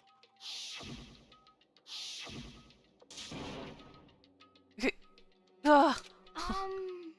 Hey, are you okay? Oh, it wasn't a dream? What I saw? It was real? That's right, it really did happen. Sayaka is dead. A deep, dark despair worked its way through my body, and then exploded out of me. I shut up and took off running. Hey, where do you think you're going? I have to see for myself. I have to see if Sayaka is... If Sayaka is... Just give up. You can check once, twice, 1,000 times. Sayaka is completely and irrevocably dead. No, I have to see for myself. Why? Listen to us, man. What do you think is gonna happen if you go out there? Well, what good is it gonna do just sitting around here? I mean, why are we all hanging out in the gym like a time like this? Our friend, Sayaka, she's dead. Dead. When I said that, it finally hit me. I realized she really was gone. Calm down. None of us want to be here right now either. Then why? Shouldn't it be obvious? Monokuma, he told us to come here. Well, hold on. Don't talk like that. We all protested it. I mean, we remember the terrible price Sayaka had to pay. But... So... I'm the one who convinced them to come. Right now, we need to do whatever he says. We're his prisoners, right? It's not a good idea to defy him without reason. Correct. We don't need to make any more sacrifices than we already have. Why should we listen to anything he has to say? It's obvious he's the one who killed Sayaka. Wrong. I would never do that. If you can believe anything, you can believe that. He's here again. Hey, Unless someone violates a school regulation, I absolutely will not interfere. I can promise you I won't do anything that goes against the purpose of school life here. Listen up! I'm famous at safari parks throughout the world for following the Bear times 1 rule. But... Then, who did it? Who killed her? Come on! You already know the answer. The one who killed her is one of you. Yep. Nobody had a reply for that. One of us killed Sayaka. Don't be stupid, that's... What? What's the matter? You guys all look like you're about to see a dove get shot up with a Gatling gun. Don't you remember what I told you when all this began? Yahoo! One of you decided to kill Sayaka so that you could graduate. Someone's just following the rules. There's nothing wrong with that. Well... You're lying, right? Of course he's lying. I'm telling you, he killed her. Wrong. Nope, sorry. One of you is now a bona fide killer. If they wanted to, the one who did it could testify to that little fact. What? Without thinking, I looked around at everyone. They all had the same look on their faces. Everyone looked at each other with a combination of fear, suspicion, and confusion. Are you serious? What is Someone killed someone? That's the first time he's actually looked shocked. It is amazing what some people are capable of. Just hold on. Hey, hold on. Don't just assume he's telling the truth. Stop talking. That's enough. Before we do anything else, I'd like to confirm something with the stuffed animal here. If one of us really did kill her, that person gets to graduate from the school, right? Huh? Huh? Come on. Don't play dumb. That's what you said, isn't it? If you kill someone, you get to leave. It ain't gonna be that easy. You just laugh. What? Why are you laughing? It's cause... naive. You're just so naive. You think it's really that easy? You can't just kill someone and waltz on out of here? Hey! You're super naive. Now. Devilishly naive. Hellishly naive. No, no, no. The real thing has just begun. The real thing? Now then. Are you ready? Allow me to explain the second part of the rule regarding graduation. Just like I explained before, you must kill someone if you want to leave. However, even if you do that, there's still one more part to the agreement you have to uphold, remember? Then perhaps... You are referring to rule number 6 of the school regulations. Yeah. If you are the Blackened that committed the murder, you can't be found out by the other students. That is what you're talking about, is it not? In other words... Bingo! It's not enough just to kill someone, you have to actually get away with it.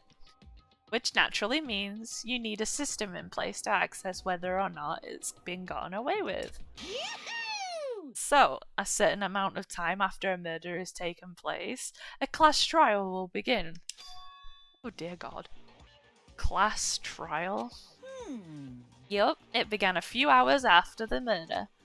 Everyone will gather together, including the Blackened who committed the murder, and they and the spotless students will all engage in one big debate showdown. During the trial, you'll have to present your arguments about who you think the Blackened is. And once everything comes to an end, the outcome will be decided by popular vote. If the answer you've arrived at is correct, only the one that disturbed your peace will be punished.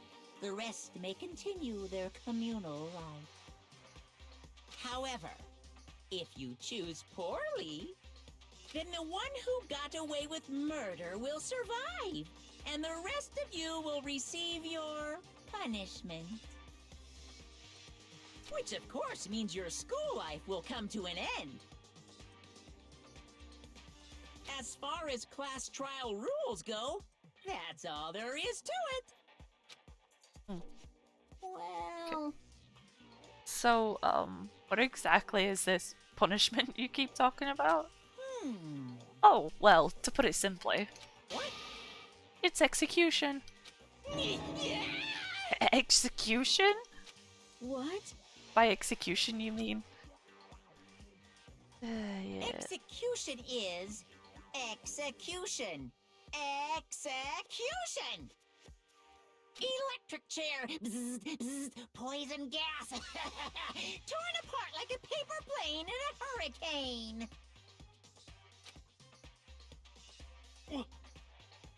So, to make sure I understand, if we get the culprit right, then only they die. But if we get it wrong, the rest of us get executed? Well done! What a smart little chimpanzee you are. Look at you implying you didn't do it without actually saying it. So it's basically what the outside world calls a lay judge system.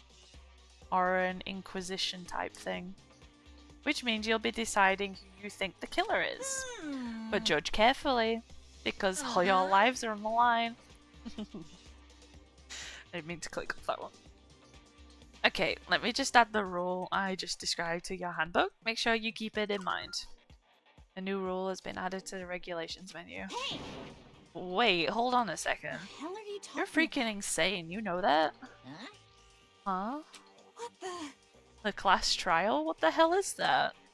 I don't want anything to do with it. What's this? Why not? Stop it! What do you mean, why not? Why do I have to waste my time trying to figure out who murdered someone? What? What? Are you saying you're not gonna participate in the trial? Only punishment awaits such blasphemy. The hell are you talking about? What? Punishment? I might, I don't know, throw you in a deep, dark, scary prison or something? Shut the hell up! Shut the hell up. Say whatever you want. I'm not gonna be part of this. I don't believe it! Don't be so selfish. Stop it! You're the one being selfish. Kill whoever you want. It's got nothing to do with me. The evil standing here before me. I'm trembling with fear. Shing! But I won't give in to such evil. It's my style to stick it out and resist till the very end. If you really want to get out of here, you'll have to go through me first. As he said that, he came charging at us, although it was more of a waddle. But then... Oh, uh-oh, she stepped on him. Are you enjoying yourself now? Are you? Huh? Violence against Headmaster Monokuma is not allowed! You violated a school regulation! I invoke the mighty summon spell! Help! To me, godly spear, Gungnir! Gungnir. Oh shit.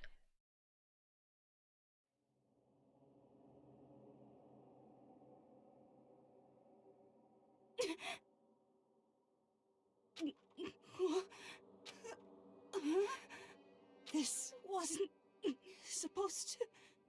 Why me? Oh, suddenly, right at the end, her eyes shot wide open. And just like that, she never moved again. No way! What the... I don't... This can't be real. No way! Well now. Now I am painfully aware of the great power and meaning of a promise. I really wanted to keep a corpse from popping up for no good reason, you know? But I guess you all needed to be taught a lesson. After all, what an amazing promise. But now you guys understand, right? Now you see just how serious I am. Defy me and you get shot full of holes, exploded, buried alive, disintegrated, etc. So, if you don't want that to happen to you, you'd best obey those school regulations. Christ. Junko's body has been impaled with a bunch of spears. Jesus. An unbelievable amount of blood started pouring out of her body. It was the first time I'd ever seen the moment someone's life came to an end. Nobody there could deny what they'd seen. Junko, who until just a second ago had been our friend, was dead. She died. She'd been murdered. In simple terms, it was the death of a human being. Hey, It's really not all that shocking. She just died, that's all. Just went and died. That's not more remarkable than the inevitable demise of the entire human race. It's just as natural as the eventful end of the world itself. This isn't some superhero comic. Though it's not like when you die, you didn't really die. This is reality. Why? Why did you have to kill her? Didn't you say you would put her in prison or something? I changed my mind. I knew it. No, you've been wanting to kill this entire time. Say what? Kill this entire time. Don't be silly, you can't kill time. Or are you being metaphorical? Are you saying I wanted to waste time this whole time? Come on, what do you take me for? I'm Monokuma. Well now. Anyway, none of that matters right now. I have something I'd like to give you to help you in your search for the Blackened. This little fella has all the information I've gathered about the death in question. I like to call it the Monokuma file! Yeah. I mean, naturally you guys aren't experts in this kind of thing, so you can only do so much with a corpse. So instead I've gathered up everything I know about the circumstances and cause of death. What's that? How do I know the cause of death, you ask? Because the surveillance camera picks up the whole thing. I got to see it all go down. That means they do have cameras in the bathroom, by the way. That's weird. So then... Wait, so then you know who killed Sayaka? Of course I do. If I didn't, I couldn't possibly pass a fair and accurate judgment during the trial. How could I? How could I, sorry. Correct. That's a good point. The judge has to be able to make a proper decision. That's somehow comforting. Well? Now then, please put your full effort behind your investigation. After all, you don't have any choice but to give it your best shot. Seriously, you don't have a choice. Okay, so we'll meet up for the class trial in a little while. And with that, Monokuma disappeared once again. He left us stunned and confused. He left us at a total loss. He left us with Junko's dead body growing colder right in front of us. And for who knows how long, nobody said a word. The fact that Sayaka and Junko was dead was a huge shock, of course. But there was more to it than that. It was also the idea that one of us had actually murdered someone. And that if we didn't find out who it was, we would all die here. We found ourselves in a situation where we couldn't help but look at each other with open suspicion. It was the worst situation imaginable. And yet, even in such a perversely terrible situation, she didn't know the slightest hint that it had gotten to her. Hey. There was no time to wallow in your depression. The worst thing we can do right now is lose all faith in each other. That would lead to the same disastrous result as having total faith in everyone else. What? Huh? In other words, Cooperation is absolutely key at this point. Who you decide to trust or not trust is, of course, up to you. Continuing to think about and talk about the deceased certainly isn't going to help anything. What the heck? Saying stuff like that is just... How many times have I told you, anyone who can't adapt will die? Death is the only thing awaiting those who are unable or unwilling to adapt. If that happens, you only have yourself to blame. That's terrible. Or an awful thing to say, especially after what's happened. just a second. Right now, exposing the killer is the most important thing. Because if we don't, we're all going to die here. She's right. We need to begin our search right away. Of course. Either way, we can't run away from the situation, so we have no choice but to move forward. What the heck? We just have to do it, I guess. What other choice do we have? No way in hell am I letting someone kill me. Alright, damn it, let's do this. We just have to do it. Everyone kept repeating that sentiment. They were using it like a mantra to give themselves strength. But they're right, we just have to do this. No matter how much we don't want to, we have no choice. If that's what it takes to survive, then that's what we have to do. On top of that, there was something I needed to find out. I had to know why Sayaka had to die. Why she had to be the one. Terrified to find out, but still, I have to know. Otherwise I knew I'd never be able to accept her death. Which is why I don't have any choice. I have to do this.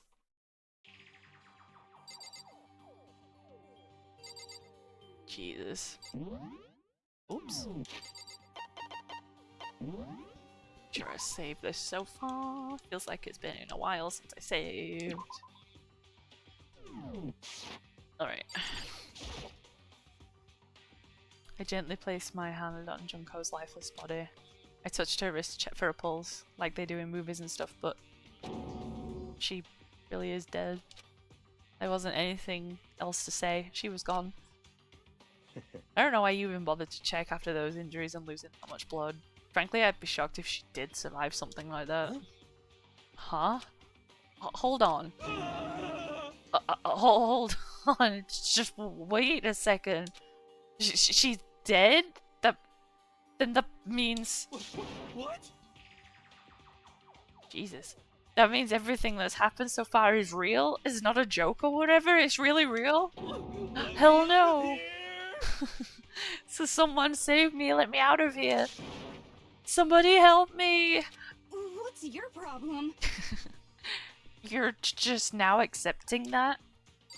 Yeah, you fucking kinda weird.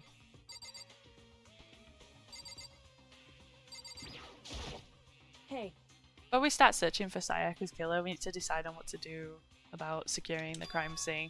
What do you mean? You think of putting someone on guard duty just so nobody can disturb the area around you? After all, if the culprit decides to destroy the evidence, we're pretty much screwed. Hey. In that case, I don't mind doing it. I don't like having to think anyway. I'll let you guys figure out who killed that chick. Okay. Then we can let Mondo, look after the scene. Well, no, we can't just leave him there alone. What? What? Why the hell not? Stop talking. Isn't it? Stop talking. Isn't it obvious? If you were the culprit, what's the first thing you would do? By volunteering for guard duty, you're in a position to destroy all the evidence you want. What? Fuck you! So then... Shut up, Buzz. Fine, then I'll stay on guard duty as well. That way there's no problem. Two-player co-op base defense with the two of them. With their stats, they're totally OP. For nerd. Since we won't be able to help investigate, we're putting our faith in the rest of you. But... I'm still pretty freaked out, but I'll try. Jesus. Let me out of here!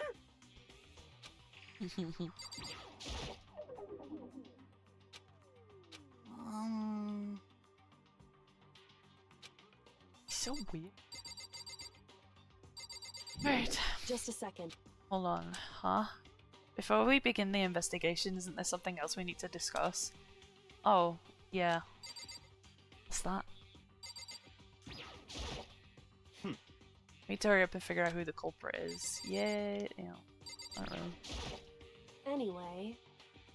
We're going to find out who the killer is, because if we don't, we're all going to die here. Yeah, thanks for that. Huh? Don't fuck with me.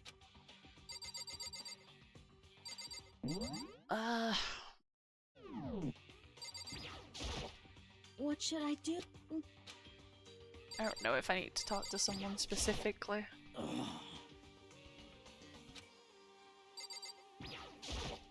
Anyway. Oh. So you finally noticed. What the crap? Yeah, that's what I'm wondering. I was looking through the Monokuma file we received, and I noticed something very obvious and very unusual. Huh? Huh? What are you talking about? Go ahead, take a look. Notice anything interesting about where Sayaka died? She died in Makoto's dorm. Ah. But she's right. Oh man. All at once, everyone's gaze turned to me. Hold on a second, you got it all wrong. For just one night, I traded rooms with her. I did it because she was afraid. What the heck? I knew I was gonna get blamed for this. You expect us to believe that? Just tell us the truth. The look in everyone's eyes had done a complete 180 from just a few minutes earlier. The feeling of suspicion and fear had returned. In other words, you think I did it? So then...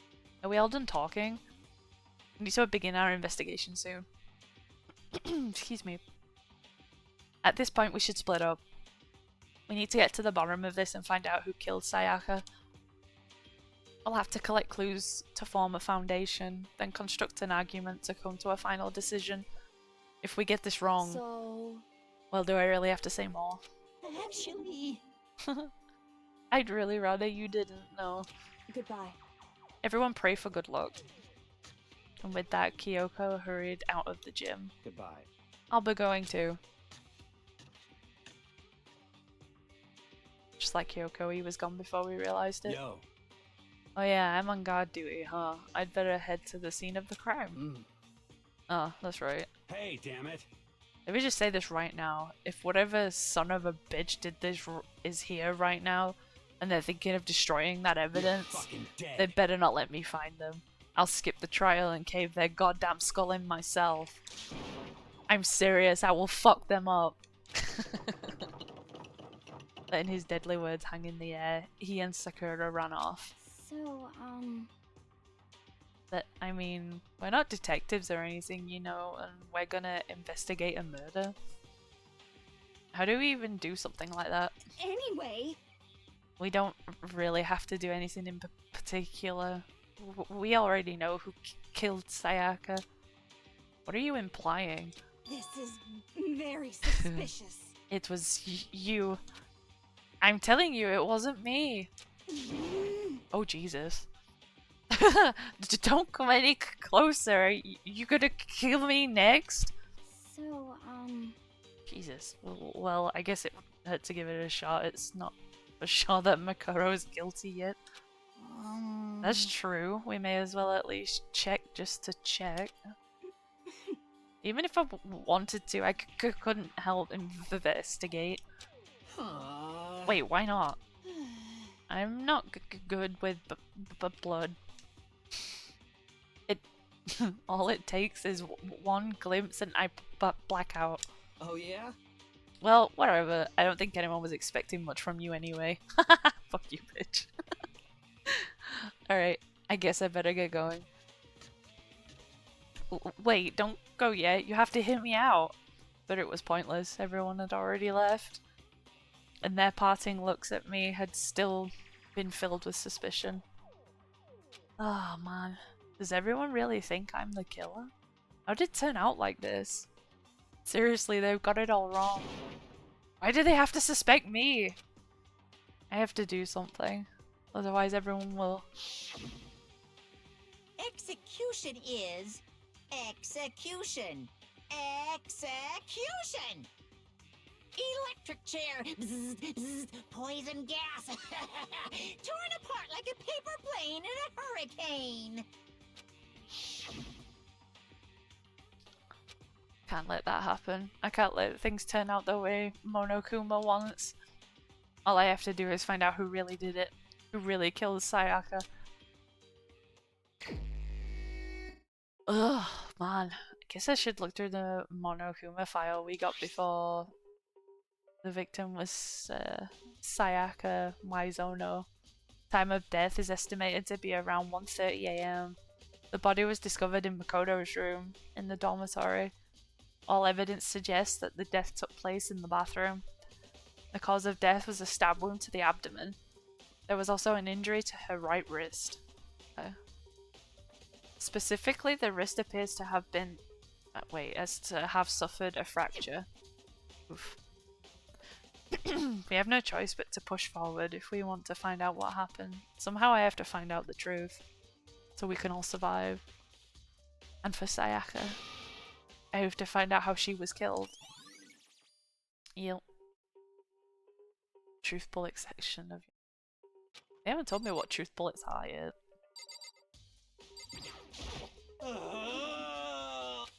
Help me! Okay, who it is, just get me out of here. Hiro doesn't seem to be prepared to do any kind of investigating right now. Aren't you going to help investigate Chihiro? But I can't leave Junko here. I feel sorry for her. I have to stay with her. Okay, I'm not gonna question that. You do you. I guess I go to my room. Gotta go look at the body again. First of all, I should head to the scene of the crime. My room. We won't make any progress without investigating there. Yeah. Go. I headed to my room where Sayaka's corpse still remained. I'd better examine the state of my room a little closer. It might reveal something new.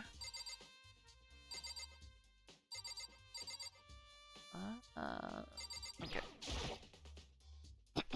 There are scratches and gouges on my walls and bed. Is that evidence of a struggle? Yeah. It looks like there must have been some kind of fight in my room. Damn it, I was right in the other room. If only I'd heard something. Wait. That would not have been possible. Huh? Don't you remember? All of our rooms are completely soundproof. So something could happen in the room right next to you and there's no way you could know. Well. Perhaps this was another of Monokuma's strategies, creating an ideal setting for murder. It's kind of fucked. Evidence of a struggle has been added to truth bullet session of... Okay. There's yeah, that's my key. Oh, that's right, we'll have to trade keys. Yeah, she had my key. And I have her key. But wait, if that's true then, how did the killer get into the room in the first place? Had Sayaka have forgotten to lock the door? No, that seems impossible. And she let them in, duh. No matter who it is, don't open your door for anyone. Even if I'm sure it's you, I absolutely won't open it, otherwise what's the point of even switching? Ugh. She must have let him in. Well, maybe she dropped the keys there and someone else grabbed it or something. No, that's not possible either. Deku was in here when we switched rooms. I'm scared she would. She wouldn't have gone walking around. She couldn't have dropped it. So how did the killer... Switching rooms. Yep, yep. This is the replica sword I brought back for self-defense. Does this mean it was used in the attack somehow and was... It's been taken out of its sheath. I haven't really looked at the blade itself until now. Wouldn't be surprised. I shouldn't be surprised it's coated in gold too. On top of that, some of the gold coating has come off of parts with the blade with the handle. From where they've been holding it. Yeah, the handle especially is missing a lot of its coating. I remember the coating sticks to you and if you just touch it a little bit. That's a good clue. Yes, we find the gold, we find the killer. This is the replica sword.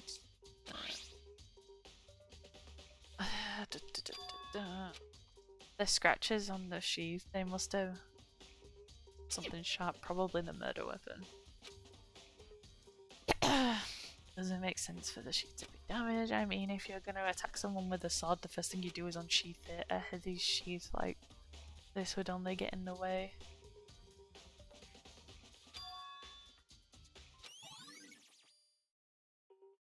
Okay.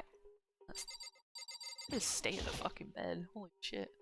There are gouges in the bed like someone attacked it. What the hell happened here? Looking at the lint roll, it looks like there's way less there than before. So I could see how dirty my room was and decide to clean up a little. Probably.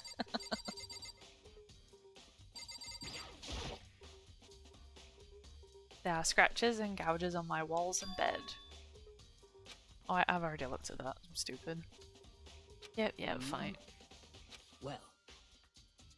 Yeah, we know that bit. No, I didn't mean to click on it again. Shit.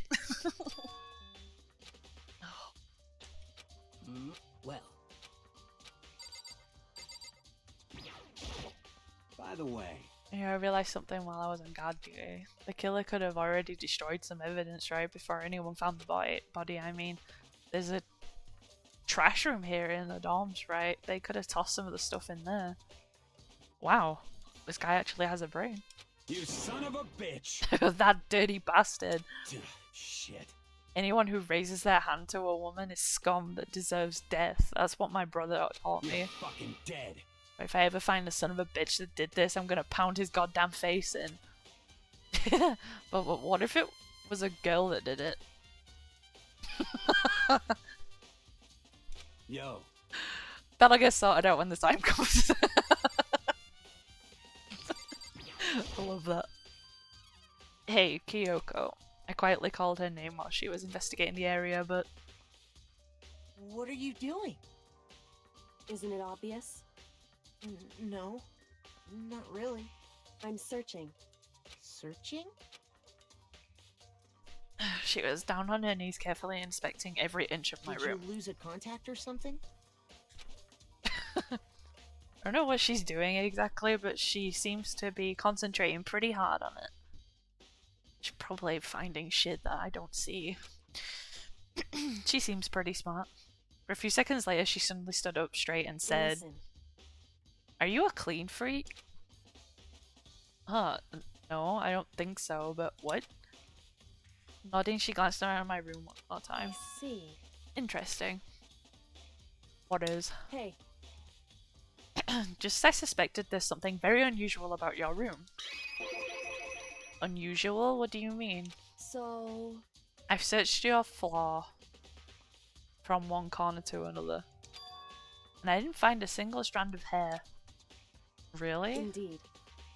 Not one hair from the victim, not one hair from you, even though you've been living in here. Oh. So the killer probably used the lint roller to clean the floor. You know, now that you mention it, I noticed something while I was looking around before. It looked like the lint roller in my room had been used, but I've never touched it. Could someone have used it? I see. Very interesting. Your room didn't have a single hair in it, and someone used your lint roller without your knowledge. In other words, someone other than you came in and scrubbed your room clean. Was it Sayaka or the killer? Well. That's the question, isn't it? Yep, it was. I'm pretty sure it was the killer.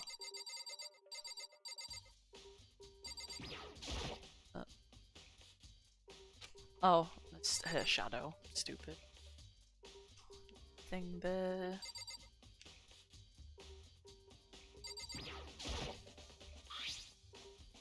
Draw. I don't see any of it being used at all, which makes sense, I guess. I mean, it's mine, and I haven't had any reason to open it.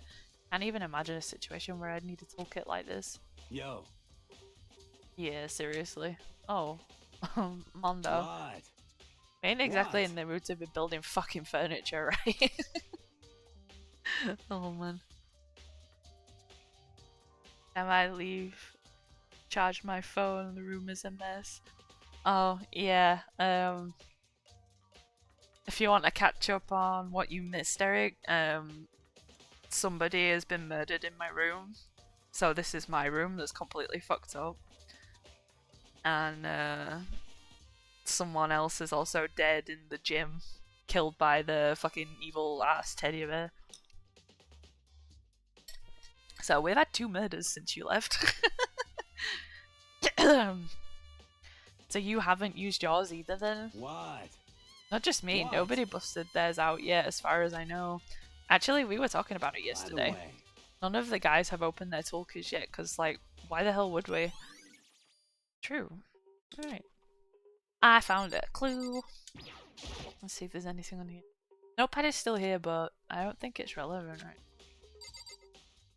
Okay, maybe it'll be relevant later then. Can I go in the bathroom? The bathroom, and on the other side of the door. Yeah. No, I can't let it get to me. I can't afford to freeze up now. Forcing myself to push my panic down, I stepped into the bathroom. Looking at her made it painfully clear it wasn't a dream or an illusion. She had lost everything that made her Sayaka. All at once I was overcome with dizziness, nausea, and the urge to burst into tears. But I can't hesitate now. Why? Why did Sayaka have to die? I have to uncover the truth. I have to find out what happened. Sorry, I got curious. I just noticed the 2 letters next to her arm. I wonder what she was trying to write. I wanted to give up. I wanted to collapse. But that thought held me up and supported me.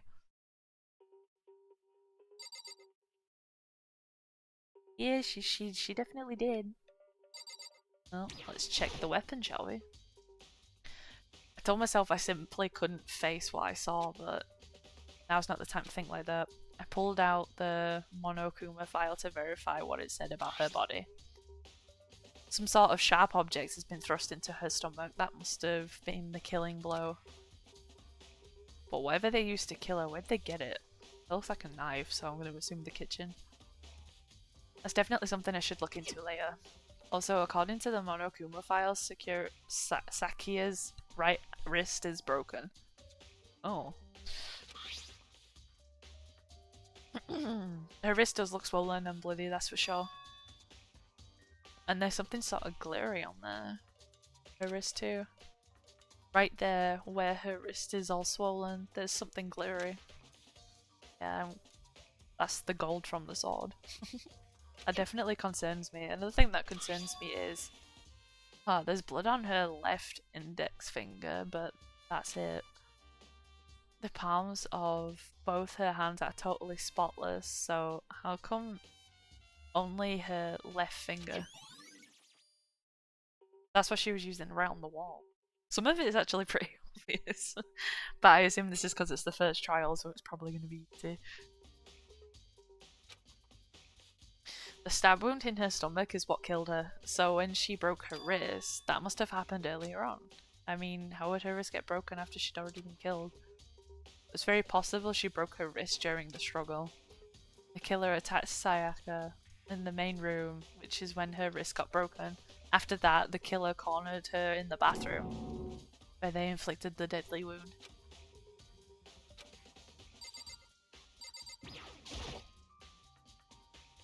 I looked past the wall behind her. There I saw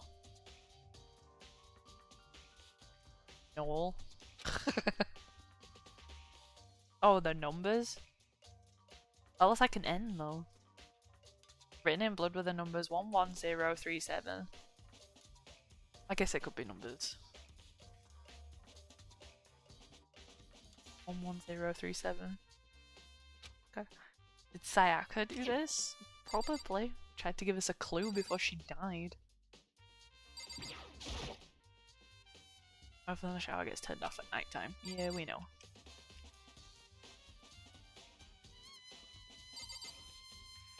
I think I already looked. Yeah. Oh, I didn't know I could skip that, so when I click on stuff, that's cool. No, I was trying to click on the glass. Maybe I can't. It's clicking on her again. Oh, can I click on the wall? Oh, no, fuck's sake.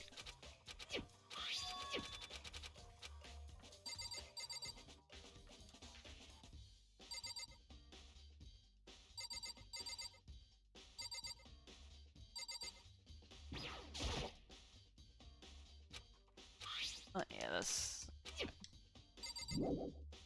Leave the bathroom, yes. It would seem...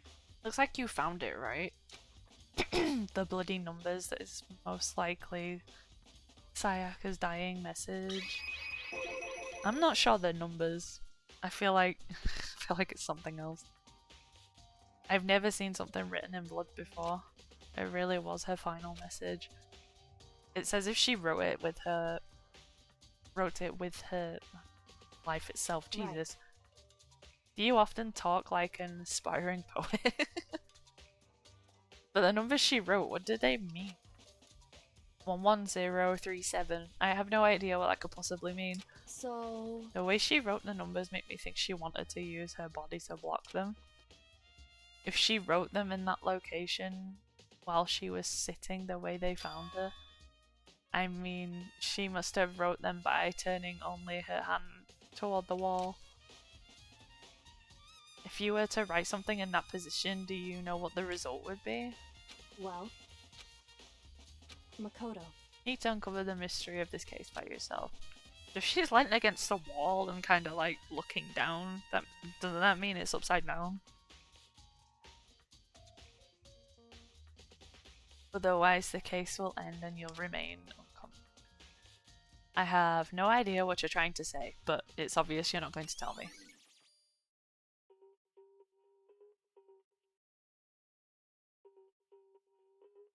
Yeah, if she was leaning against the wall and has her hand pointing down, she's looking down at it the way she wrote it, like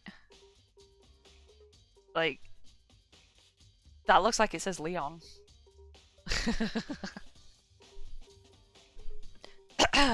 Wait, was that the second girl I saw dead in your game? Yes, there's 2 girls that have died. Now you missed it. Right. It sounds like Kyoko knows what Sayaka's dying message means, but honestly I have no idea. Are you really that stupid? Oh, I know who I should talk to. When it comes to numbers, who's better to ask than the ultimate programmer? Makoto. is one other thing I wanted to ask you about. Do you know how the door in your bathroom got broken? Broken? Oh, you mean how it gets stuck? Gets stuck? Yeah, I guess I'm the only one, but the door doesn't fit the frame quite right. When I first tried to use it, I thought it was just locked. But once you learn the trick, it opens no problem. Yeah. My room is the only one with the door that fucks up. Damn, I thought she was going to live longer. No, she traded rooms with me because she said somebody was trying to get in her room, and then whoever it is obviously has broke in and murdered her. And then I found her dead in there, passed out. I got carried into the gym where that bear showed up and told us that somebody murdered her and we had to solve it. The other girl with the pigtails, the model, defied him, decided to step on him because she was getting pissed off, which breaks a rule. So the bear killed her. So she's dead. She's dead in the gym. Sayaka's dead in my bathroom. So yeah, it's going well, as you can see.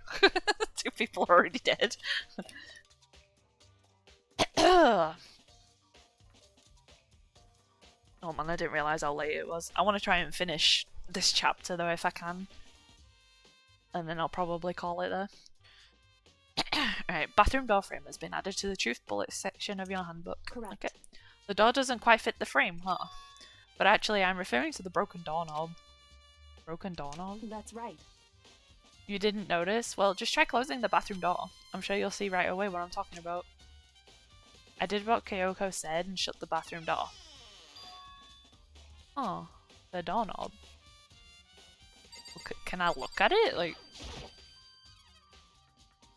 Oh, what the heck? The doorknob's practically about to fall off. Why is it like this? It would seem... Someone must have used a screwdriver or something similar to unscrew it. Whatever it was, it's obvious this was intentional. What? It was intentional? Why would someone want to do that? So... I guess maybe they were trying to get the door unlocked and ended up breaking the whole thing. But my bathroom doesn't have a lock on it. Only the girls' bathrooms can lock, right? But whoever came in here thought it was her room. Right? So they probably thought it was locked. But that also means that whoever did it has got to have opened one of the toolkits if they used a screwdriver. So maybe it was a guy.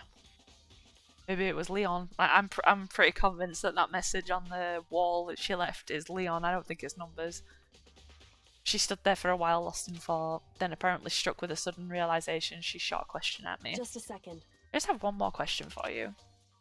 You mentioned earlier that your bathroom door would get stuck, right? Did you tell anyone about that? Oh, well I did tell Sayaka about it last night when we switched rooms. So what you're saying is only you and Sayaka knew about it? Interesting.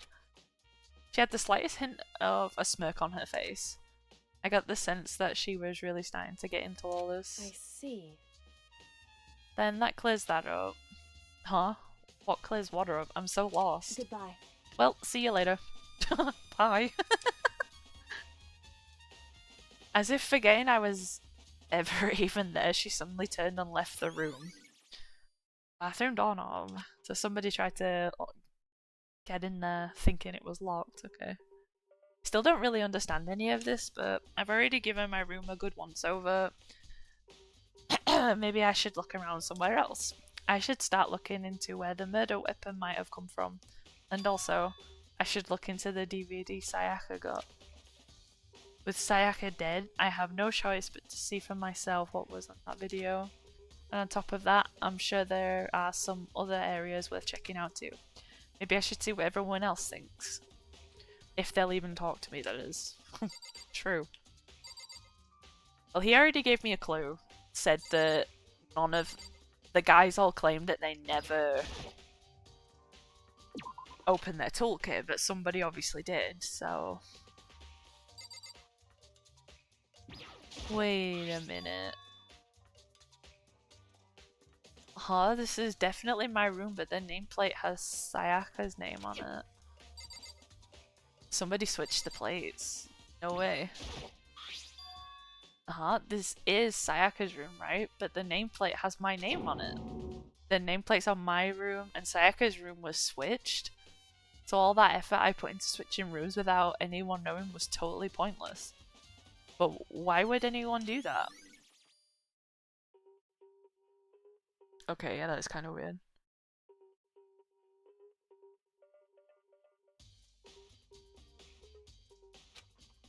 Okay. Let me in. Alright, this is her room. And I remember the DVD was in the trash can. Yep. I'm really upset after seeing whatever was in that video. I wonder what did she see? It might not be directly related to the case, but it might be worth checking out anyway. I'm sorry, Sayaka. I need to borrow this DVD. Take it then. Did I take it? I hope I took it. Okay, let's leave. Okay, so...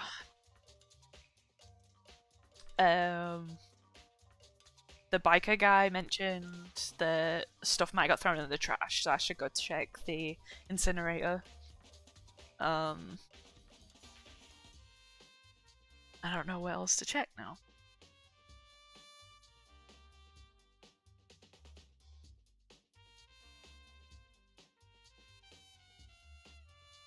Yeah, maybe that could be right. It could be Leon killed her and she wrote his name in blood. But do you think there's possibility that the killer killed the girl and tried to frame Leon by name, but making it look like he killed her? You got a point, but she had, like, on her index finger on her left hand, there was the blood, which kind of showed that she wrote something.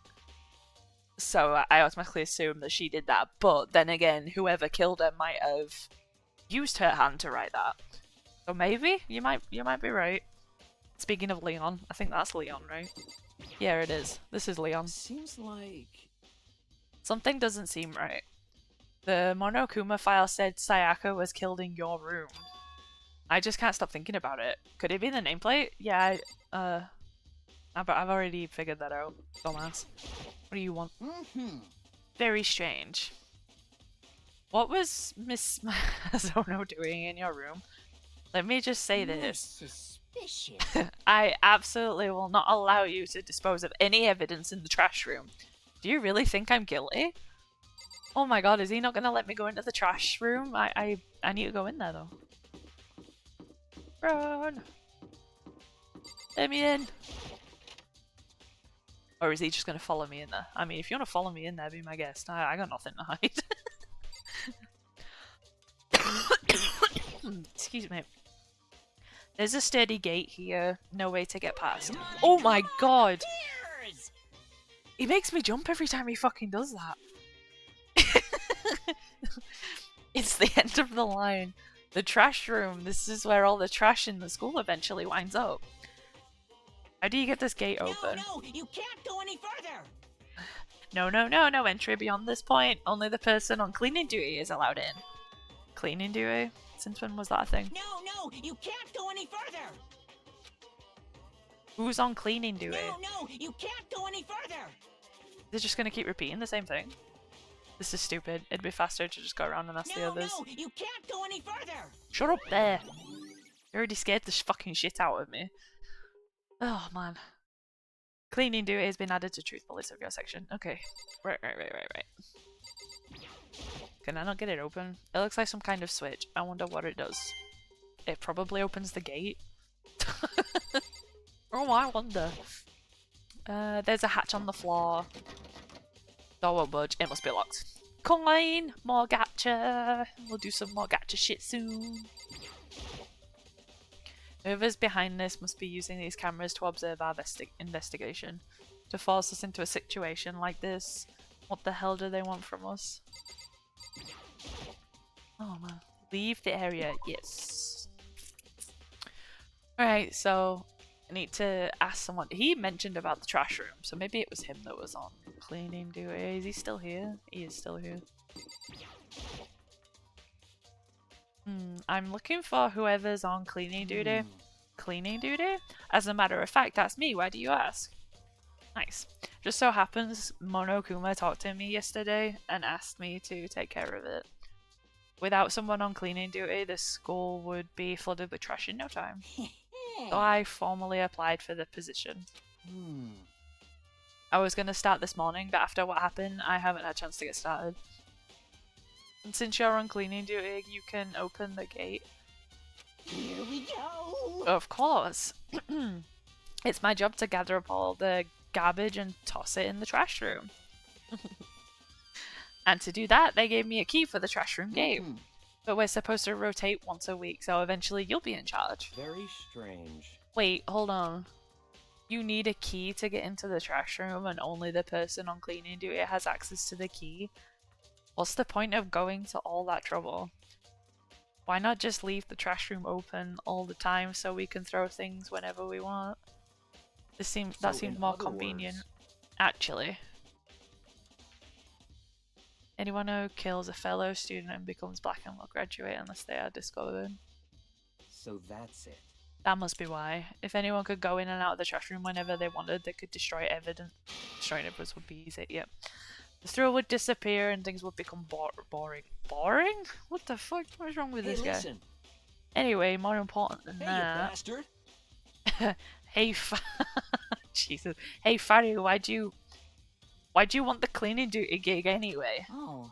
I just decided to volunteer for something I knew no one else would want to do. What's the big deal? You... Liar, I know why you did it. Is it, like... You want to dig through all the girls' trash looking for, you know, and poking around at it. There's no way to think about this in a common sense kind of way. What the fuck? What are you talking about? All my love is for 2D. You know what I mean. But there's all kinds of trash diggers like that. Maybe you'll get tired of 2D and then turn to... I would never get tired of 2D. This guy. After spending a significant amount of time comparing 2D and 3D, I voluntarily chose 2D. The only thing 3D is good for is to shower love and affection on 2D. Oh, and PVC figures. Give me a break. How are you not totally embarrassed to say stuff like that? If you're so worried about Hifumi's questionable morality, there's a very easy solution. Whenever a guy has cleaning duty, Sakura can accompany them from picking up trash and to disposing of it. What? What? If you're as innocent as you claim, where's the harm in it? That's not how it's supposed to. Anyway, on another topic, Hifumi, since you were on cleaning duty, I have a favor to ask you. What, so now you suddenly want to join my pie? Sorry, but you haven't triggered that flag yet. I mean, you haven't helped me recover from a past trauma, or save a village, or beat a boss. This guy is like a typical nerdy gamer that likes anime. No, nothing like that. I was just hoping to get into the trash room and look around. You got it. Oh, okay. So easy. What the fuck? So Hifumi and I headed to the trash room. So he's gonna just let me in? You'd like me to open the gate, wouldn't you? You know, when I look at it, it makes me think. They said he killed his wife. He learned how to get by on the inside, but he never stopped dreaming. Get busy living or get busy dying, he said. So him and Rita, they found themselves... What is he talking about? Wherever, please just hurry up. Okie dokie, leave it to me. Ifumi pulled a key out of his pocket and used it to flip the switch next to the gate. And then... Yay! Without a doubt. Surely you aren't planning to use the trash room to destroy evidence, are you? You fiend, you planned this all along. No. You're in here with me, you dumbass. I just wanted to see if the actual killer tried to destroy any evidence or not. But the actual killer is you, isn't it? You want to see if you've left anything behind? What? Maybe a... Wait, maybe a parallel world? Oh, okay, whatever. Let's just hurry up and keep looking. This guy. Where's this? There's something on the ground in front of the incinerator. It looks like a burnt piece of something. A burnt piece, like a hunk of burning love. Who are you? Shut up, dude. Anyway, it looks like a piece of cloth, and the shape, it's the sleeve from a button-up shirt. Yeah, it's got blood on it. And now that I look at it, that's definitely blood on the cuff, which means this is all that's left from some of the evidence the killer destroyed. But there are lots of people here with white button-up shirts. This isn't enough by itself to figure out who the killer is. No, but at least we know he's been in here, so the killer has tried to get rid of evidence and left something behind. Alright. What is this? The shards of broken glass scattered around the front of the incinerator. It looks like it used to be some kind of glass ball. Just looks big enough to fit in the palm of your hand. Is this perhaps... Do you know what that is? They say when you collect all 7, a dragon will appear. Dragon Ball. Ugh. Kidding aside, it's the kind of thing you might see on any big city street corner. Gaze into it and it'll show you a glimpse of the future. Just like that Ina girl who was on that quest to find that one guy. So it's a crystal ball.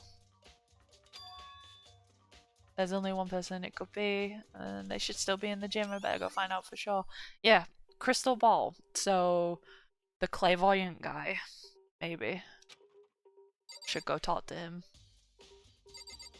Although he like really freaked out when he realized things were real, but he could have been acting, maybe. This is the incinerator. It's way in the back part of the trash room. It's a good 30 feet from here to the gate. And it's on right now. Do you see the green and yellow buttons next to the mouth of the incinerator? Yes, indeed. It's a pretty simple setup. You press the green button to get it going, the yellow button to turn it off. Sooner or later, you'll be on cleaning duty, so make sure you'll learn this before you leave, okay? Oh, someone turned the incinerator on. Yeah, no shit. Very strange. I'm quite certain it was off last time I was down here. Is it a fairy? Perhaps it was the work of a fairy. Ifumi, do you realize what you just said? Oh, the fairy? No, you just said the last time you were in here the incinerator was off. And yes, about that, there can be no mistake. If I've got one thing going for me, it's my memory. I feel as if... It's funny that his voice changes. Yesterday, as soon as I was appointed, I came down to check the place out. It definitely wasn't on then. I haven't been back in the trash room since then. And since I'm the only one who has the key to open the gate... Most suspicious. Impossible for the incinerator to be on and yet. That means someone was able to switch the incinerator on without opening the gate. But how? That's probably what that crystal ball was used for.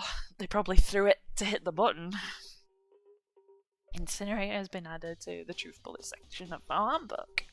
Yay! This whole thing is quite strange indeed. When I was here last, the incinerator was off, and those glass shards and burnt clothes weren't. Completely unforgivable! Oh my god, will you be confessing soon? Why me? I didn't do shit. That's it! I'm sure of it! Everyone knows you did it. All the mysteries are being solved one by one. Sounds like he's living out one of his comic book fantasies. Yeah, a little bit. I don't know if I actually interacted with this. Did the...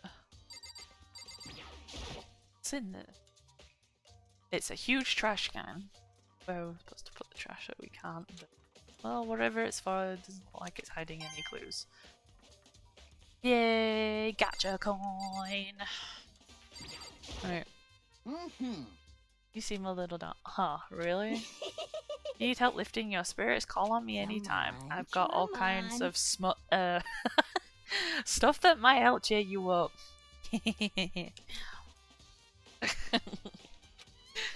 Oh my god. I think I'm done here. That guy's a bit much. Alright, so let's see what else I have.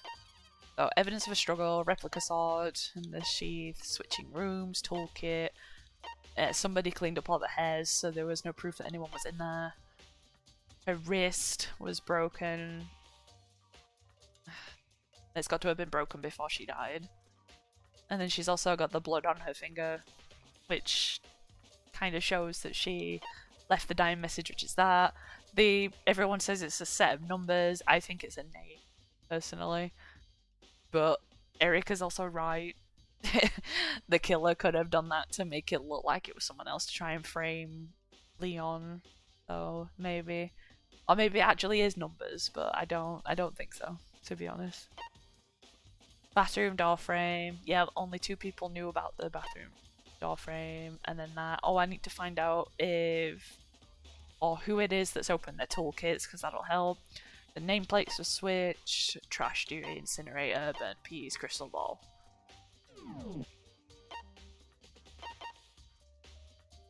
Alright, so see what else I need to do. I remember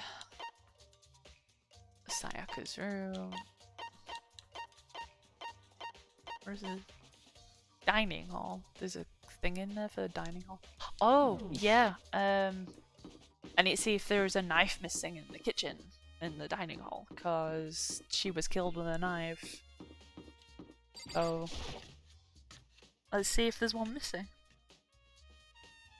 And then I also need to talk to the programmer, see if she knows anything about the numbers on the wall. Hina, are you investigating the dining hall? Oh, no, I'm just taking a break, actually. I've been taking a break since we started. This is all a first for me, you know. I don't have a first clue on what we should be doing. I know what you mean. And I don't know why, but being in the dining hall helps keep me calm. So, I know I shouldn't, but I've just been kind of hanging around here. To tell the truth, I was doing the same thing last night when Sayaka was killed. Oh.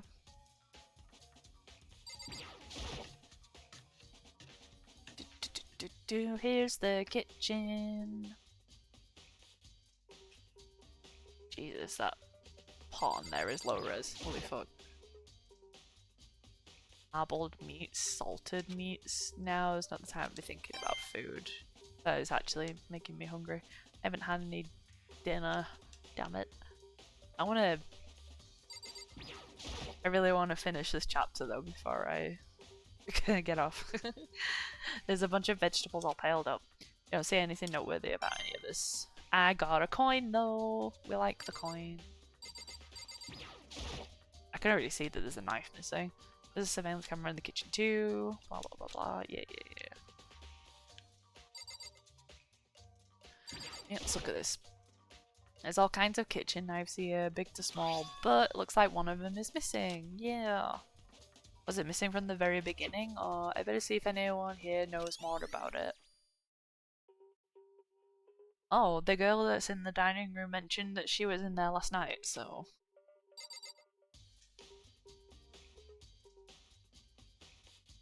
Sure, there's nothing else in here, doesn't seem like it. Alright, leave the kitchen.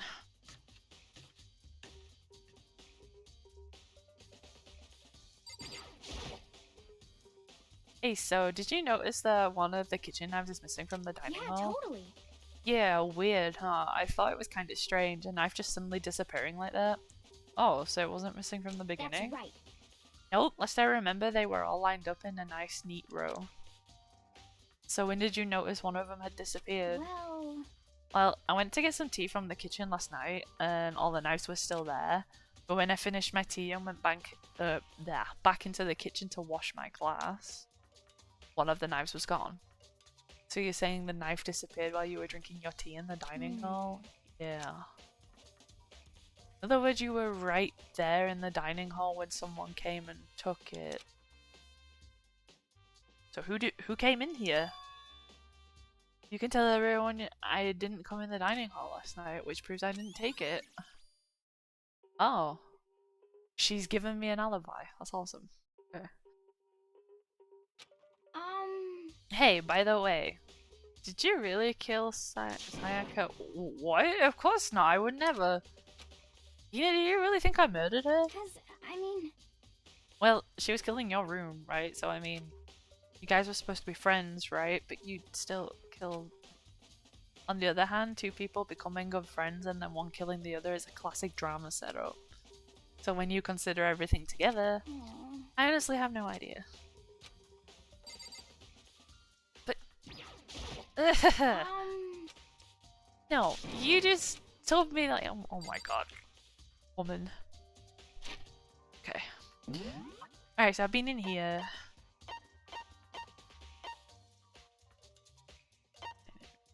Been in there, been in there.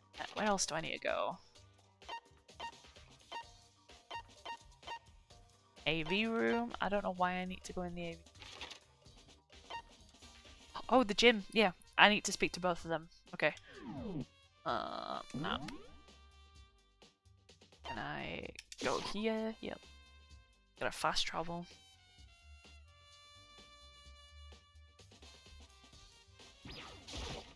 I need to talk to the clairvoyant, see if he's got a crystal ball and thing. Talk to you first. Hey, Chihiro, I was hoping I could ask you something. Oh, what is it? Before she died, Sayaka left a message. She wrote out the numbers 11037. Do you have any idea what these numbers might mean? Like, could they mean be a code or something? Sorry, no. She slowly shook her head. Sorry. I'm sorry, I just don't know. Okay, well, don't worry about it. Thanks anyway for trying. Even she doesn't know. Or could she maybe know more than she's letting on? No, couldn't be. No, I don't think she has anything to do with it. Maybe? I don't think so. Hey, Hero, can I ask you something? No, I gotta get out of here. I gotta get out now. If I didn't know, I've gotta break free. Hero, snap out of it. Oh, Makoto, what are you doing here? What? Hey, does this look familiar? Ah, that's my crystal ball. I knew it. But it's all smashed. What the hell? What the heck? I only bought it because the guy said it was blessed. He said it was unbreakable. You got scammed, my friend. How did it break? What? What? It's actually just made of glass and it's not crystal? That guy totally duped me. He said it belonged to the pillars of history. Genghis Khan, George Washington, Napoleon. He said what? Whoever controlled that crystal ball controlled the world. Was that seriously all bullshit? Let's put that aside for now. You could say without a doubt that this belonged to you. Yeah, that's mine for sure. I probably forgot it in the laundry room last night. Somebody must have come by and snatched it. Oh, you left it in the laundry room? That means anyone could have found it and taken it. Truth bullet session. Yeah. Thanks, Hero. That's all I wanted to know. By the way, I'm almost afraid to ask, but how much did you pay for that thing? Everything I saved up from fortune telling for 2 full years come out to be like $1 billion. What? That's pretty cheap, actually. I mean, considering it gives you power to control the world. That's just too stupid. I can't even feel bad for him. Yeah, he's a bit absent-minded. Yeah, and there's poor Junko. I gently place my hand on Life body. I touched her wrist, checked for a pulse, like doing movies and stuff, but she really is dead, you know. Poor girl. Hang on, can I just teleport again? Alright, so I've been in here. Now I need to go to the laundry room. I don't remember where the laundry room is. I spoke to both of them. Go here. Got the laundry room. See if there's any clues, I guess. I don't really know where else to go from here. It's my first time being in here, actually. There's some magazines laying around, no help there. A washing machine. It's a washing machine that has nothing to do with the case. It gave me a coin though. Worth it. Are they all gonna give me a coin? No. What about you?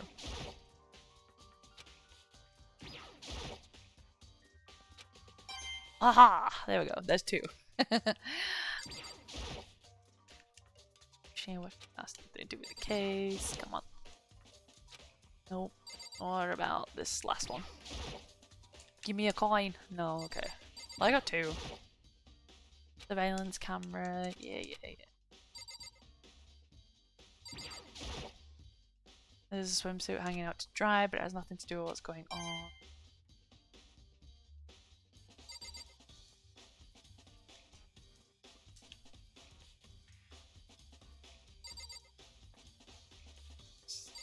Clothes. No.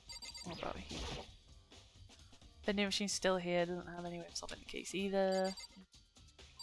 TV screen. No.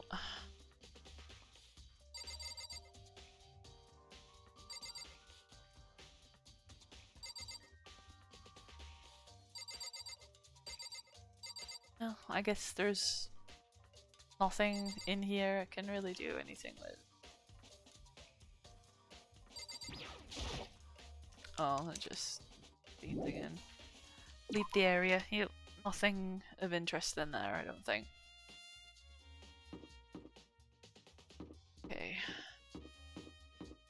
You have anything to help me out? Very strange. So why was Sayaka in your room when she was killed? Could it be because you are the culprit? No, you've got it all wrong. Sayaka and I switched rooms last night. He didn't even try to hide the suspicion on his face. Even if what you say is the absolute truth, you're still responsible for her death, wouldn't you say? Huh? After all, she wouldn't have died if she hadn't switched rooms with you, right? That's a good point, actually. I didn't think about that. Like, maybe whoever killed her was actually after me. But then again, the nameplates were switched anyway, so whoever went in there, unless somebody switched those after she was murdered, I don't know. The reason Sayaka was killed is because I suggested we switch rooms. She's dead because of me. Then it should have been me that died. Well, all we can say right now is that it's a possibility. That's really true, then Ugh, you're an asshole. Oh, I know where I haven't been yet. I picked up her disc. I need to go to the video room.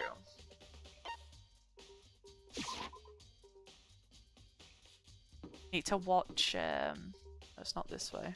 Where is it? What are you doing here? Listen to me! You have a second ago, I've uncovered something most unusual. The door to everyone's dorm has a nameplate on it to show whose room it is, right? Well, it just so happens. Wait, no. You might be able to kill yourself. I can't tell you anything. Forget if I said everything. Forget being. What is with that? That guy's so weird. Yeah, let's do some like fucking gotcha shit while I'm here. Give it a shot. Alright, let's give it a shot. Let's go.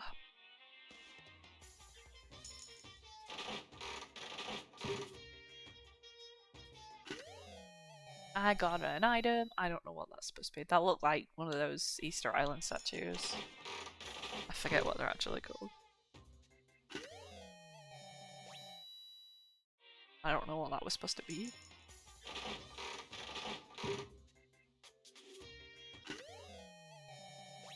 Is that a bust with somebody's hands over the boobs? Like, lucky? What would I get lucky with? Another item? I already have that. The weird break looking thing.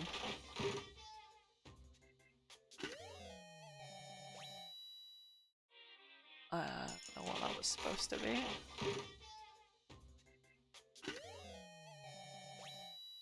Ball cap? I'm not sure.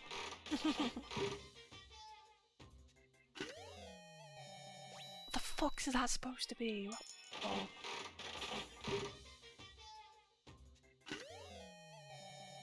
I already got that. Oh, it's a duplicate. I've got those now. That kind of sucks.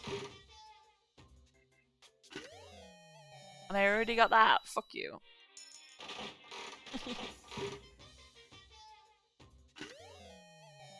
Is that a whip? What in the world? Alright. I should probably get going. Yeah, seems like a good idea. Yep. Right, video room, video room, video room. Let's watch the DVD. And then after that, I'm kind of stumped. I should be able to use this to see what's on the DVD. Sat down in front of the screen, put the DVD in. I pushed play. The screen was dark for a few seconds, but then image slowly appeared. It looked like some kind of concert. Standing on stage, front and center, was a face I recognized all too well. She was there, along with her friends. She said had been so important to her. She was positively glowing there in front of the crowd, so full of life. Seeing that image made it even harder to accept. Except that she was dead. My vision started to blur and darken, and then that voice I could despise so much began to float out of the speakers. Sayaka Maizono, the ultimate pop sensation, lead singer for a world-famous all-girl pop band. For these girls, the glowing spotlight only made them that much more beautiful. But then... Suddenly the screen went dark, and in the next moment, I saw something I could hardly believe.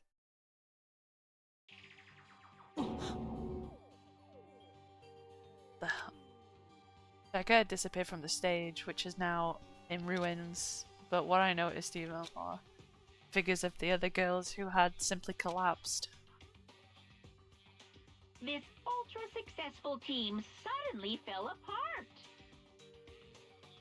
None of them will ever perform on stage again. None of them will ever feel the warmth of the spotlight.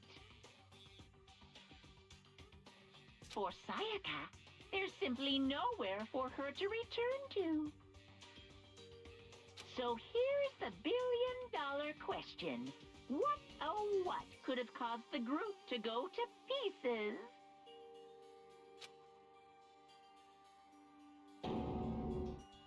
Look for the answer after graduation.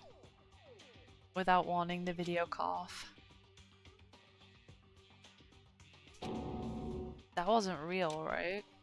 They're a super famous pop group. Everyone knows who they are. Is he trying to say that he was even able to get to them? Oh, okay. What kind of person to... Oh. Uh-oh. I'm getting tired of waiting. What say we just get started, It's time for the long-awaited class trial! Oh boy. Now then, allow me to appoint a proper location for the proceedings. Please go through the red door on the first floor of the school. See you soon! Oh, so that's what that red door's for. Red door on the first floor. That's where I should go. No, that's where I have to go. Yeah. Go.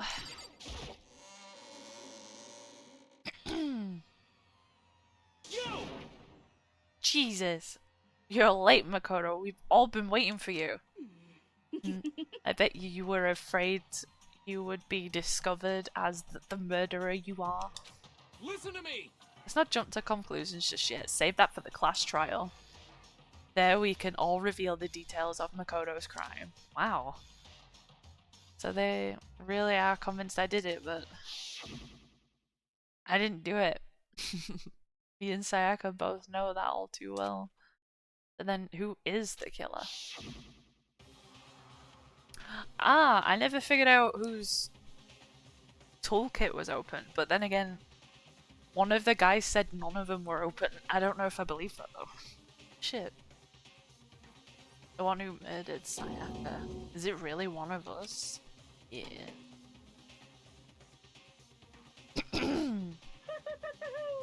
Is everyone here? Okay then. Please board the elevator in front of you, which will transport you to the courtroom, where all your fates will be decided. Oh boy. I'll meet you all down there. I'll be waiting.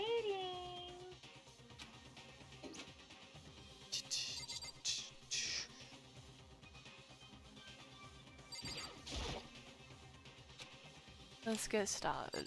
Yeah, I'm gonna assume none of them are gonna talk to me, so let's just go. Because I have no choice but to get on this elevator. Let us begin. Yes, indeed.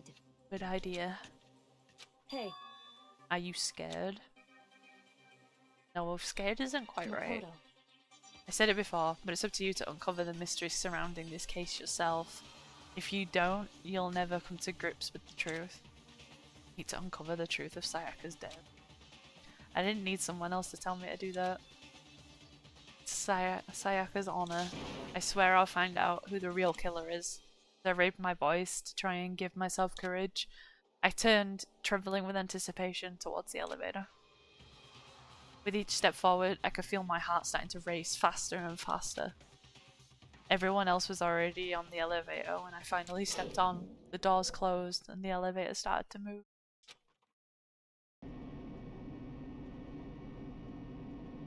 The steel box descended with heavy clunking sounds towards the school basement. I wonder if this is how a death row inmate feels when his time finally comes. Rather than that, is it not more like a defendant waiting to receive his judgment? Oblivious to our shared anxiety, the elevator lowered us further and further into the bowels of the school. Oh boy. You finally arrived. What do you think? Doesn't it feel just like a real courtroom? It's like a Hollywood movie set, right? Shit. No, not even close. It's total shit. Well now. Okay, everyone find your assigned seats and sit down. Hurry up now, hurry up. Oh boy. We did what he said and found our seats. The seats were arranged in a giant circle. It was set up that everyone could see everyone, which also meant it'd be easy for anyone to transfer their tension and unease to anyone else. The air seemed to grow heavy as we sat there.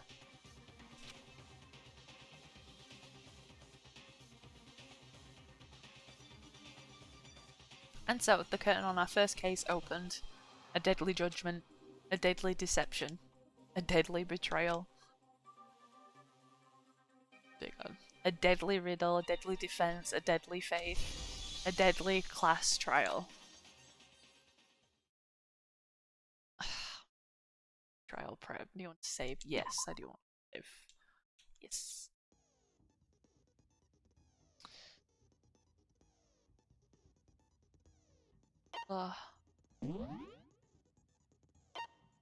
Oh yeah, I have. They kept telling me I had skill points, but I had no idea how to set them, so I don't know if that's something I've actually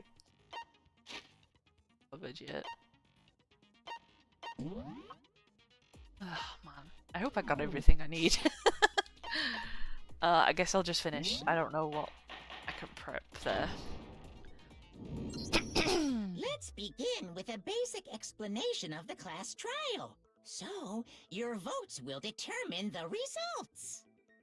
If you can figure out who done it, then only they will receive punishment. But if you pick the wrong one, then I'll punish everyone besides the blackened, and the one that deceived everyone else will graduate. And the killer really is one of us, right? Of course. Okay then. Everyone, close your eyes. And whoever did it, raise your hand. Give up. Don't be a goddamn idiot. Why the hell would they raise their hand? Before we move on and start the trial, can I ask a question real quick? What's going on with those pictures? I'd feel awful if they got left out just because they died. Friendship penetrates even death's barrier. Friendship penetrates? Oh dear God. This guy. Okay, but what about that other empty seat? There were only 15 of us to begin with, so why are there 16 seats? Oh, no reason. It's just that our little courtroom here can technically fit up to 16 people. Okay, that about does it for the preamble. Get ready to get started. I wonder if there was supposed to be First up 16. is the case summary. Now, let the case trial begin. Alright, let's go. Let's do this. It's about to begin, the debate to decide who we think the killer is. Anything I found, anything I noticed, I have to be ready to speak up about everything. Oh god, because this isn't just about me. Everyone's lives are on the line. Your first non-stop debate is about to begin. Would you like to hear more? Absolutely. As things progress during each class trial, you will engage in a number of non-stop debates. During these discussions, characters will speak one after another without pause. It's up to you to unearth any lies or contradictions buried within their statements. What this means is you'll have to use your truth bullets to refute what they say. Any relevant truth bullets you found during your investigation will be loaded into the truth cylinder. Use the left stick to aim and fire with Y. Okay. Pay close attention to each character's statements and use your truth bullets to blast the right ones. Note that if you run out of time, you will automatically fail, so please be careful. Oh god. If you press the start button during the arguments, you can review the controls. Good to know. Well then, good luck and have fun! Jesus. Make your argument. Yep, let's go! Evidence of a struggle. I assert that the one who was murdered was Miss Sayaka Maizono. True. Yeah, we know that part already. And the murder took place in Makoto's room. True. In the bathroom. Yep. So it seems most likely that the killer must have taken her by surprise while she was in the bathroom. No. She didn't even have a chance I missed to it. resist. How did I miss that? Wait, can I only shoot the certain colours of text? I didn't think of that. I remember all. Yeah. Do it again. If you're unable to spot or refute someone's lies or contradictions, the argument will repeat. Okay. Within a group of statements, some words appear in a different colour. Did you happen to notice? Yes, I did. That represents a potential hole in a person's statement, a possible weak spot. Weak spots reveal important, though not always inaccurate, sections of a person's statement. Okay. Your truth bullets are only effective against these weak spots. That's why I missed. Alright. So, when you see one come up, take aim and fire, but only if you're sure it's actually wrong. Also, you can fast forward an argument by holding down the B button. Good to know. Well then, good luck and have fun. Yeah, let's go again. Let's go. I assert that the one who was murdered was Miss. Yeah, and the murder took. In the bathroom. Yep. So it seems the killer must have taken her by surprise while she was in the bathroom. Nope. She didn't even have a chance to resist. That's a lie. That's wrong.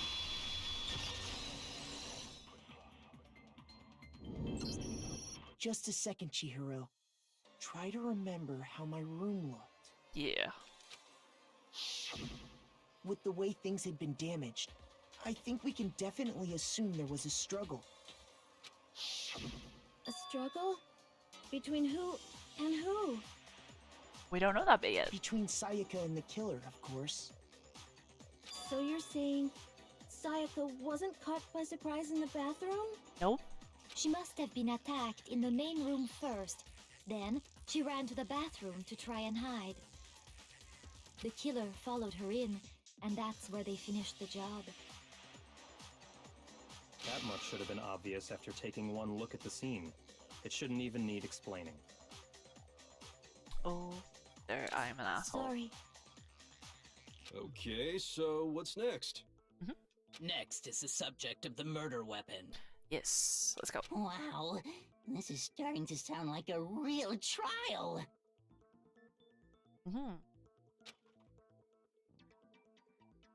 We need to determine what was used to kill Sayaka. It was a kitchen knife.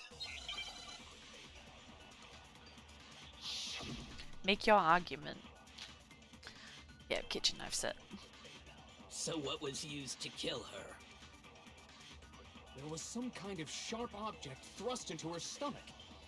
Without a doubt, that is the murder weapon. Yes. So the killer used some random knife they had on him. No. No, that's wrong.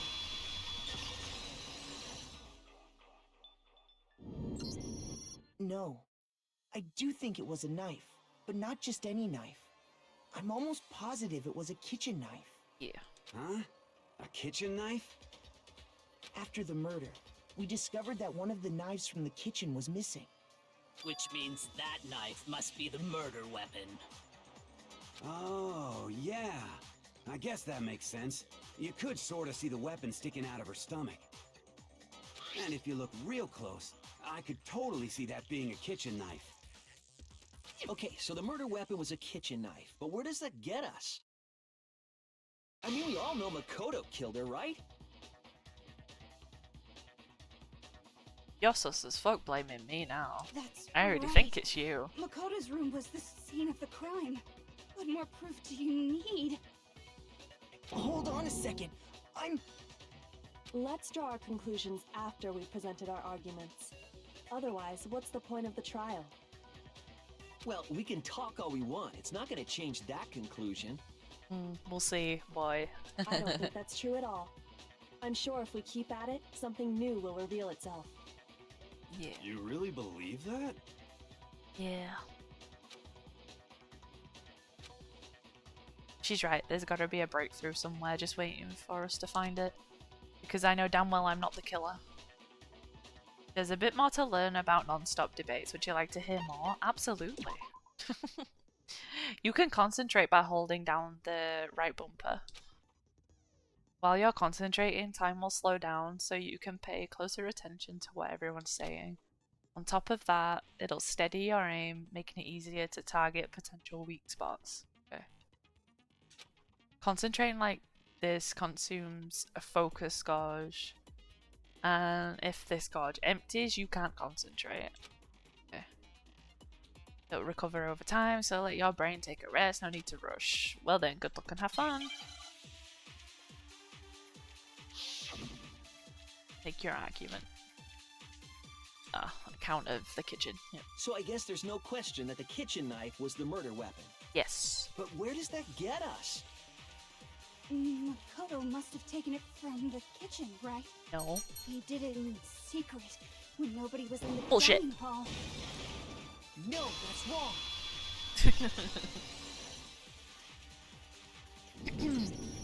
Okay, wait. Hold on. I didn't take the knife from the kitchen. Next, you're gonna say you're not the killer, right? Go ahead and say it all you want. Well, what if I have a witness? What do you think, Hina? Huh? Remember what you were telling me earlier? Yeah. Well, I went to get some tea from the kitchen last night and all the knives were still there. But when I finished my tea, I went back into the kitchen to wash my glass. One of the knives was gone. So you're saying the knife disappeared while you were drinking your tea in the dining hall? Yeah. Just to be perfectly clear, the knife disappeared while you were in the dining hall, correct? Yeah, that's right. And at any point while you were there, did you ever see me come into the dining hall? No, I don't think so. Nope. You don't think so? No, he definitely wasn't there. The knife disappeared while Hina was in the dining hall. but I wasn't there the entire time. In other words, there's no way I could have taken the knife. Okay, then what about this? What if the idiot swimmer girl and Makoto are in on it together, and lying to protect each other? Idiot swimmer girl? Oh, and more importantly, why would I get involved in something like that?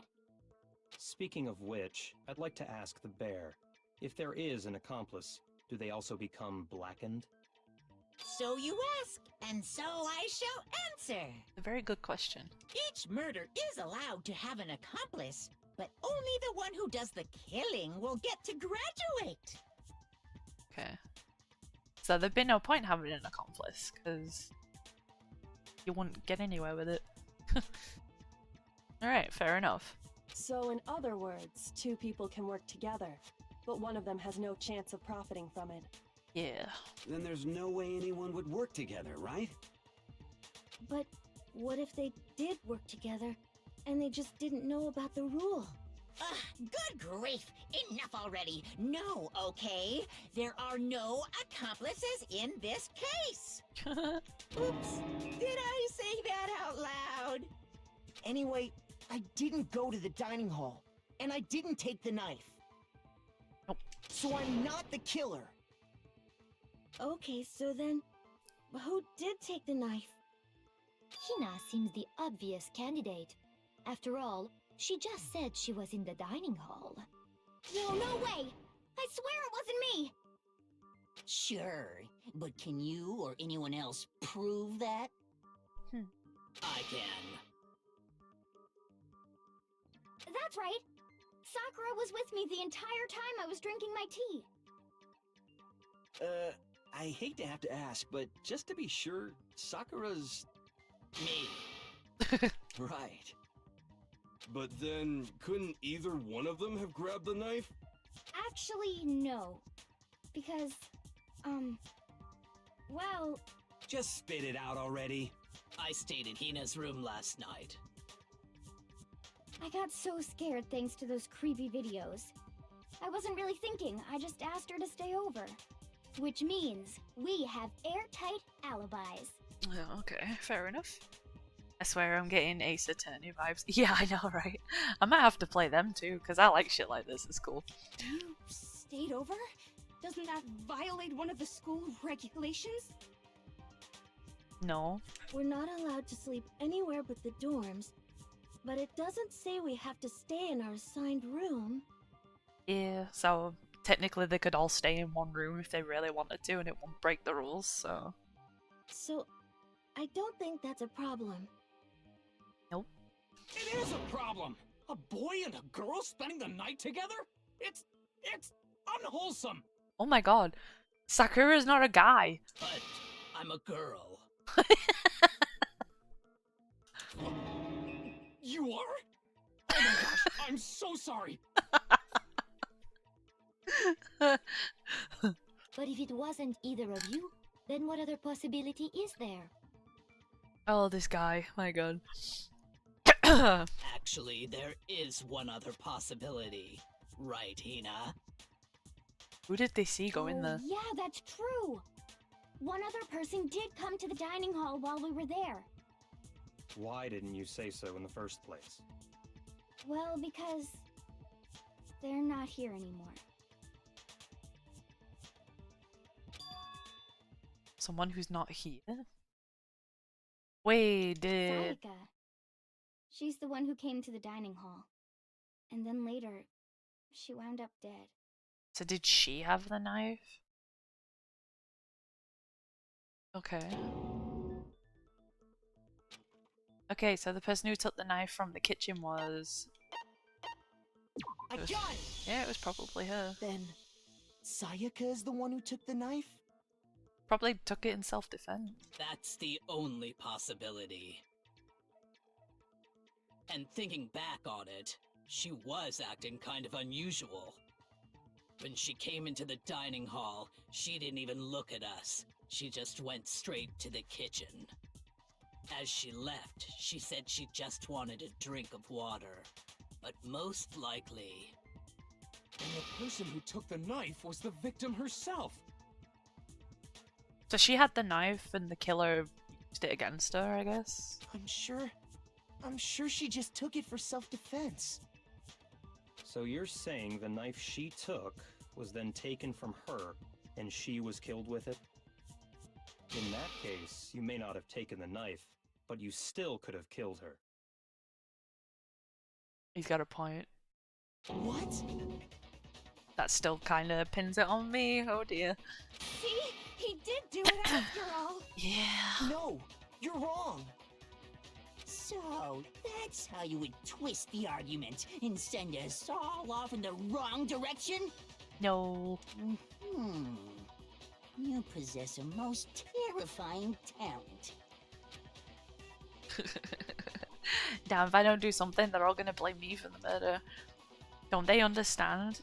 If they convict me, everyone's gonna die. Hold on. It's still too early to decide conclusively that Makoto is the killer, wouldn't you say? Because you see, if the room did belong to the killer, then they did something most bewildering. And until we unravel that little mystery, you simply can't declare that he's the killer. Bewildering? What the hell are you talking about? Something was missing from the scene of the crime that by all rights should have been there. You know what I'm talking about, don't you? I'm not sure, actually. Your first Hangman's Gambit is about to begin. Would you like to hear more? Absolutely. As things advance further in the class trial, the Hangman's Gambit will eventually take place. The point of this is to reveal an important phrase related to the incident in question. You'll have to deduce the phrase from the letters flying around and the letters already known. Complete the phrase by shooting down the flying letters in the right order. What the fuck? Use the left stick to aim, Y button to shoot the desired letters. If you shoot down the wrong letters, you'll suffer damage from your influence gauge. Okay. Oh, Jesus. If this gauge reaches 0, or if you run out of time, you fail. Well then, good luck and have fun. Something that should have been at the scene but wasn't. That must be the crucial point. I'm wondering if it's the tool set, because somebody tried to take off the doorknob to the bathroom because they thought, they thought it was locked. But there was nothing in there they could have used, so they obviously took it with them. I'm wondering if it's a tool set, which I never found. So, okay, we can just figure out what that something is. Oh boy, I'm gonna fuck up. Hangman's Gambit.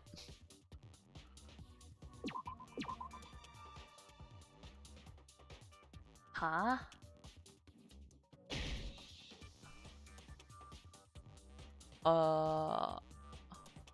Two letters left, like, I don't know what that's supposed to be.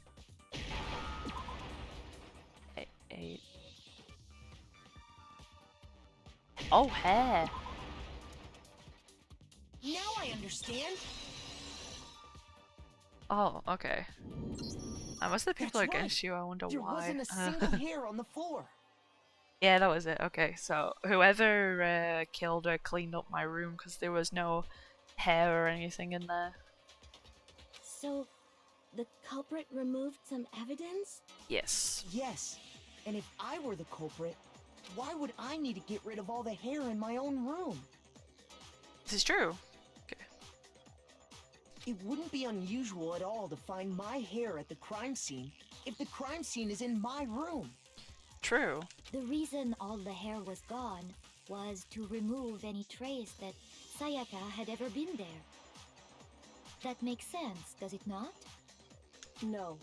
If that were the case, they would have had to do something about the body itself, not just her hair. Yeah.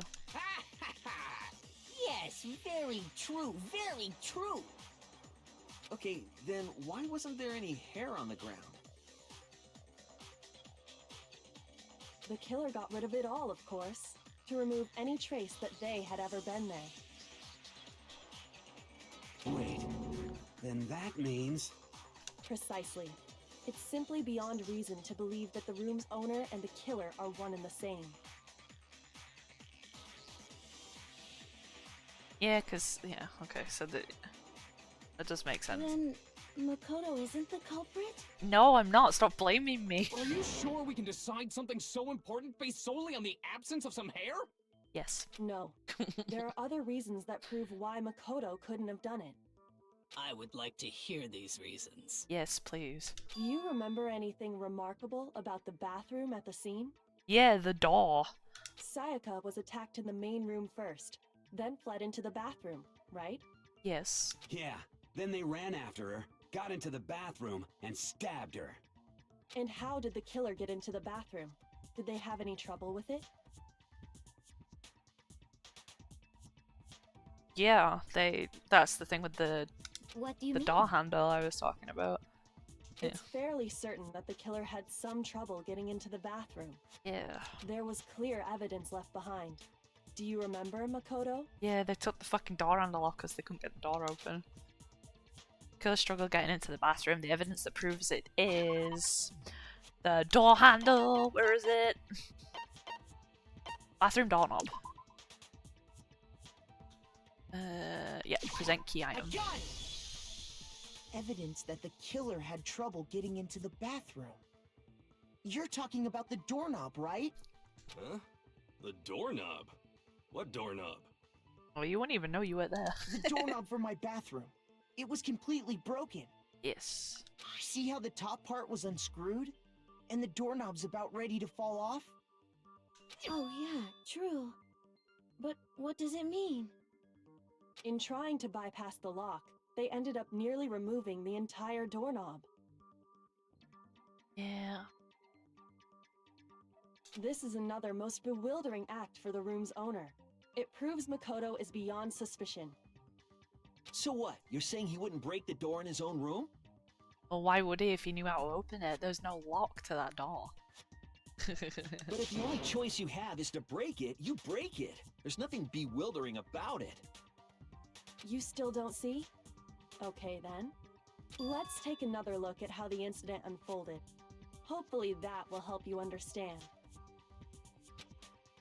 Yoko said it was a bewildering act. I almost didn't notice it at first, but is that the key point here?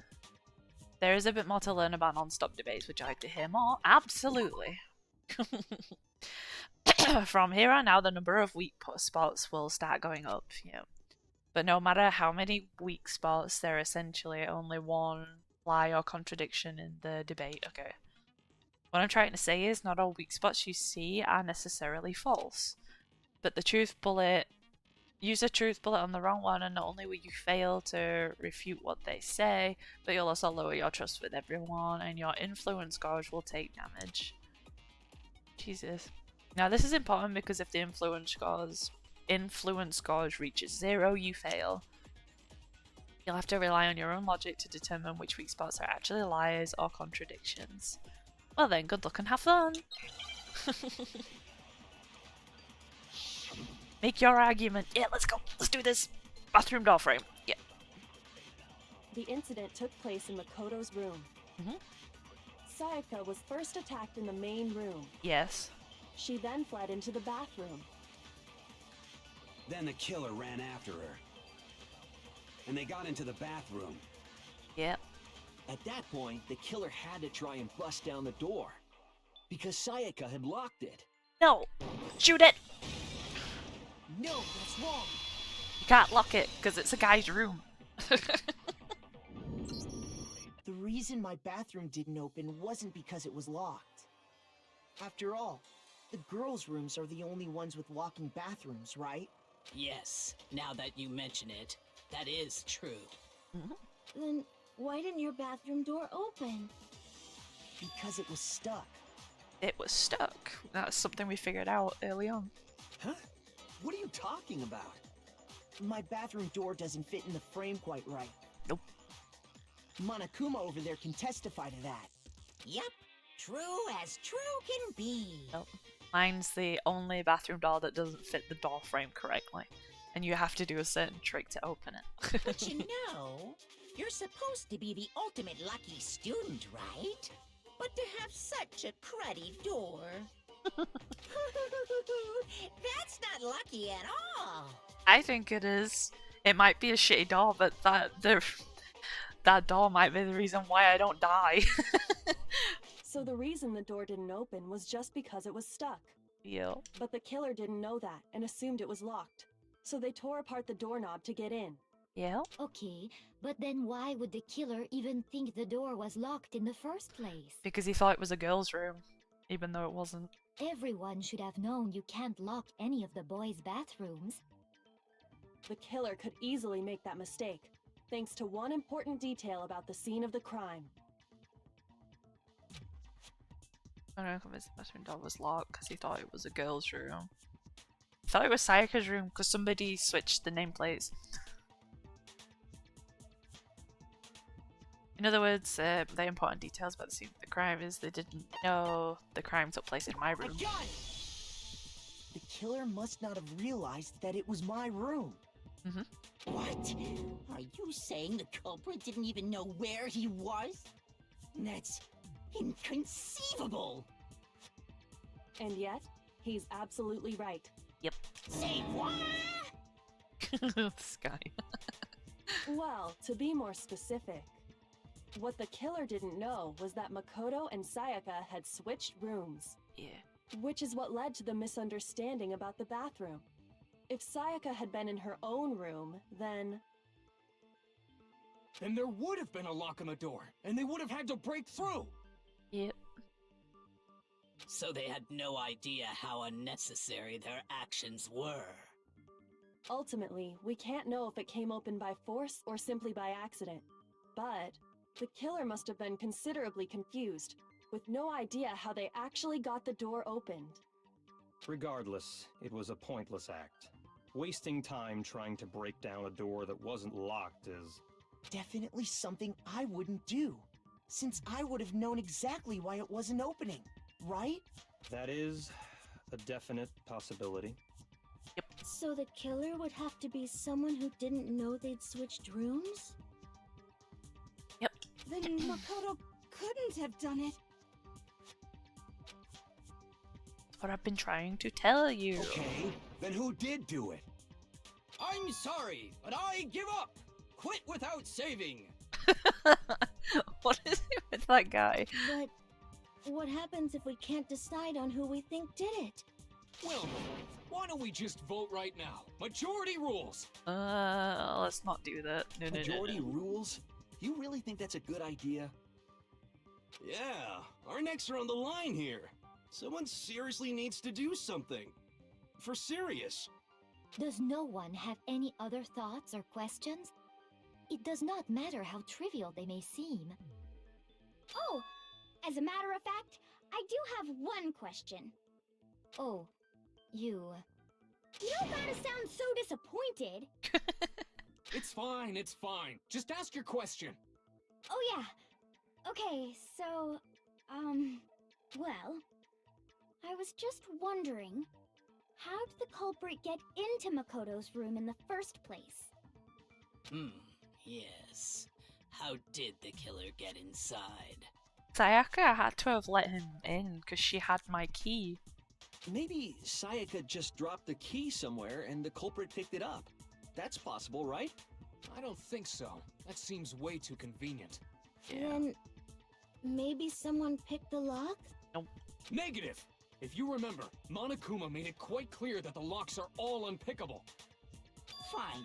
How about this? The killer got in the easy way.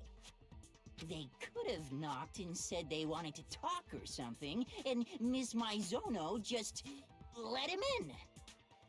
No, That's what I think. that can't be it either. Oh, trying to argue against me? Sounds like someone doesn't know his place. Hello? Why exactly can't that be it? Oh boy. Because she asked me to do something in particular because of how frightened she was. The answer's right there. There's no way Sayaka let someone in because...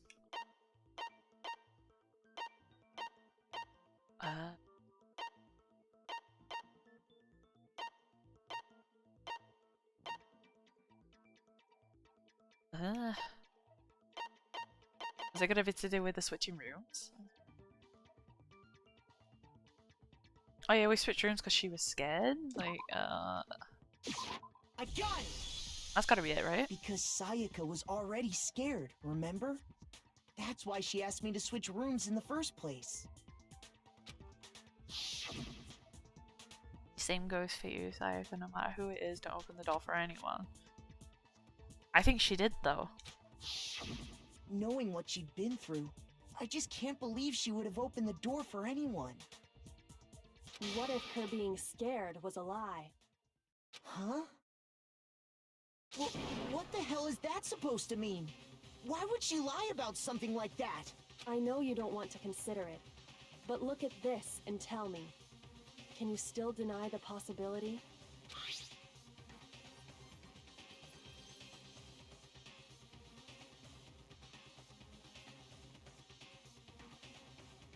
Oh. I don't think I ever picked that up.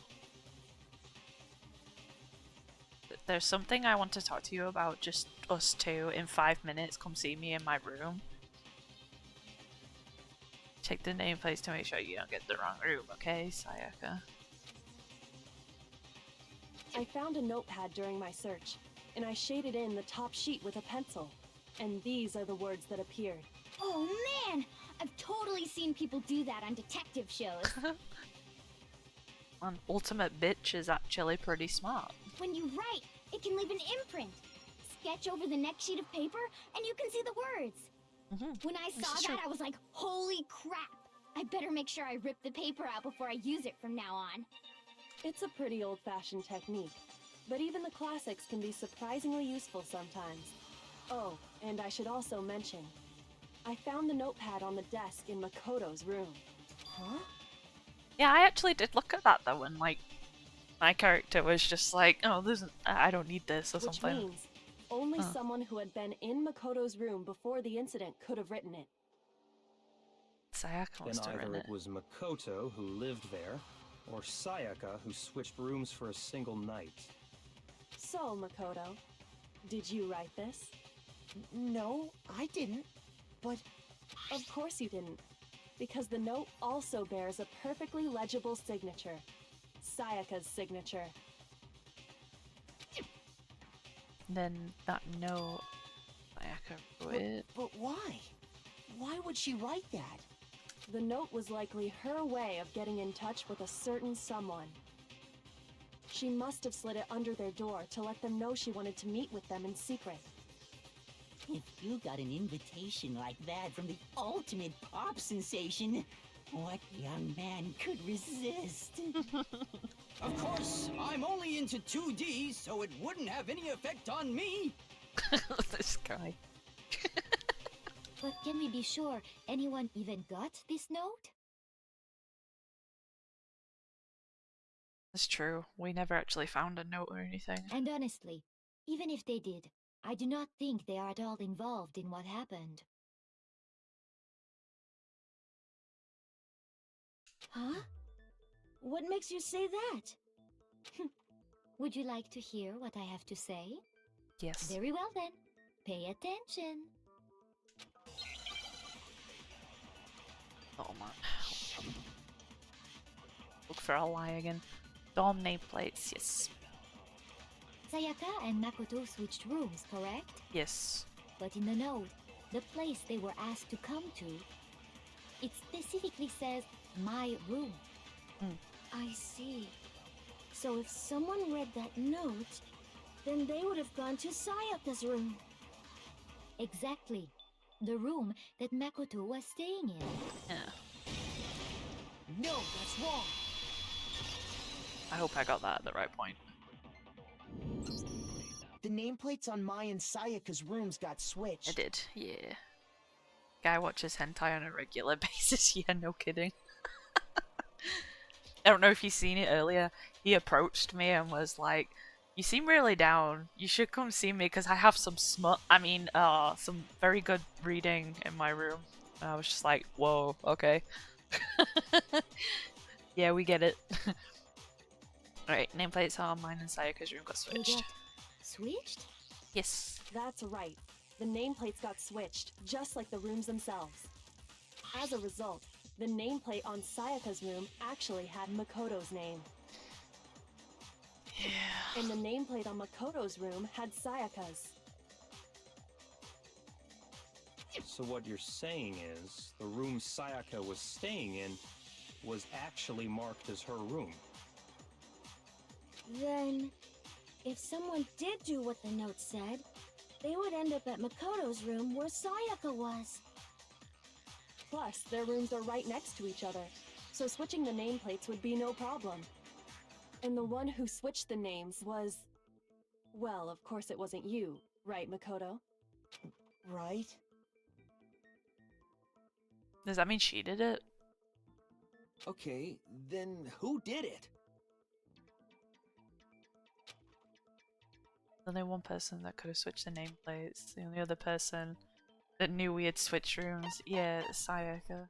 I got it! Me and Sayaka were the only ones who ever knew about us switching rooms. So the only other person besides me who would even know to switch the nameplates was Sayaka. You can also infer as much from her note. See me in my room. Check nameplates to make sure you don't get the wrong room. Yeah, because she switched She them. specifically tells the reader Jesus. to check the nameplate. She would only have written that if she knew the nameplates had been switched. But why would she switch them in the first place? She wanted someone to come to the room she was in, and also hide the fact that it was Makoto's room. What? Inviting someone to your room, but not telling them you'd switched rooms. Why would anyone do that? To understand that, we first need to understand what happened after she invited the person into the room. Okay. That's where the answer lies.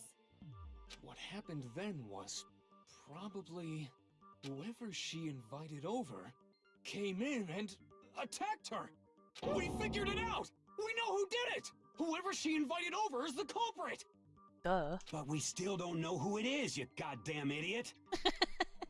Sayaka fought with her killer there in the room, yes? Yep. Perhaps the answer to our previous question. Look at Leon's lies face. in that I'm telling you initial it was him. struggle. He's been like nervous and fucking sus throughout this entire thing. Perhaps the answer to our previous question lies in that initial struggle. Yes, Okay. I think you're right. Okay. Then... we just have to figure out what happened during the fight, right? That reminds me. There was a replica sword at the murder scene. Was that perhaps used during the fight? Yeah. Oh yeah. Because it was unsheathed. What's the deal with that sword? Sayaka suggested I should hold on to it. I thought it might come in handy if I had to defend myself. It seems pretty likely that the killer used it to break Sayaka's right wrist. Oh, I didn't actually think of that. How the hell could you possibly know that's what broke her wrist? Because her wrist was covered in that gold paint shit from it. When you look at her wrist, there was no doubt. Alright. Yeah, wrist. There you go. I got it! All you have to do is take a good look at her broken wrist, and it should become pretty clear. Right there where her wrist is all swollen. There's something glittery there. See? Is that gold? It sure is. Specifically, the gold coating from the replica sword. Yeah. You barely have to touch that stuff, and it'll stick right to you. And there's some on her wrist because... I got it! Because she got hit with the sword! Right there on her wrist! I see, This guy. see. And so the truth draws ever closer. Alright, then it's about time to solve this mystery. What happened in my room? And what led to Sayaka's death? That's what we need to make clear. There's, oh god, there's a bit more to learn about non-stop debates. Would you like to hear more? Absolutely. Are you getting used to these non-stop debates? Yeah, I think so. Starting with the next debate, I'll start loading multiple truth bullets into your truth cylinder. Oh, fuck. Okay. Just like with the weak spots, only one of those bullets can actually refute the proper statement. In other words, from here on out, you'll have to combine the right truth bullets with the right weak spots to refute each statement. Okay. If you come up with the wrong combination, you'll take damage to your influence gauge. Press the LB button to rotate the cylinder. Oh, excuse me, sorry. Alright. Press and release the LB button to cycle through each bullet. Hold down the L button, use the stick to... Oh, okay. By the way, if the logic difficulty is set to kind, fewer bullets will be loaded into the cylinder. Ow. For our purpose this time, the logic difficulty will be set to mean? Why? Well then, good luck and have fun. This game's so mean to me. Make your argument. Alright. Replica sword, kitchen knife set, sheath and sword. Okay. When the fighting broke out, the culprit grabbed the sword, and that's when the first blow was dealt. I think it's gotta be sword-based sneak attack. And that's what broke Miss Mizono's wrist. Yes. So she tried to fight back. She grabbed the kitchen knife she had hidden away. Yeah. But then the culprit took that from her too. And they killed her with it. Yeah. And that's exactly what happened. Yeah, okay. The person with the sword really did attack first. There's no explanation for the certain part of the sword that got damaged. That was the sheath. Okay, when the fighting broke out, the culprit grabbed the sword. Yeah. And that's when the first blow was dealt. A sword-based sneak attack. No. No, that's wrong.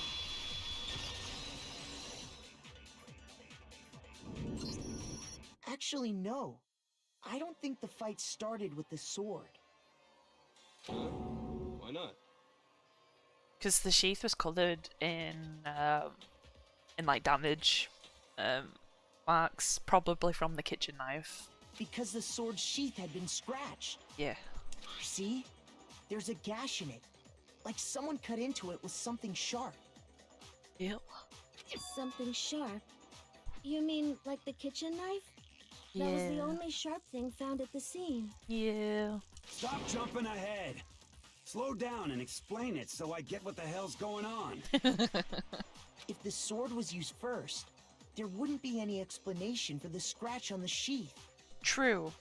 Because if someone was to pick that up and attack someone with it, they're not going to attack someone with the sheath on. They'd have taken it out to hit her with it. So they've got to have used it to defend themselves first. If you were going to attack with the sword, you'd take it out of the sheath first, right? Yes, that's what I just said. That's true. With the sheath on, it'd be heavy and bulky and useless as shit. Yeah, pretty much. Okay, so how did the sheath get damaged? If they got attacked with the kitchen knife, maybe they grabbed the sword as a defensive impulse. In that situation, there wouldn't be any time to actually unsheath the sword. Yeah. So you're saying the sword was initially used to defend against an attack from the knife. Which means whoever had the kitchen knife was the one who attacked first. Okay, so that was Sayaka then. I think I get it! So here's how it all played out. The culprit came in, found the kitchen knife hidden there somewhere, then they took the knife and attacked Sayaka before she knew what was happening. No, there's no way. So she grabbed the sword to defend herself, but then the culprit took that from her too.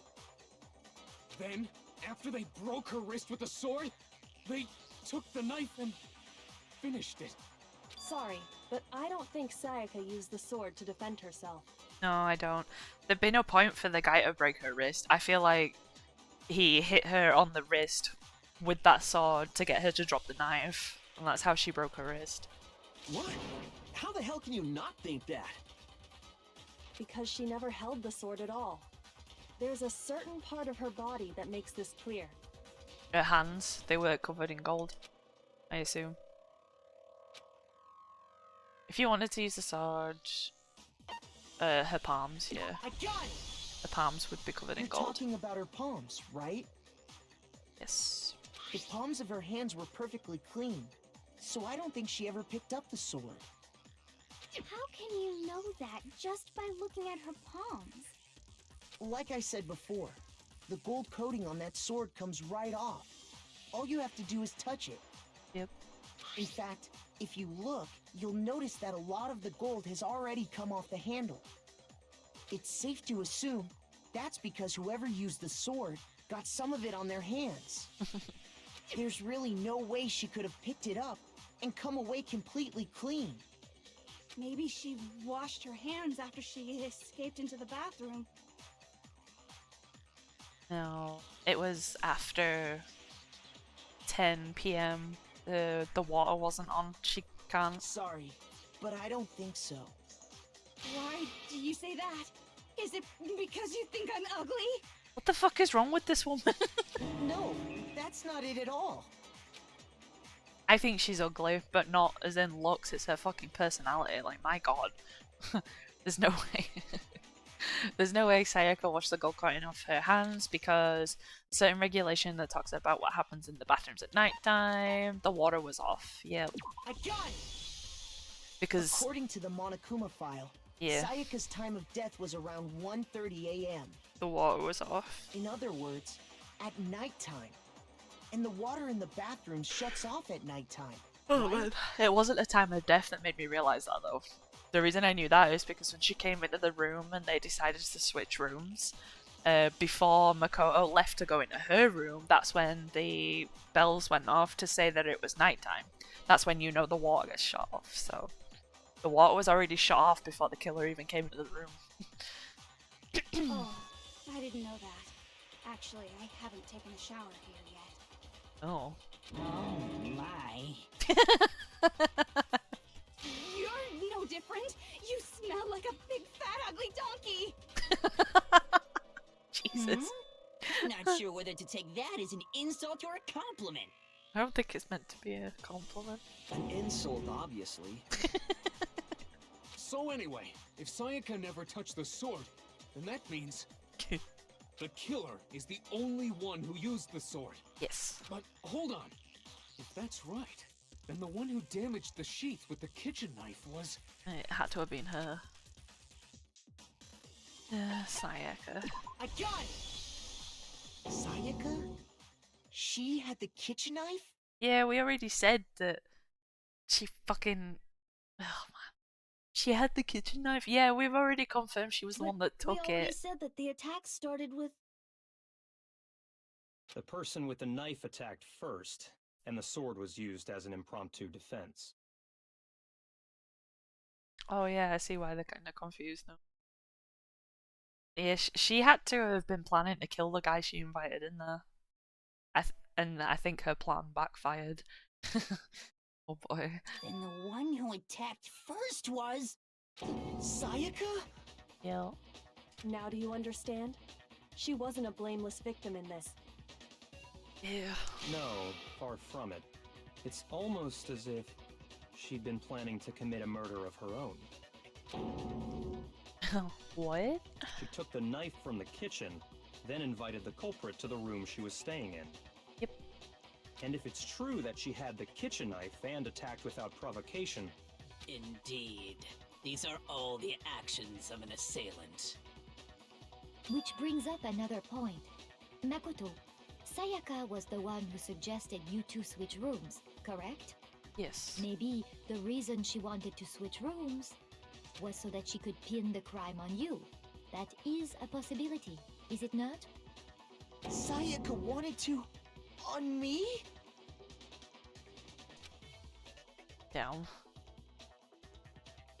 That would also explain why she would switch the nameplates. Yeah.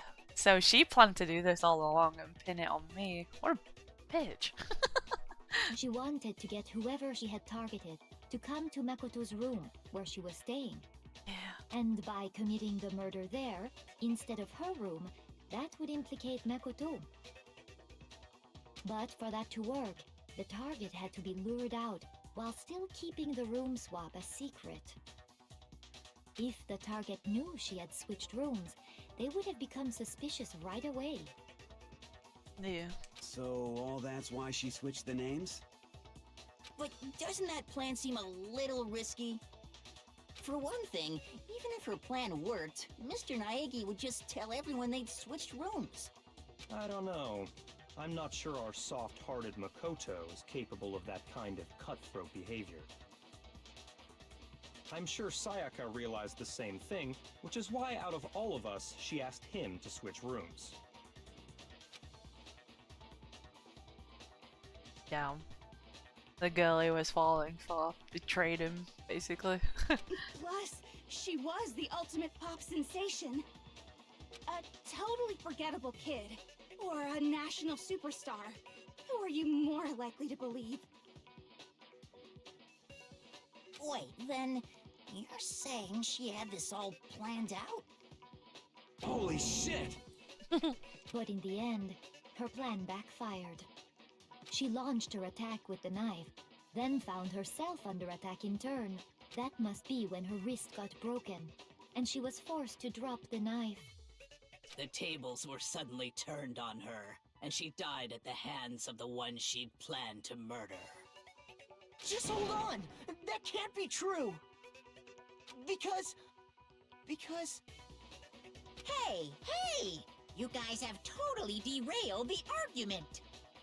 You're being super boring right now. Come on, hurry up and decide who did it. Wouldn't it be awful if I had to punish you all just because you ran out of time? Oh god, don't do that. Oh yeah, we gotta decide who we think did it. Makoto, right now you just need to concentrate on figuring out the answer to this mystery. If we can't uncover who murdered Sayaka, it's over for all of us. Yeah. Is it really all over? Obviously I'm committed to finding out who killed her, but what can I do? I mean, as far as clues go, there's nothing left. Bullshit.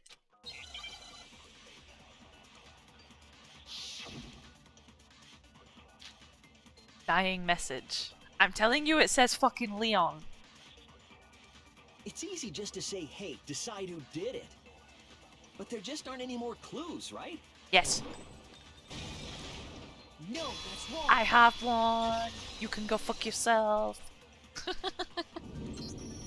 There still might be one clue left. Sayaka's dying message. Dining? Wait, what did you say? Dining. The dying message. She wrote something on the wall behind her, remember? Yeah. I think when she was against the wall and she was using her finger to look down, that's why the message is upside down. So they originally thought it was numbers, but 11037. see, look, written in her own blood. You just turn it around, it says There Leon. must be a clue about the killer hidden in there. Yes. Well, before we get too far, And I said into this that, from the beginning. I need to ask, Oh man. can we really be sure that Sayaka is the one who wrote it? Oh damn. This is what you said, Eric.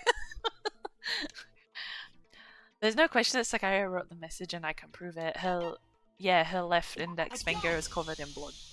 Her left index finger had blood on it. That could only be because she used that finger to write the message. I see. She broke her right wrist during the fight, so she'd have to use her left hand to write. Sure. True. I think we can all agree Sayaka wrote it. But still, what the heck do those numbers mean? 11037? Hey, Chihiro. You're a computer nerd or whatever, right? You should know all about numbers and shit. No, that's not... Yes, I'm a programmer, but I don't see any kind of meaning in these numbers. Of course.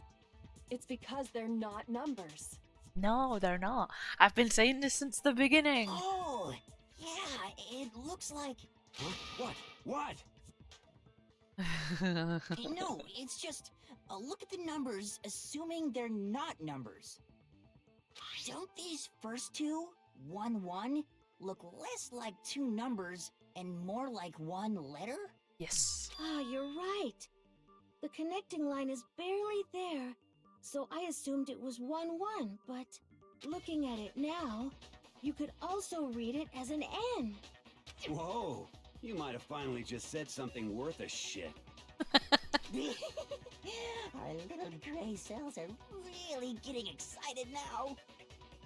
But even if that really is an N, N037, doesn't make any more sense than before.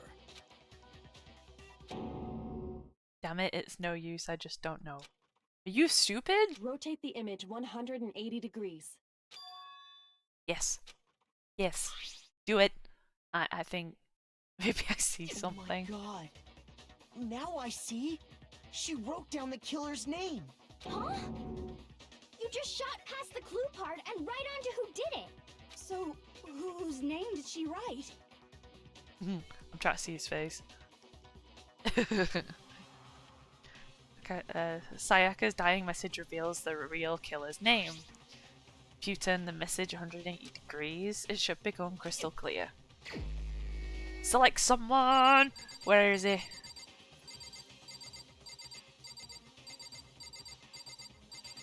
It's you.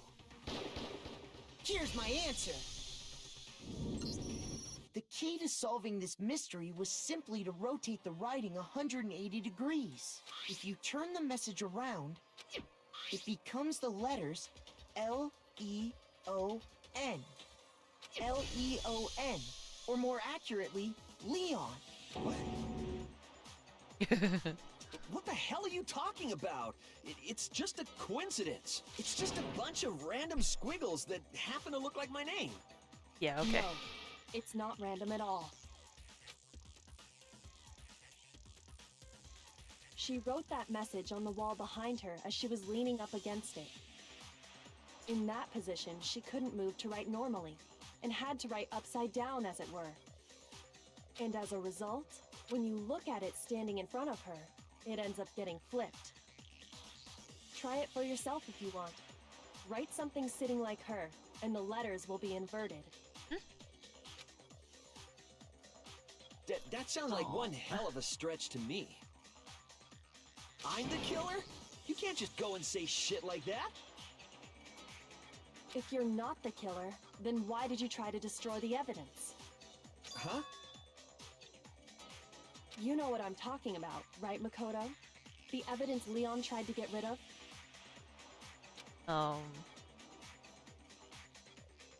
Is she talking about the hair in the room? Dude is sweating his ass off. I know, for real. It's that thing I found in front of the incinerator. Oh, yeah. Wait, how do we know it's his shirt, though? I got it! You mean the burnt shirt piece I found laying on the ground by the incinerator, right? As the killer stabbed Sayaka, they must have gotten some of her blood on them. And to dispose of the shirt covered in the victim's blood, they threw it into the incinerator. But one piece burned off and got left behind. Look at his face. He's been like that throughout the entire thing, though. And the killer didn't notice. If they had, they most certainly would have panicked.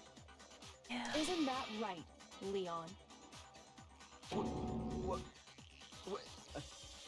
But is one scrap of fabric enough to conclude that Leon is guilty? No, not really, to be honest. I don't know how they know that's his shirt. Yeah, I mean, Leon's not the only one wearing a white button-up. Yeah.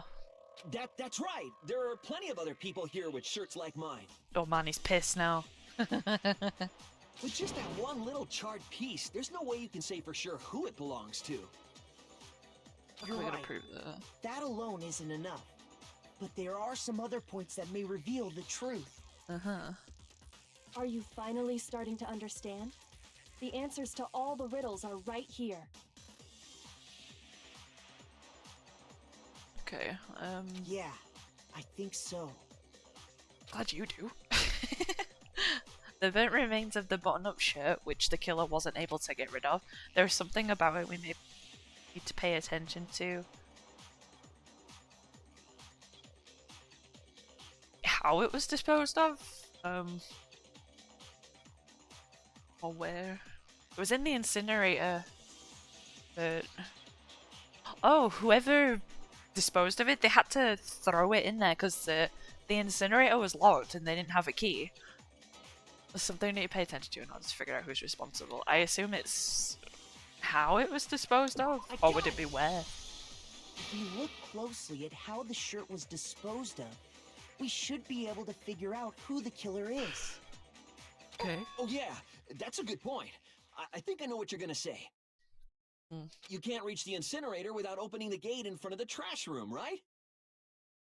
No. And obviously, you wouldn't be able to hit the switch to turn it on either. You'd need the key to get in, and the one with the key was the person on cleaning duty. Oh. So the killer had to be whoever was in charge of taking care of the trash, right?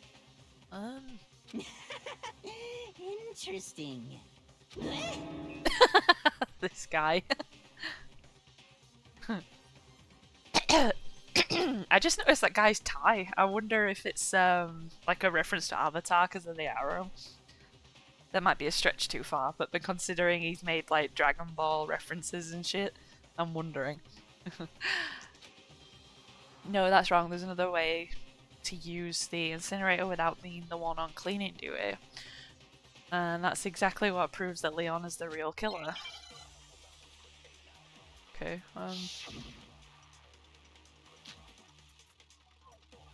Oh, the crystal ball. He threw it to hit the button. Key to the trash room.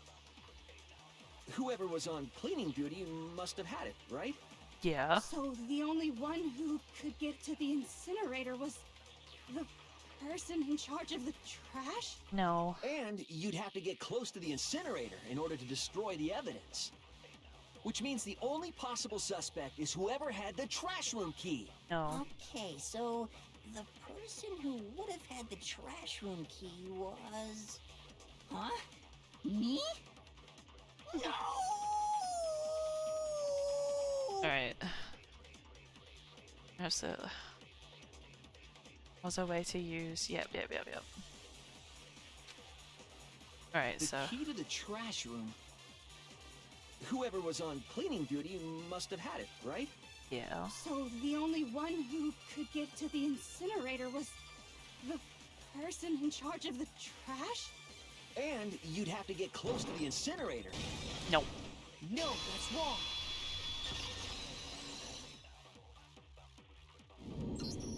Hold on.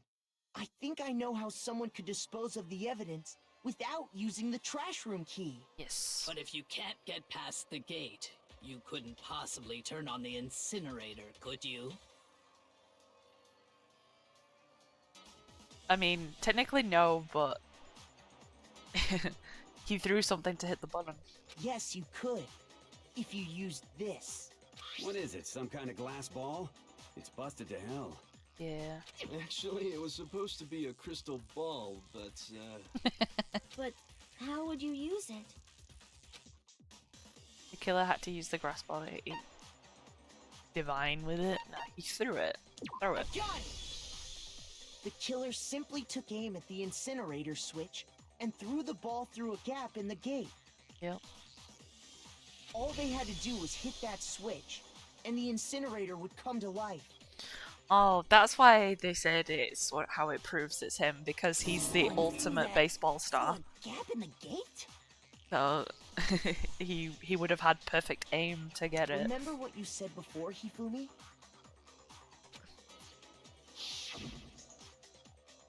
Oh, someone turned the incinerator on. Very strange, I'm quite certain it was off last time I was down here. Perhaps it was the work of a fairy. Fucking idiot. Hifumi had the key, so the only way the incinerator could have been turned on without his knowledge was because the killer was able to hit the switch without opening the gate. Yeah.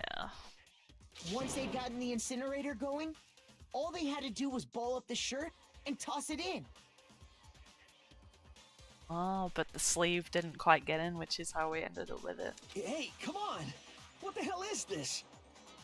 Oh man, are you nervous, Leon? All you have to do is look at the scene to know that the killer never actually went inside the trash room.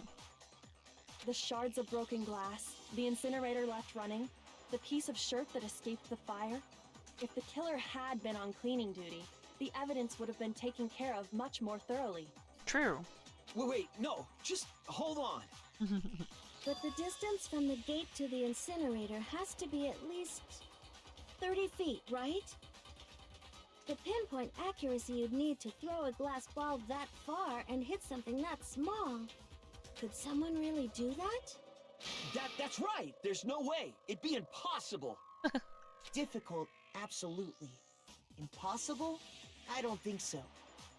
Because the killer is... killer is ultimate baseball star. I got it! Because the killer is the ultimate baseball star. Isn't that right, Leon? Yeah. Do you have any idea how stupid you sound right now? A target 30 feet away would surely be little challenge for the ultimate baseball star. You can't be serious. I'm not the killer! These goddamn shifter brains have got it all wrong, I'm telling you! You still won't admit it? Okay then. Makoto, go ahead and review the incident one more time to make his crime perfectly clear. And with that, we can end this. Okay. Listen to me! What the hell do you mean, end this? Say what you want, Leon. But all the questions have been answered. And the truth has been revealed. Yeah. Now here's what happened. The closing argument is about to begin. Would you like to hear more? Absolutely. Every case has one last element to bring the class trial to an end. This is the closing argument. In this phase, you'll give a complete summary of the case. You'll have to reproduce the flow of events for the case in the form of a comic book. However, you'll notice in the comic there are a number of pieces missing. Okay. It's up to you to complete the comic using the provided truth panels. Also, if you take aim at the missing section and press A, holy cow, you'll get a hint that might lead to a breakthrough. Well then, good luck and have fun! Alright, let's end this. And then I can probably go to bed, because I'm tired, like holy shit. Alright, so what's missing here? There's her with the knife, she goes to kill the guy, and... a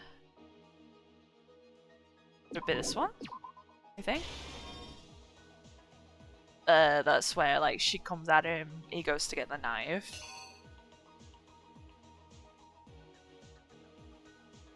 There's Act 1. Or maybe not.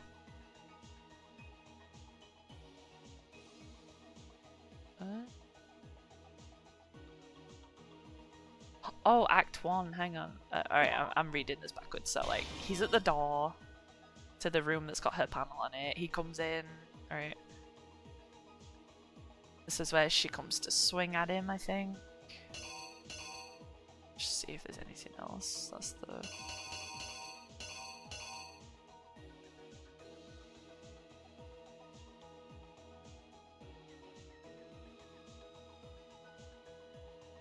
Oh, I'm not sure, like, actually.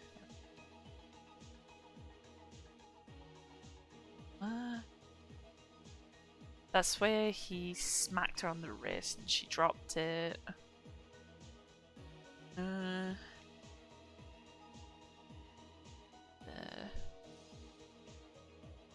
god, like... I got to the end and put out the obvious ones. Alright, so that will be where... Yeah, this, where the sleeve fell out and didn't burn and he didn't know it. The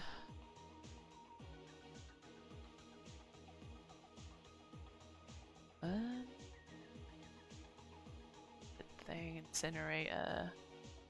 And then he threw it in, I think. Would that be it? Where he throws it in? Yeah.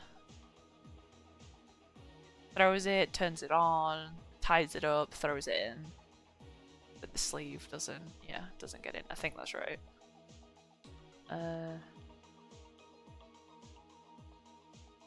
Oh, this is where he throws the ball. I've seen that somewhere. There it is. That's where he throws the ball. Right, this one, Act 3. That's where he finds the lint remover, the lint roller, cleans up the floor. That's where she writes that message.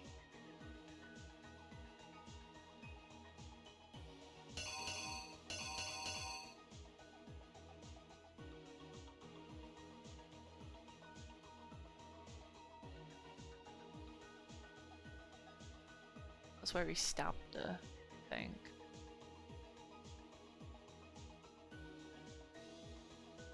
That's where, yeah, that's where she dropped the knife.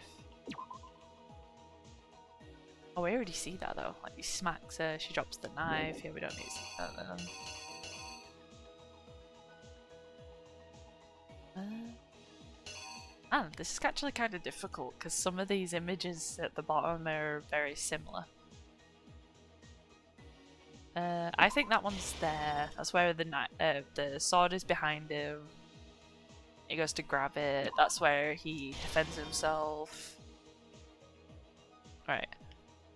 So here we've got the door. Goes in. Sword behind him. He grabs it to defend himself, then smacks the knife out of her hand. What we got left? Smacks it out of the hand.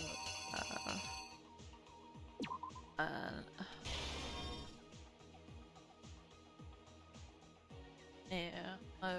I assume it would be that one. Like, he hits her wrist, smacks knife out of the hand, and then he goes to use it against her, I believe. That one must be... I assume that, where he starts... Yeah, he takes a screwdriver to the door to get it out, then he gets in, kills her.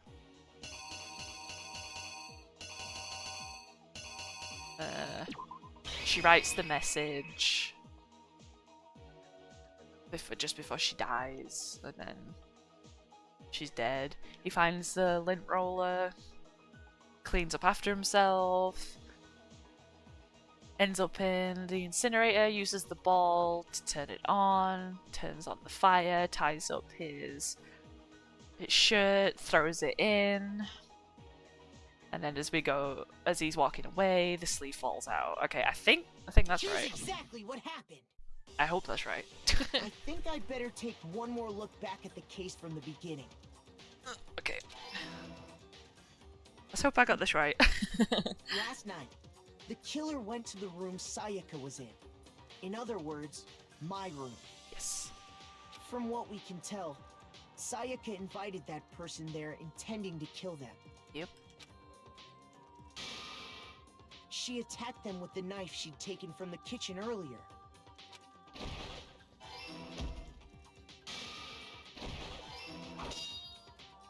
Okay, but yeah, then I got that right. something happened that she wasn't prepared for. They grabbed the fake sword I put in my room and fought back. Yep. During the struggle, a strike from the sword broke Sayaka's right wrist. Yeah. Yeah, then he unsheathed And it. that's Okay. when she lost her grip on the kitchen knife. Okay. Finding herself cornered, Sayaka panicked and ran into the bathroom.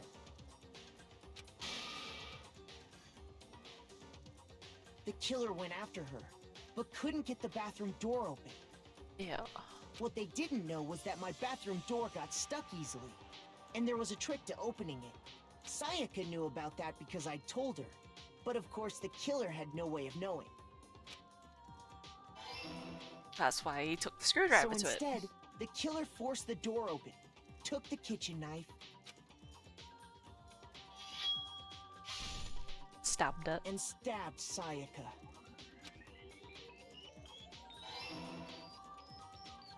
She managed to leave. But with what strength she message. had remaining, Sayaka left a dying message. To keep the killer from noticing, she wrote it on the wall behind her.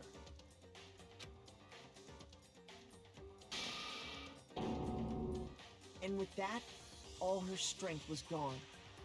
Yep. With Sayaka dead, the killer quickly began destroying the evidence. First, they took off their shirt, which was covered in their victim's blood.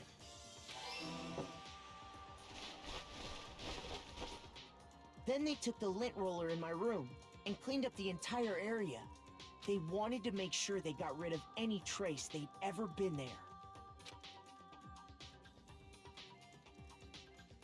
Afterwards, the killer headed to the trash room to destroy their bloody shirt. They tried to burn the shirt using the incinerator there. but the trash room was blocked off by an especially sturdy gate, preventing access to the incinerator. So they came up with a plan to use Hiro's crystal ball, which he'd left in the laundry room. The killer managed to throw the ball through the gap in the gate and hit the incinerator switch. For any normal person, that'd be an impossible throw, but the killer had the confidence to take a shot. And that's because the killer was the ultimate baseball star. Yep. The crystal ball, thrown with absolute precision, hit the switch on the incinerator, which then quickly roared to life. Yep. Then he threw it in. Yeah. Then he was leaving thinking he got away with it. Having destroyed the final piece of evidence, they left the area with, I imagine, a sigh of relief. But there was one thing they missed. Part of the shirt they'd thrown into the fire burnt away and fell out of the incinerator. The killer didn't notice this, and so left behind a piece of indisputable evidence. Yep.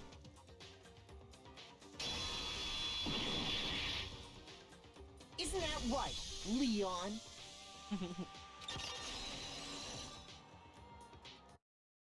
It would appear that Hiro simply forgot his crystal ball in the laundry room.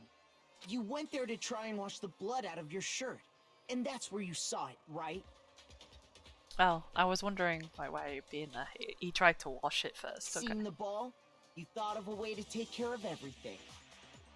So, Leon, do you object to anything that's been said? Do I object? Hell yes, I object! Of course I do! I object! I object! I object! I mean, all of this is just a bunch of stupid theories! You need evidence! Where's the evidence? The evidence is right there. Evidence. It's all bullshit! It's bullshit and I refuse to acknowledge it! Yeah. Well then, I guess this is as good a time as any to present the evidence that proves you did it. Oh. Makoto, I believe you're in possession of that evidence. Am I? I have the evidence? That's what I'm wondering. Oh god, your first bullet time battle is about to begin. Would you like to hear more? Absolutely. Sometimes during a class trial, your opponent simply won't want to hear what you have to say. When this happens, you will engage them in a head-to-head battle. We like to refer to this as bullet time battle. Okay. During the BTB, you want to destroy your opponent's statements in time with the rhythm. My god, what the fuck? Match your button presses with each tempo marker as they move across the screen and reach the center. Oh dear god. Press the A button to lock on to an opponent's statement. Destroy the statement you've locked in with the... Wait, destroy the statement you've locked onto with the Y button. As the tempo... Oh, okay, so I gotta press A to select it, Y to destroy it. Okay. Use this method to deal damage to your opponent. If you can't pull it off, you'll be the one in pain. Oh boy. Do this consecutively and you'll start a combo. Keep this going and you'll initiate a tempo up. Oh Jesus. On the flip side, if you keep missing, you'll get into a tempo down situation. Jeez. When the tempo changes, so does the time of hitting each button. Okay. So watch out for that. Deal enough damage to your opponent and their weak spot statement will appear. At that point, you can press the Y button to shoot down with the truth bullet. Like any other statements. Yep. Alright. And you'll become victorious. Yeah. But just like before, if your influence gauge reaches 0 or you run out of time, you fail. Well then, good luck and have fun! When the killer removed the screws from the doorknob, they didn't use anything from your room to do it. Oh, this will be the toolkit! Instead, Oh my god. they must have used something that belonged to them. I never found the toolkit though. They used something of their own to remove the screws. What could it have been? I refuse to acknowledge you. You're stupid. Stupid, stupid, stupid. Oh man, we're going down to like childish insults now. Stupid, stupid, stupid, stupid, stupid, stupid, stupid. Okay, I get it. I have to show indisputable evidence that Leon is the killer. I need to figure it out. Here we go. The moment of truth. Let's do this. Where's your proof? You kidding me? Not a chance. It wasn't me. Stupid. You lied. I missed. Stop talking. Shut up. Where's your proof? You kidding me? Not a chance. Stupid. You lie. Shut up. Where's your proof? You kidding me? Not a chance. It wasn't me. Stupid. You lie. Stop talking. Shut up. Where's your proof? You kidding me? Where's your proof? This should prove it.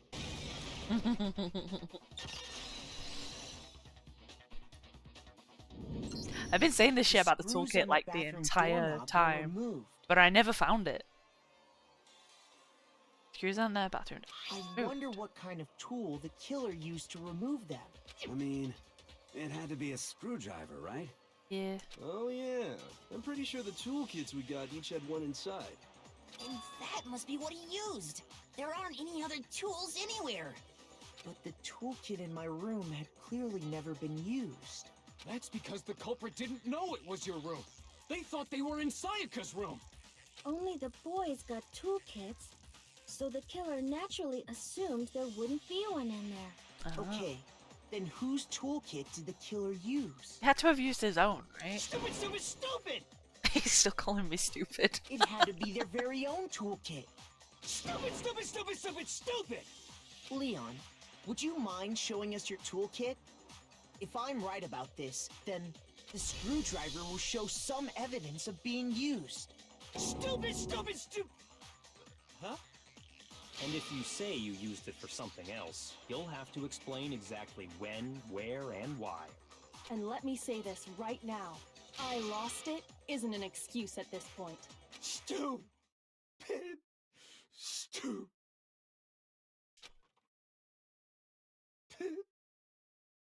Oh. That was a creepy ass picture. So, you have no rebuttal? Then it would seem we are finished here.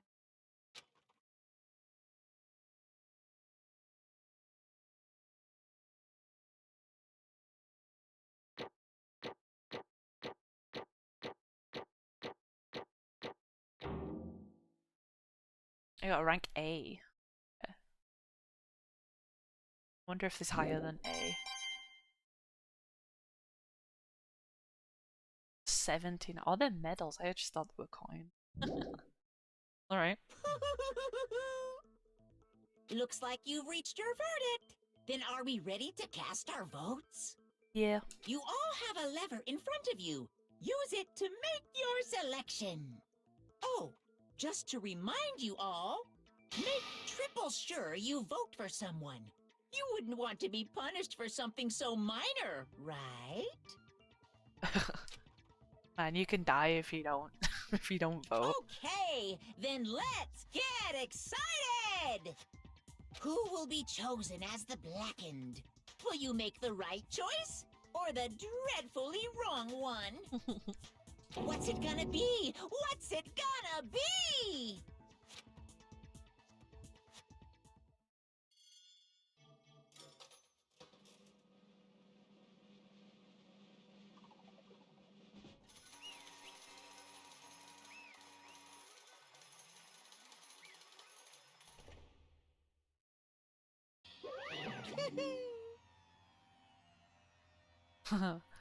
Oh, looks like you got it right on the money. The blackened in this case, the one that killed Sayaka, was none other than Leon Kawata? Kawata?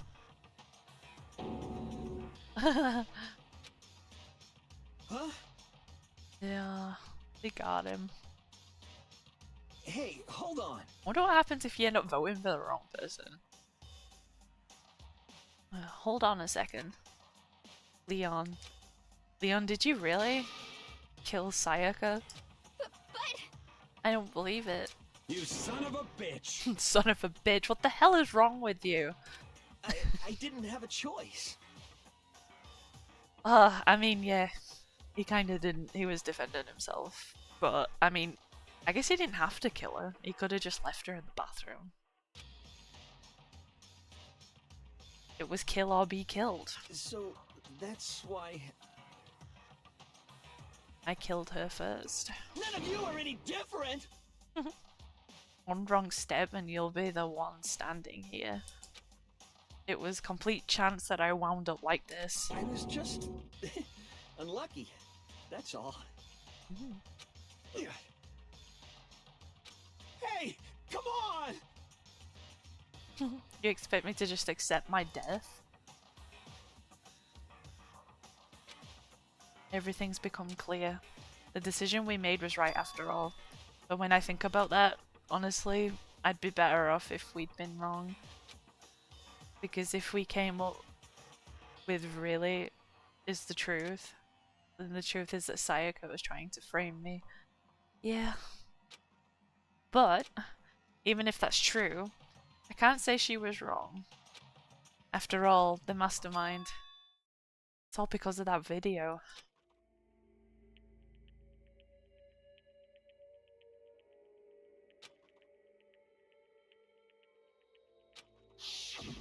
Yeah. Now we're trapped here with no way out. I remember all this. Why? Why? Yeah, that was when she just like completely lost it after she watched that video. The one thing that was more important to her than anything else, her dreams, her friends. To have to see something like that happen to them.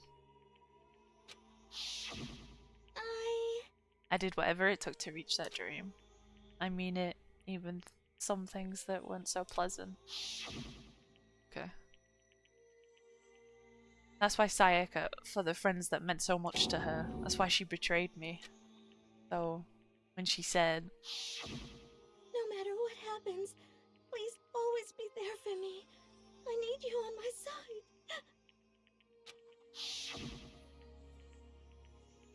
she was lying to me from the very beginning. She was using me.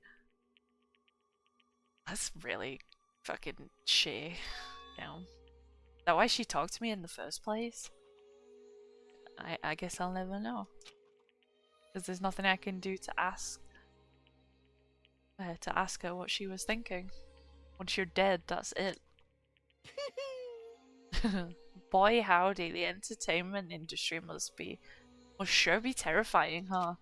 I mean, to try and kill someone just because of those relationships? Ba-bum, ba-bum. She seemed so nice and lovely on the outside, but inside she descended into pure madness. What did you say? Phew. I understand. Really, I do. Yup. You're in utter despair thanks to Sayaka's betrayal, right? Compassion, intimacy, love. The stronger those feelings, the stronger the despair when they collapse. Stop screwing with us. This is all your fault. Sayaka being forced to do something like that. All of it, everything. It's all your fault. Suddenly in a frenzy, I lunged at Monokuma. Oh god. But... That's enough.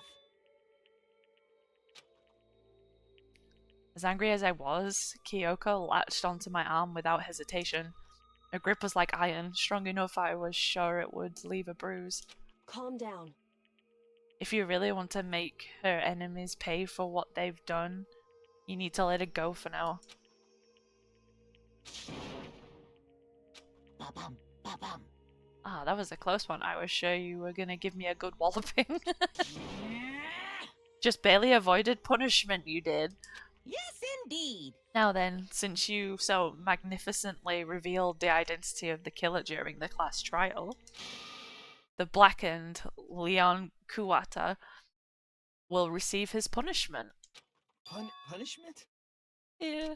You mean execution? Wait a second! I didn't have a choice, I had to kill her. Yeah, that's it. I was just protecting myself in the heat of the moment. It was self-defense. Is that okay? How exactly was it self-defense? Oh, when you forced your way into the bathroom, did you not use your very own toolkit? This is true. That's what I said earlier. Like, when she ran into the bathroom, he could have left her. He chose to break in there and kill her, so... At that point, it wasn't self-defense anymore. After she shut herself in the bathroom, you went out of your way to head back to your own room. Then you came all the way back, broke into the bathroom, and killed her. Am I wrong? Do you understand? You had any number of chances to stop what you were doing, but you chose not to. Is that not because you had an unclouded intent to commit murder? So, that's why... No, that's not... Stop it. I've had enough of this. Oh. Oh, are you sure? You were closer to her than anyone, were you not? You killed your precious Sayaka. Do you understand? Can't say Leon is solely to blame. Of course, I don't plan on blaming Sayaka either, because the one to blame is him. Huh? If it weren't for you, this never would have happened to Sayaka or Leon. We shouldn't be fighting each other. We should be fighting against the one that put us in this situation, the mastermind. Unbelievable. Uh-oh, did you awaken to your sense of justice? Hey, Well, it just so happens that there's nothing more unethical than the unwavering sense of justice. Jesus, I can't talk. After all, it's people with that sort of mentality that perpetrate, war all over the world. Is that the kind of justice that awakened within you? Just shut up. Okay, well, anyway, more importantly, let's hurry up. Let's hurry up and get to what everyone's been waiting for. The punishment. I'm begging you! Please, don't do this! Hey, come on now. No more begging, no more excuses. You must pay the penalty for breaking the rules. Society demands it. Stop, please! Now then, I've prepared a very special punishment. For Leon, the ultimate baseball star. No, no, no, no, no, no! Oh boy. Let's give it everything we've got. It's punishment time! No! God. Game over. Leon has been found guilty. Time for the punishment.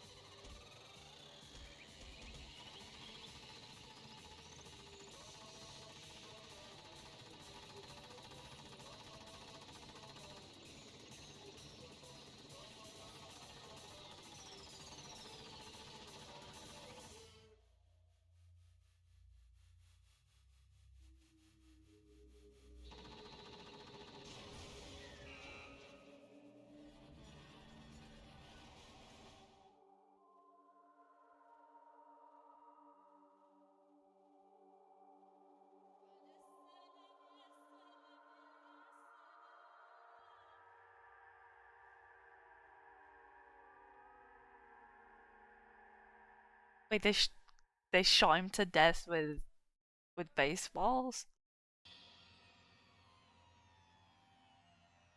What we saw?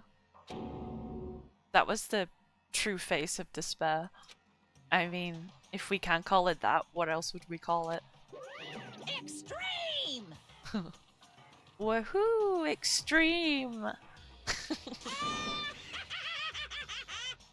Is my adrenaline is pumping right out of control.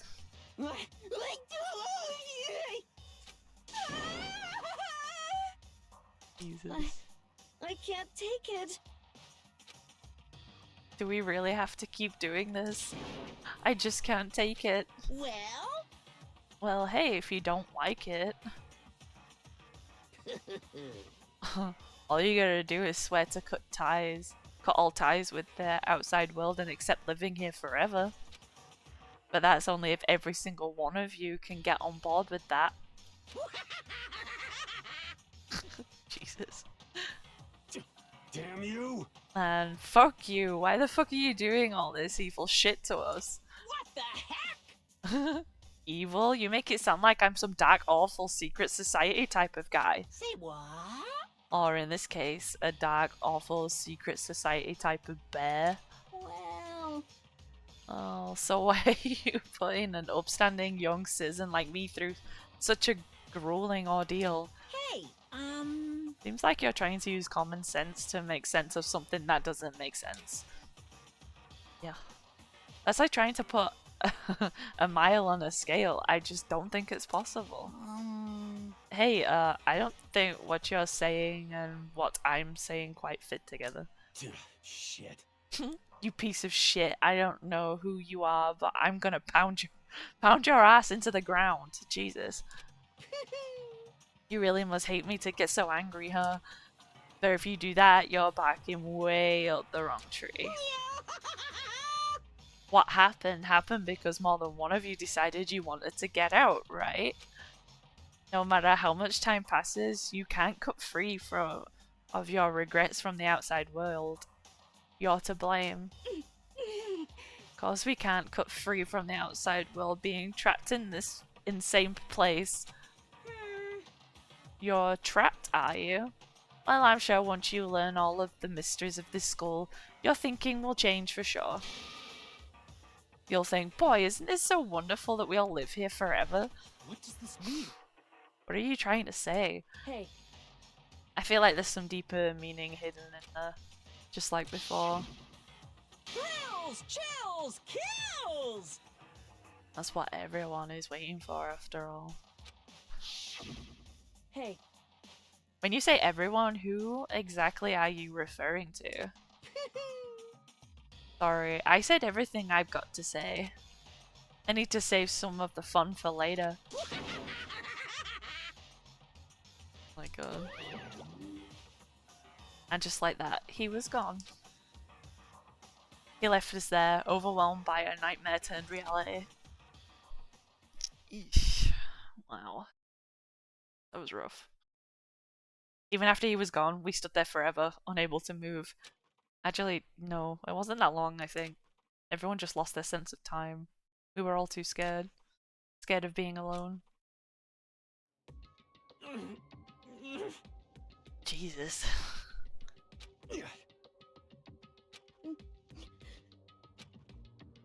No one even tried to speak. Their faces were stone, their voices dead. But it was in that moment. Just a second. Makoto, can I talk to you for a second? She moved in close and whispered in my ear. Makoto. Before we head back, there's something I want to talk to you about. Okay. It's about Sayaka, isn't it? I'm surprised you figured it out. Listen. I told you before the class trial started. You had to figure out the mystery of this case yourself.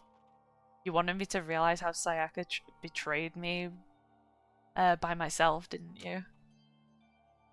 The thought never crossed my mind. I feel like such a fool, becoming such an easy target like that. It's true. Sayaka meant to double cross you. That's the fact that you can never change. But even till the very end, she wasn't sure of her decision. That's why. As she lay dying, she was thinking of you. She was thinking of me. Can't just say something like that. I mean, there's no way you can know that. Only Sayaka would know for sure, and we can't ask her now. However, even if you can't ask her, you can infer it, don't you think? Her final thought was how she could protect you. Oh, when she wrote the killer's name on the wall. Yeah, that makes sense. So... yeah, the fact that she used her last ounce of energy to leave her dying message proves it. If she didn't care what happened to you, she never would have left that message. True. Well, maybe she just wanted to get back at the person who had killed her. Certainly. There's certainly one possibility, but I don't think that's what it was. Anyway... she was uncertain. She wasn't sure she could kill someone or deceive you, which is why her plan failed. Her hesitation attracted failure. Right. It's almost iconic when you think about it. Ironic, Jesus. Why are you telling me all this? Because you're the kind of person that can overcome this. Because you can move past the deaths of your friends, Sayaka and Leon, and keep moving forward. Correct. Without someone like that, the others would never be able to break free of such a desperate situation. Past their deaths? I could never do that. No. I'm going to carry them with me for the rest of my life. How could I possibly move past something like that? Leon, Sayaka, I'll carry them with me forever. They've kind of just forgotten about the other girl. Like, I'll carry their memories with me wherever I go. So instead of forgetting them, you're choosing the hard road? Well, I have high expectations for you. As she said that, she revealed the smallest smile. Hey. By the way, I have to admit, I'm curious. How did you know I wanted to talk to you about Sayaka? Oh, well... I'm... Jesus, I'm psychic. What? Huh? Kidding, I just have pretty good intuition. Oh my god. Chapter 1, to survive. 3 of them are dead just in the one chapter. Jesus Christ. Okay. To be continued. You received the despair bat present. You want to save your data? Yeah. Save, yes. Oh man. Alright. I have finished chapter 1 now, so I think I'm gonna leave it there. Yeah, chapter 1 ends. Right, return to main menu. Oh man, that was a long stream. I didn't expect the first chapter to be that long. Like, holy crap. Well, thanks everyone that stopped by again. I appreciate it. I had a lot of fun actually with this first chapter. Let's see. At the moment I'm playing Red Dead, doing the story playthrough. I'm also doing this, and Schedule 1 was the other thing I was doing. I've given Schedule 1 a bit of a break because I played the shout of it as soon as it came out. So I'm likely going to carry on with this, or it'll be Red Dead Redemption 2 story playthrough, and it'll either be... I might do it on Sunday. If not, it'll be Monday and Friday again next week. So yeah. Thanks everyone that stopped by. I had a lot of fun again. I'll catch you guys later.